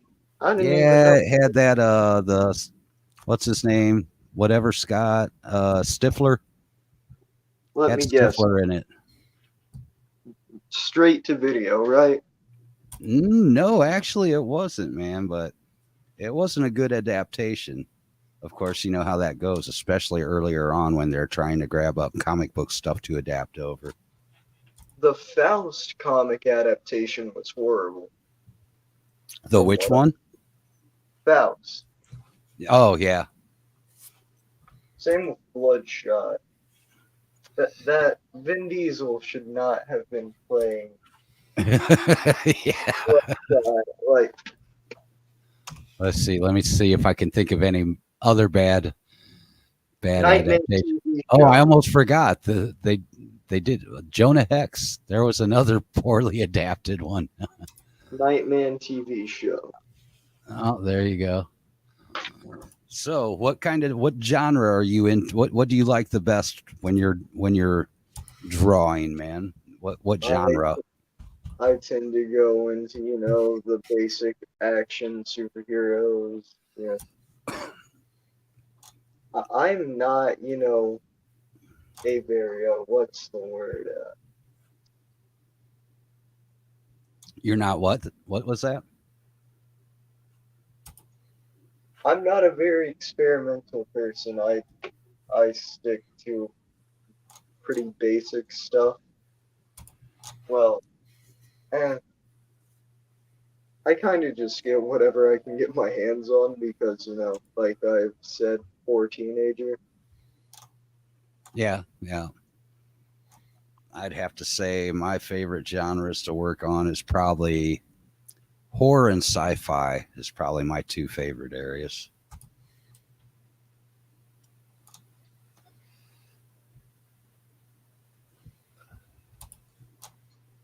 I don't know if this is too personal, Leon, but Phil, what are your coloring grades? Something I discuss that kind of. I don't usually do a public thing of that, but it just depends on what it is. Like I tell people, because I've learned with freelancing, it's like if you do a set rate of what you think would normally be, and then you're like, okay, I'm charging this much, and and then they give it to you, and when you get it, there's like so much detail and everything all around, and it's going to take you way more amount of hours than what you're going to be paid for. And it's like I did that earlier on in my days doing it, and it ended up making less than a third world country kid making gym shoes, man. So you got to kind of basically what I tell people, by case basis, man. Yeah, here's the easiest way I describe it to everybody. It's like you don't have your car messing up, where you don't pull in your car to a mechanic and go, hey, how much is it going to take to fix this? It's like, well, I don't know until I look under the hood, see what we're working with, and then I need to know, do you want factory parts or do you want high performance parts? And that's all going to make a difference in what you're going to charge. Because basically, hey, what's up, Pete? Basically, you've got to break it down. You try to break it down hourly, and a comfortable hourly rate, how long it takes you to work on a piece. And it's got to be at least above minimum wage. Yeah, definitely. That's what I'm saying is, yeah, it's like I got to at least be able to eat ramen, I got to at least be able to have sleep for dinner tonight and have lights the next day. Yeah, exactly. Yeah, because if I can't do that stuff, then I'm not going to be able to work on comics, If you don't have electricity, a roof over your head, you can't be working on books, That's fact.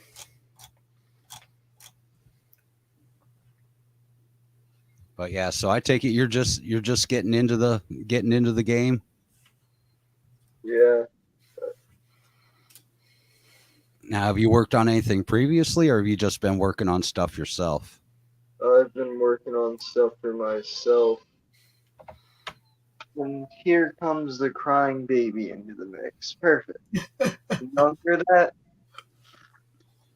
Not really. Okay, No. thank God. You're fine. You're all good, dude.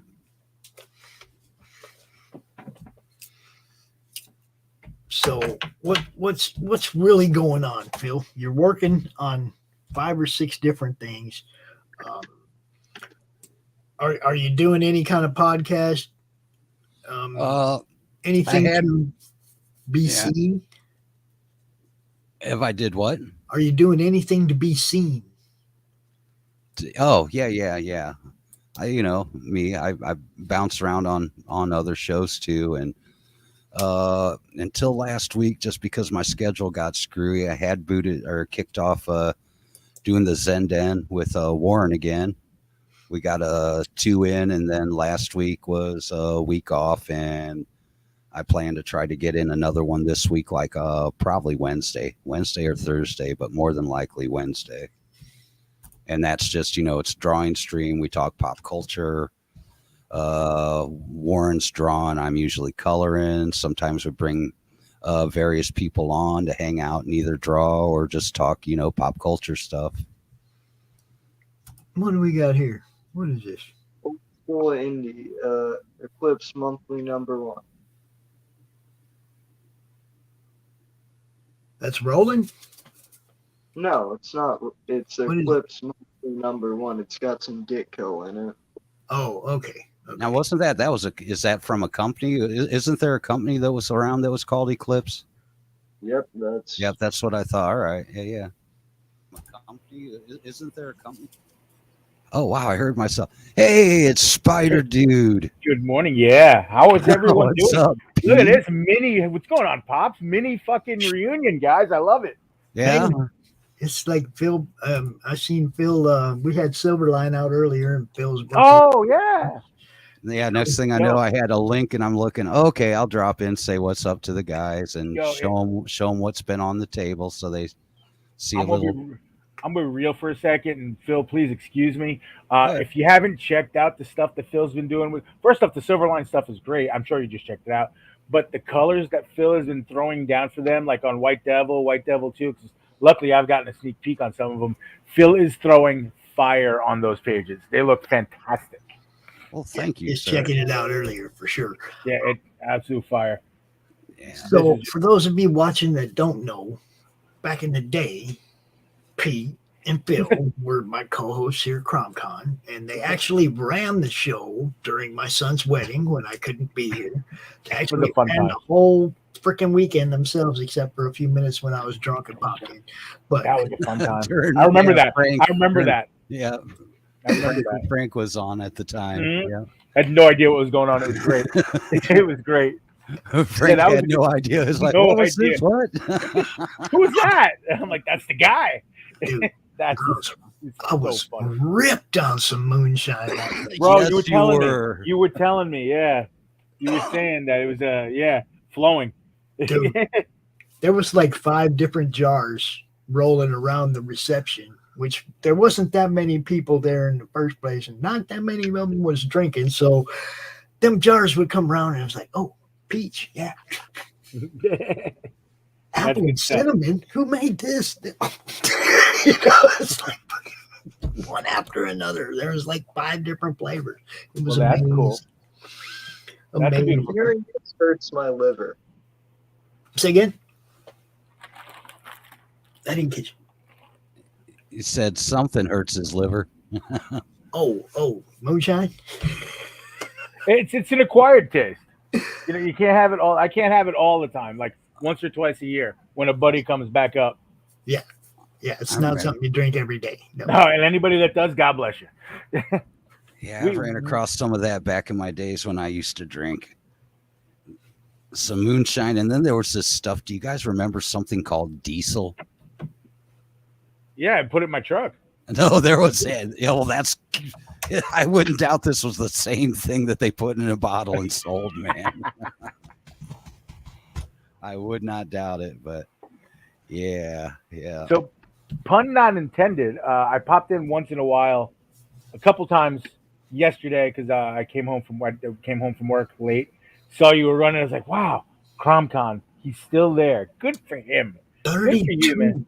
Good for you, man. Putting him out there." Look, 32nd time we did this one, and we'd done 3 for Europe. Right. So this I saw is that. Yeah, I actually saw that. 35, right? That's pretty cool. That's pretty cool, sir. Good for you. Well, you guys know, I was told in the beginning that if you stop, you become irrelevant, right? I have opinions on that because I really simplified my outlook on things over even since the pandemic and stuff started. But I'm like, my thing is this. We're all competition to a point. I get that, but it's 2 things. First off, I'm not worried about what the other guys being irrelevant, right? You're only irrelevant if you want to be. What's the other guy doing? I don't care. I hope they're doing well. I hope they're happy. And if we want to cross-pollinate each other, that's cool. But at the end of the day, you're competing with yourself, and you're trying to be better than you were yesterday, even if it's a little bit. Even if it's a little bit. I was referring though to remember when Polito came out. Yes. And he said it right there. He goes, "Look, if you quit, nobody's going to remember you. Well, if you quit for a while and you try to come back, everybody's going to be like, no, that dude gave up once." Well, here's the deal with those guys though. Guys that are super huge. He jumped off the cliff, didn't look, and went for it, and that's what he got. Guys that are super successful, they jump off the cliff and don't worry about it. And I'm not saying guys like us can't do that, but I know I'm still putting in my 40 plus a week. You know what I mean? That's why you guys know, I didn't know shit about this. Right. The whole reason Phil got involved was because I didn't know nothing about the tech. I didn't know nothing about nothing. Right. I know that's what threw me. I remember that first one. It's like, hey, I'm going to come on and show my work. And Pete was there. I was there. And then it was right at the beginning of when everything was going down. And the internet was dropping out left and right on everybody because there was the swamp of people just coming in on, internet because, everybody's home. And Pete's went down. Yep. And I'm finishing up my spiel. And then Pops is like, hey, do you know anything about this stuff over here?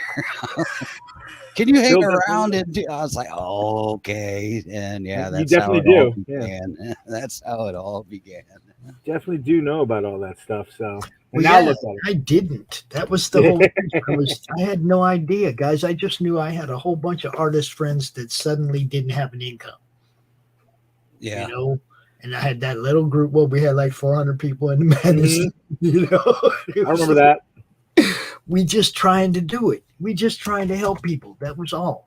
And now, look, you'd never convinced me back then that I'd be on Instagram and Twitter. Right. I didn't even Sure. have a Twitter back then. You guys know that.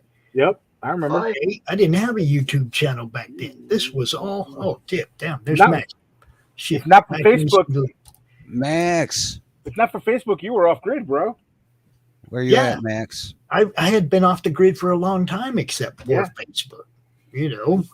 Look, but the beauty of it is, though, and streaming in general was a thing before, obviously. But shows like yours, shows like CRoM, groups like the Madness, and things like that, during the lockdown, were a necessity because that's how everything had to go.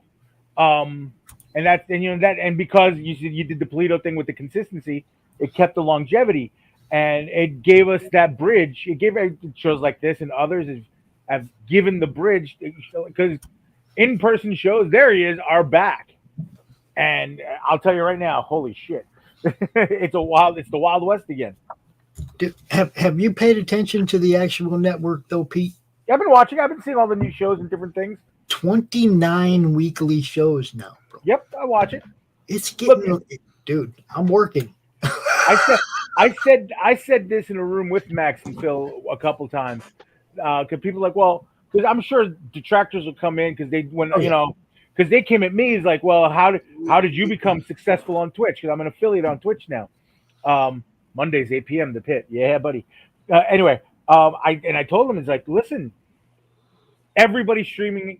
There are millions of people streaming and doing shows on various things from A to Z, 365, 24/7. Yep. Okay. Get your shit out there. It's like any social media. You break down social media to its simplest thing. Get out there. Throw your content out there. It will hit, or you will figure out what you need to hit eventually. Now, some people are going to hit at the 100 million, and I'm Logan Paul or whatever, and some people are going to hit and be popular and be well known and whatever, make a couple bucks off of it or whatever. But you know what I mean? It's generally but that's you have high big influencers and you got guys just getting their stuff out there and it works. And it just you got to grind. You just got to put it out there. In fact, Phil's my favorite thing that Phil says, you're gonna miss every pitch you don't swing at. Phil says that all the time. Yeah, you miss 100% of the shots. No, you wait a don't minute, take, man. Phil does not use sports ball analogies. That's the one he does. That's the one he does. That's the No. one he does. That's the one he does. Yeah. Well, yeah, it's either that one or I do the you miss 100% of the shots you don't take. Yeah, I give me the Same, Gretzky. Give me the Gretzky. You miss 100% I got- of the shots you don't take. There you I go. got a post actually. I got a reel on Instagram doing really well right now. It was me in my car getting pensive, and people are like, "Well, what about New Year's resolutions and shit like that?" And I'm like, "I don't believe in that stuff." Well, what do you believe in? I was like, "Well, one of the things, and I got a lot of things I believe in, but one is a quote from Vince Lombardi, who anybody who knows a thing or two about football, one of the greatest NFL coaches of all time, right? He had a direct quote that he told his men, we're going to chase perfection. We're going to try to be perfect with the knowledge that we will never achieve perfection. But in the pursuit of perfection, we will achieve excellence and we'll be better than everyone else." And I'm like, God damn. And that stuck with me when the first time I read it in his autobiography. So I'm like, you know what? I'm going to try to be fucking perfect, knowing I am the most imperfect person I've ever met. But you know what? I'm going to get better every day, even if it's a little bit. So It's all about the journey, man. Speaking of the football, the Chiefs really squeaked out that win against the Bengals. That's what I was watching. Because Cincinnati's really good. Yeah, those two kids, Mahomes and Burrow, are going to fight each other for the next 10 years. Those are the Cincinnati and Kansas City are the gateway to the Super Bowl in the AFC. Those two kids are great. But the Chiefs are going back. I'm We'll just see how they shocked. do. Go It's the Chiefs, because 49ers. the Eagles can burn in hell for all I care. Sorry. So I know Max is there. I'm not a fan of any of them. I'm not a fan of either one of them either, but I hate the Eagles with a passion. It's the only stadium in the world that I'm not allowed to go to. So, Well, I mean, it's also the only stadium you wouldn't want to go to unless you're an Eagles fan. No, it's well. Here's the thing. It is a I'll go to fantastic. any other stadium. I'll go to any other stadium in the nation with my Vikings gear on and not worry about somebody throwing a cup of piss at me. I've been to over almost. Well, see, it's funny you say that. That's a great segue. I've been to almost 100 stadiums for soccer, baseball, hockey, and football. Eagles. We went, and yeah, it was a Monday night game, and I'm from New York. I'm a Giants fan, and they were playing the Giants. That was our first mistake. But there was a few Giants fans there, so we kind of did the buddy system kind of thing.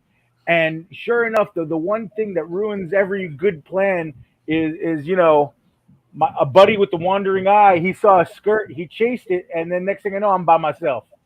And long story short, yada yada yada. I don't want to incriminate myself, even though the fine has been paid. Remember, people would say there was rumors of a judge and a jail in the basement of that stadium. Those aren't rumors. Those aren't rumors. Oh no, I was there. Yeah. I was there. I was in the cell. There's actually one at the bottom of America West Arena in Phoenix too. I believe it. But I'll tell you this: at least I was cognizant enough to not be a jerk to the police. The judge gave me a $50 fine that I was able to mail in, and then he banned me from the stadium.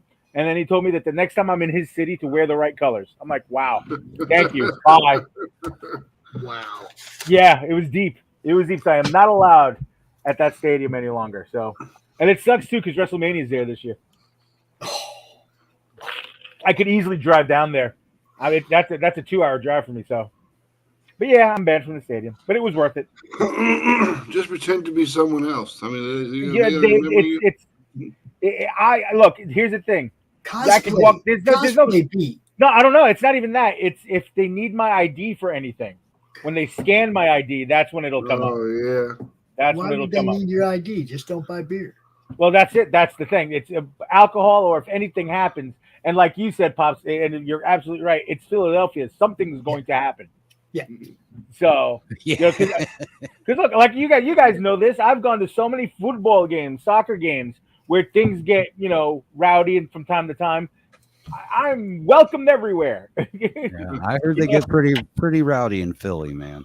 No, rowdy's rowdy's not the word. They're above that. And look, I am not speaking for Pops or the Madness, but fuck Philadelphia, fuck that city, scumbags. They threw D batteries and snowballs at Santa Claus. Oh, fuck them. Fuck them. Poor Santa.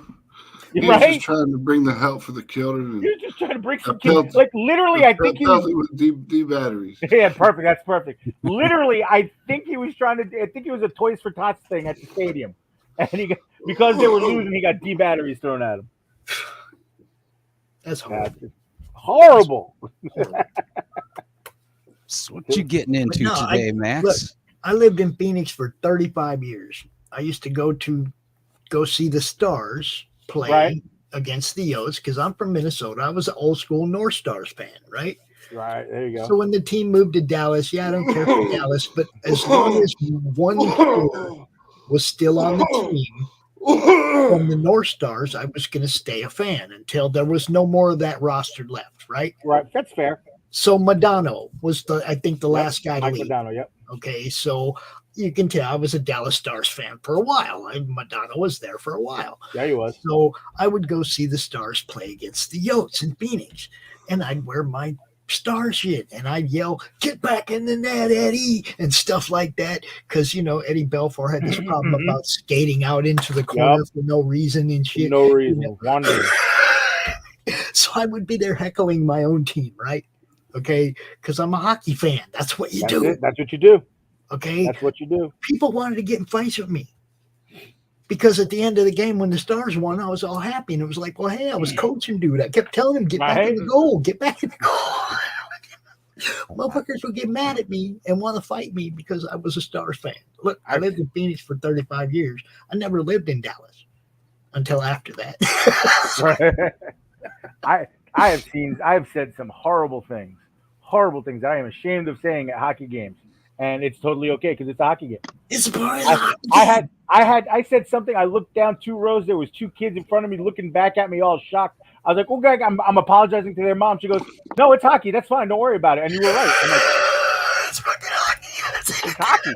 It's hockey." What can I tell you? I was born in South Minneapolis. I'm one of the poor people that I was. The house we lived in when I was born was on the corner of Chicago and Lake Street. There you go. That's where I lived here. Doxed myself. Yeah, you did. Don't care. Don't fucking care. I was spawned in the pits of hell. You know, I've been getting a lot of this lately where, you know, people are out there doxing each other on Twitter and everything. And I'm like, you know, I have bought so many books or had so many people have said, what's your address, Pops? I want to send you something, that everybody knows where I fucking live. They all know already. We know where you live, Pops. You know what I mean? It's not a secret. So what you doing there, Pete, man? I think I know what you're up to there, man. What are you doing there, man? Hey, hold on, let me get the screen back on where you guys are. This is I'm just polishing up inks on page 3 of our submission to Antarctic Press's Penguina #2. This is page 3.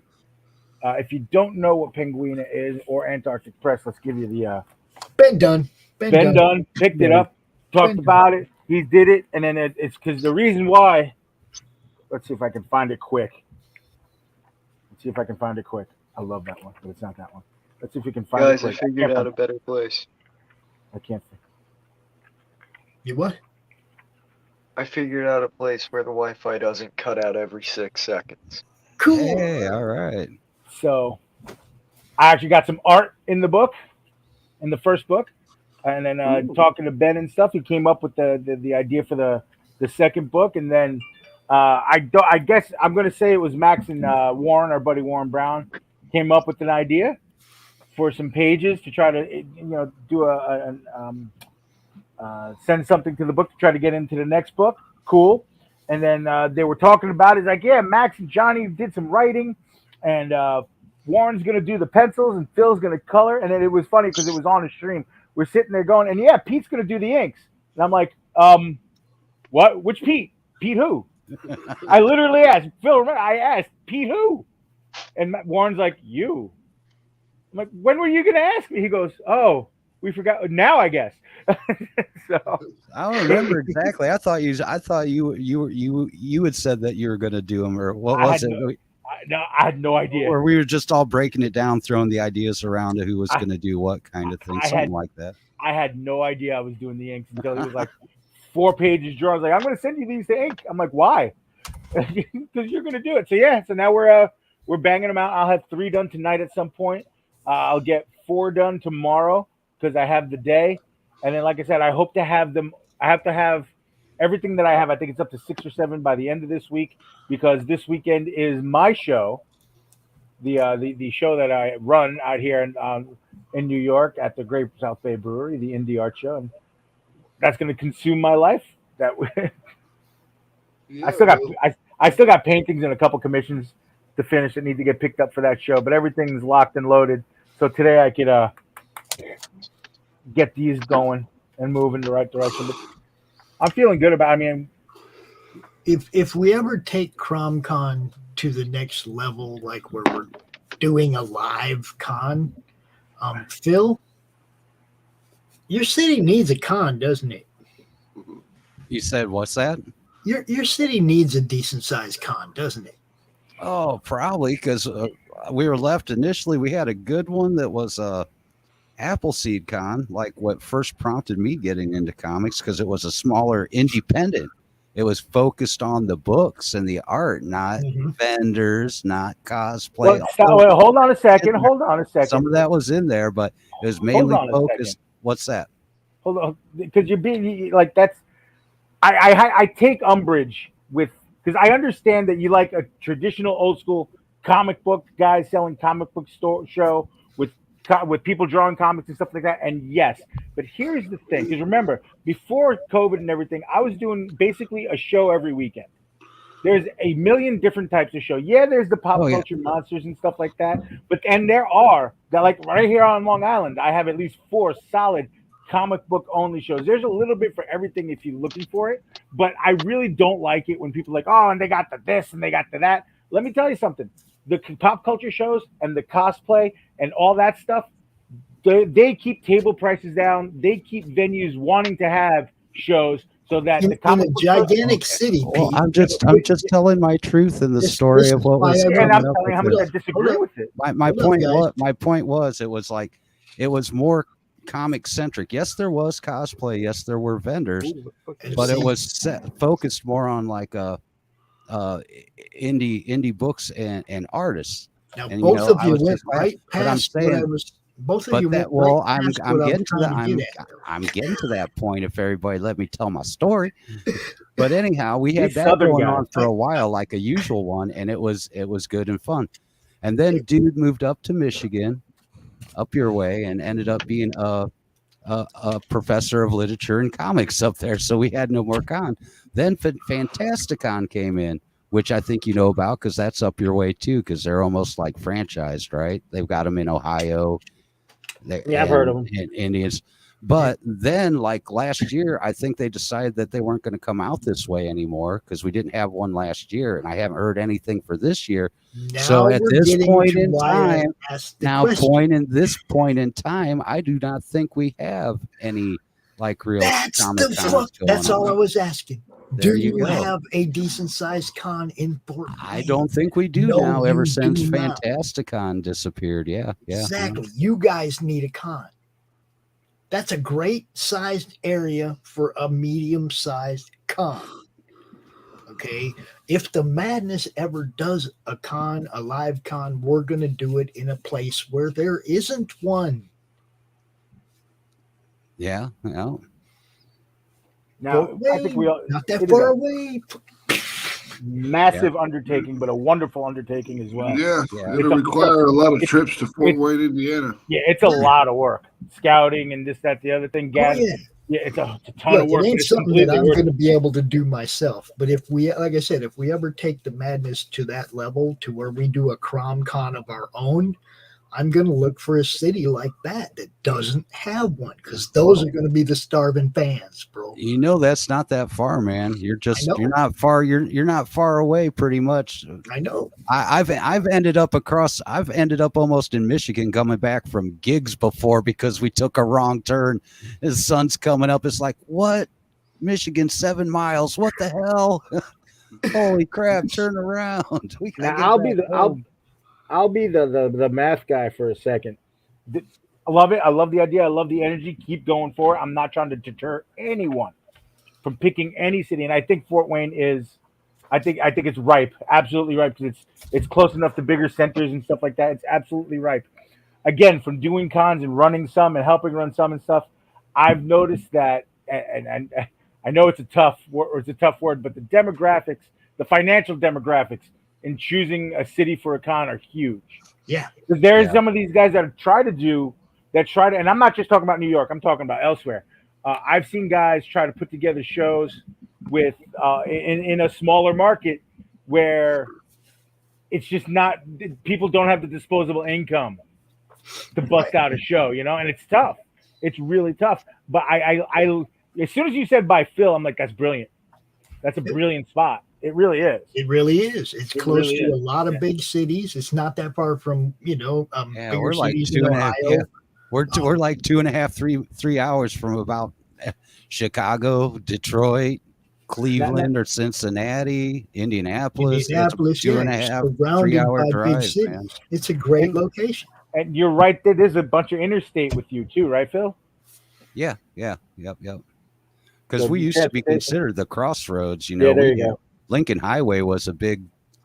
It's been beyond that now, but at first, man, we had Lincoln Highway, and that came straight through. Everybody, that was a main trek going through. That's cool shit, man. Interstate 20 goes right through there, right? No, we 80? have 69. 69 that connects to a lot of, connects to a lot of other things. Like, I think, what is it? I think 70 or 80 that goes out 80. your way, Pete. 80. Because I think when last time we drove out to New York, I think we were mostly on 80 most of the way there. You were definitely. Because when I leave to go towards you, we cut through Jersey, and once we get into Pennsylvania, it's right onto 80, and I've taken that straight to get up to Chicago and stuff like that. So that's definitely crosses you, because And let me tell you, that Chicago drive, goddamn. Not doing that again. anytime No, the soon. only thing I'd say with anything here, and from what I've seen with past cons and stuff like that, the only thing that I see some of those do, or should I say don't do, or lack of, that would be the one thing that would to keep in mind for that and to make it work, is just on the marketing and advertising, because I thought that lacked a little bit with getting more people through, was just that people knowing, That's why we building the network first, bro. That's why we're building the network first. It's all about getting the fans knowing too. Yeah. Fans have to know. There is one thing you like here, Pete, that we do, man. It's not a con, but it's very conducive to the stuff you like to do, and that's the Cherry Blossom Festival. Yeah, I've actually, yes, because there's a big one out here, and there's another one. I forget where there's another one. And we were looking at other ones to go to, and the one in San Francisco, and actually a friend of mine had said that Indiana has a really good one, but I don't know where it is. I'm like, well, wherever it is, it's probably dope. And there's, Yeah, that must be the one. We get a lot of people through for the Cherry Blossom Festival. And Vic had to dip, so Vic, it was nice meeting you. Good meeting you for a second, dude. We'll see him again. He's always involved in the Silverline chat, so we'll see him again. Guys, it's pushing toward 11, which means I'm almost done. Yeah, I got another one in the bag, huh? I'm almost done with another one. Max. Yeah. Max, come on, brother. What's Max, 13K Devill. Hey, yeah. Yeah. That's your new name, Max. Max 13K Devill. That's a big number, man. It was nice. I was happy to see it for sure. I mean, I was hoping for 10. And then we hit 10, and then the next day it was 11, and the next day it was 12, and the next day it was 13. I was like, shit, this is great. The best part about that, too, is the natural organic growth that you've had, and you've just steadily climbing the ladder, Yeah, it was hilarious because he told me he's in the hospital. So then I was like doing the sharing out, keeping up to date, keeping an eye on it, and send him a message every now and then. Yo, you just hit this. Oh, this many backers. Oh, this many backers. And he'd be like, woo. Yeah, I remember because at first it was like, okay, we're almost at 10, $200 off, and then it hit 10, and then the next few days it was just like more and more. I just kept looking at the backer count. Holy crap! How high is it going to climb? All right. I just kept watching the backer count. The money, Max knows how I feel about it. It's like how many people get your book in their hand is the most important part of it. That's my main concern is how many backers I have. I don't care really about the dollar amount. The dollar amount is great. It's don't nice, get me wrong, but it's because not, I get to make more comic books with that money. Yeah, exactly. But the backer count, that's what matters. And we beat our previous backer count by 40. And when you only had 225 guys, that's like almost another fifth. Yep. Of your, it's like he grew by a fifth of his previous backer count. That's awesome. If you do that every time. Hell yeah. Damn, dude. Next time maybe we'll get 300 backers. Sexy. It can happen. I can remember. I remember watching a lot of these people when they started out, and it's like some of them doing real good now. Some of them just cruising along about the same pace. But we're always behind you guys. You're new. You're out here. We want to help you guys get seen. We want to help this growth. Now I've been hanging out watching Max since Mary Machine Gun 1. Oh, I remember when Max first came on the CRoM, man. Yep. I got Mary Machine Gun 1, not the reboot neither. The messed up one. Yeah. Actually, we showed that off today during show-offs, Max. Oh, okay. I was showing off not all of it, but a good portion, like a third of the stuff that I've acquired since I started doing this, because I have a long box and a short box full. Mm-hmm. You know, so we showed off about a full short box today, and yours was in there. You guys might have missed this though. Last night during the horror movie show, I unboxed the Butch Cleaver books, right? That Matt Burke sent me. Butch Cleaver. Now, I haven't read these yet because I just got them. Okay, just opened them yesterday. But you got Butch Cleaver, right? Butch Cleaver number 2. Okay. That art looks pretty sick on the cover. Yeah. And this is all Matt's stuff. Yeah, it does. Okay. Now look at this, guys. Hold up. Are you ready for this?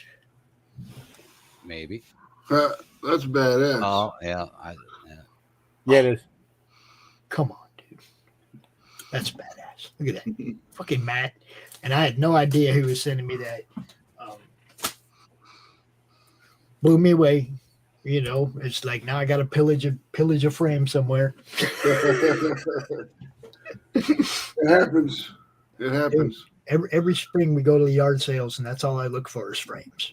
You get the best frames at the yard sales, dude. 50 cents and shit. You get nice frames and bring them home, and you put your comics and your comic art in them, right? Oh yeah, we used to do that all the time. Yeah, that's the yard way sales you are the do best. Sometimes you even find comic books. That's how I used to always get my comic books as a kid. Going to garage sales and yard sales, and then go, can I get this? Yeah, grab a pile of them. It's like, hell yeah. Yeah, the good old days when everything didn't have a presumed value.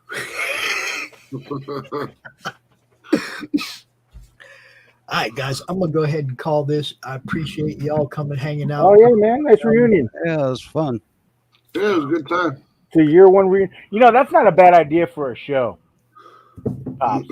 What's that? We're going to talk about that this week. Having a year one reunion, just like the year one people that were around. Anybody that's left, just hanging out, shooting the shit, maybe for like an hour or two on a Monday or Tuesday.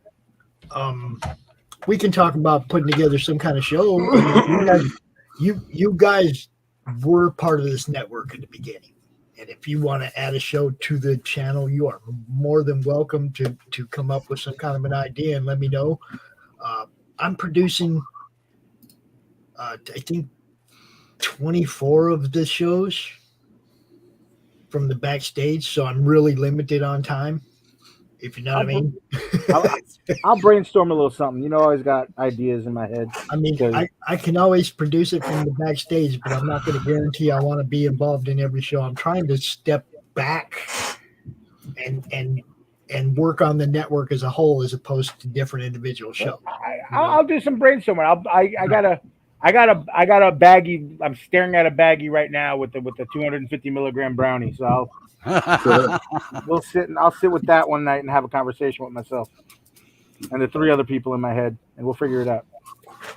I know what you're talking about. Oh, yes, sir. Yes, sir.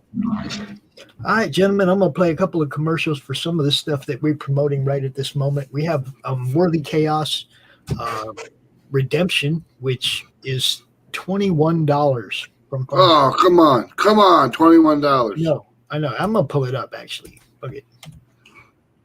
I really want to see this one get funded. That's not it, damn it. Try again, Pops. I'm a backer.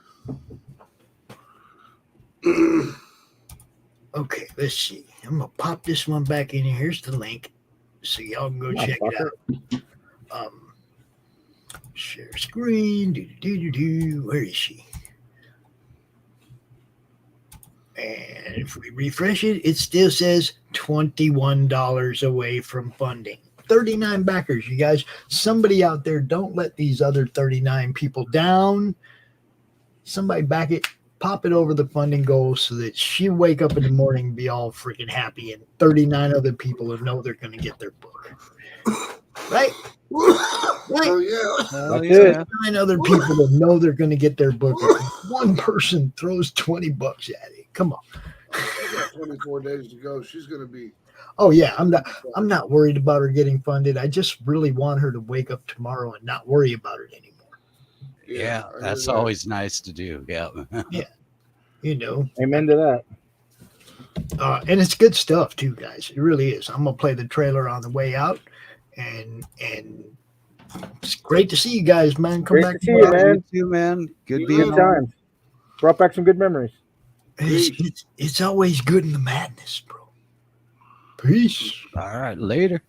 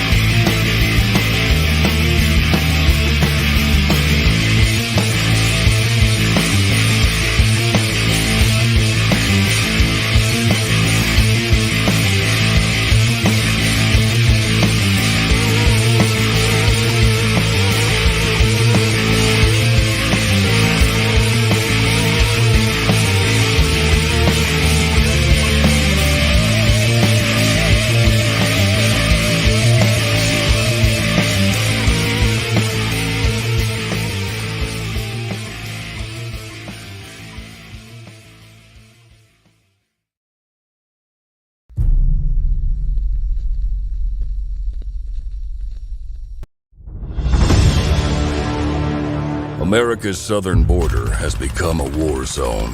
Human traffickers, drug smugglers, and terrorists flow across the Rio Grande with impunity, secure in the knowledge that no one will stop them. A distant federal government lectures Americans on their privilege while punishing overworked border patrol agents who were helpless to stem the tidal wave of invaders and determined migrants. Second-generation Cuban-American Marcos Zamora is a military vet, more patriotic than most Americans. No longer able to ignore the chaos at his doorstep, he acts. Joined by his best friend Gus, they hit the border every night, saving lives while stopping violent drug cartels and other opportunists. The government reacts with fury at Marcos' attempts to preserve American sovereignty, deploying the full might of their enforcement agencies. But Marcos understands that the only thing the rich and powerful fear is bad publicity, and he records every encounter. Whoever he is, this private American must be stopped. Illustrated by Richard Bonk and written by Eisner winner Mike Baron, Private American is his version of Captain America, and maybe a little Punisher, taking part in this ongoing, violent, and very real battle of good versus evil in the war for American sovereignty. Grab your copy at theprivateamerican.com. We have a secure border, and that is a priority for our administration.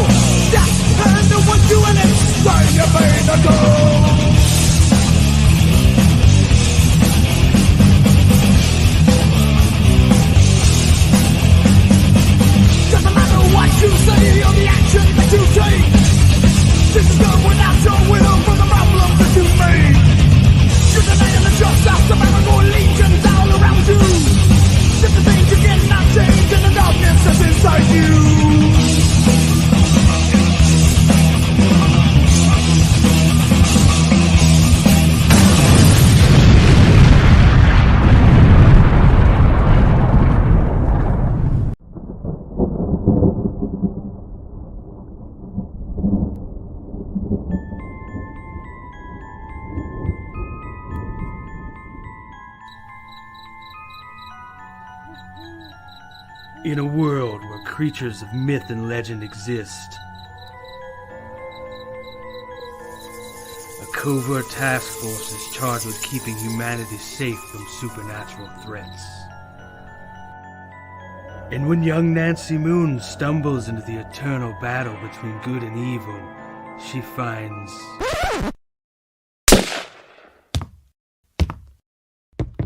Oh my god, will you shut up? What's happening? Agent Beckett here. Aren't you tired of stuff like that? Want something different? Roll the tape. Whoops. Sorry about that. That's a song I'm writing for my ex. Okay, here we go. Yeah, that's more like it. Alrighty. Welcome to the world of the mythicals. We have it all. Monsters. Magic. Government agents. He's the strong silent type. This guy.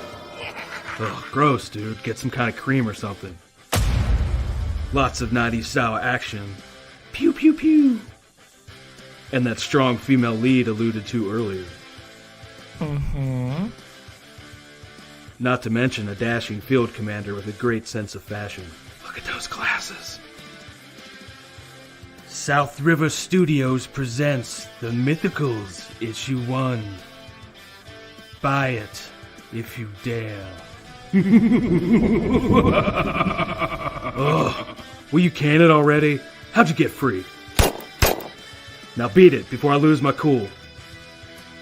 So what are you waiting for? Sign up today. Like right now.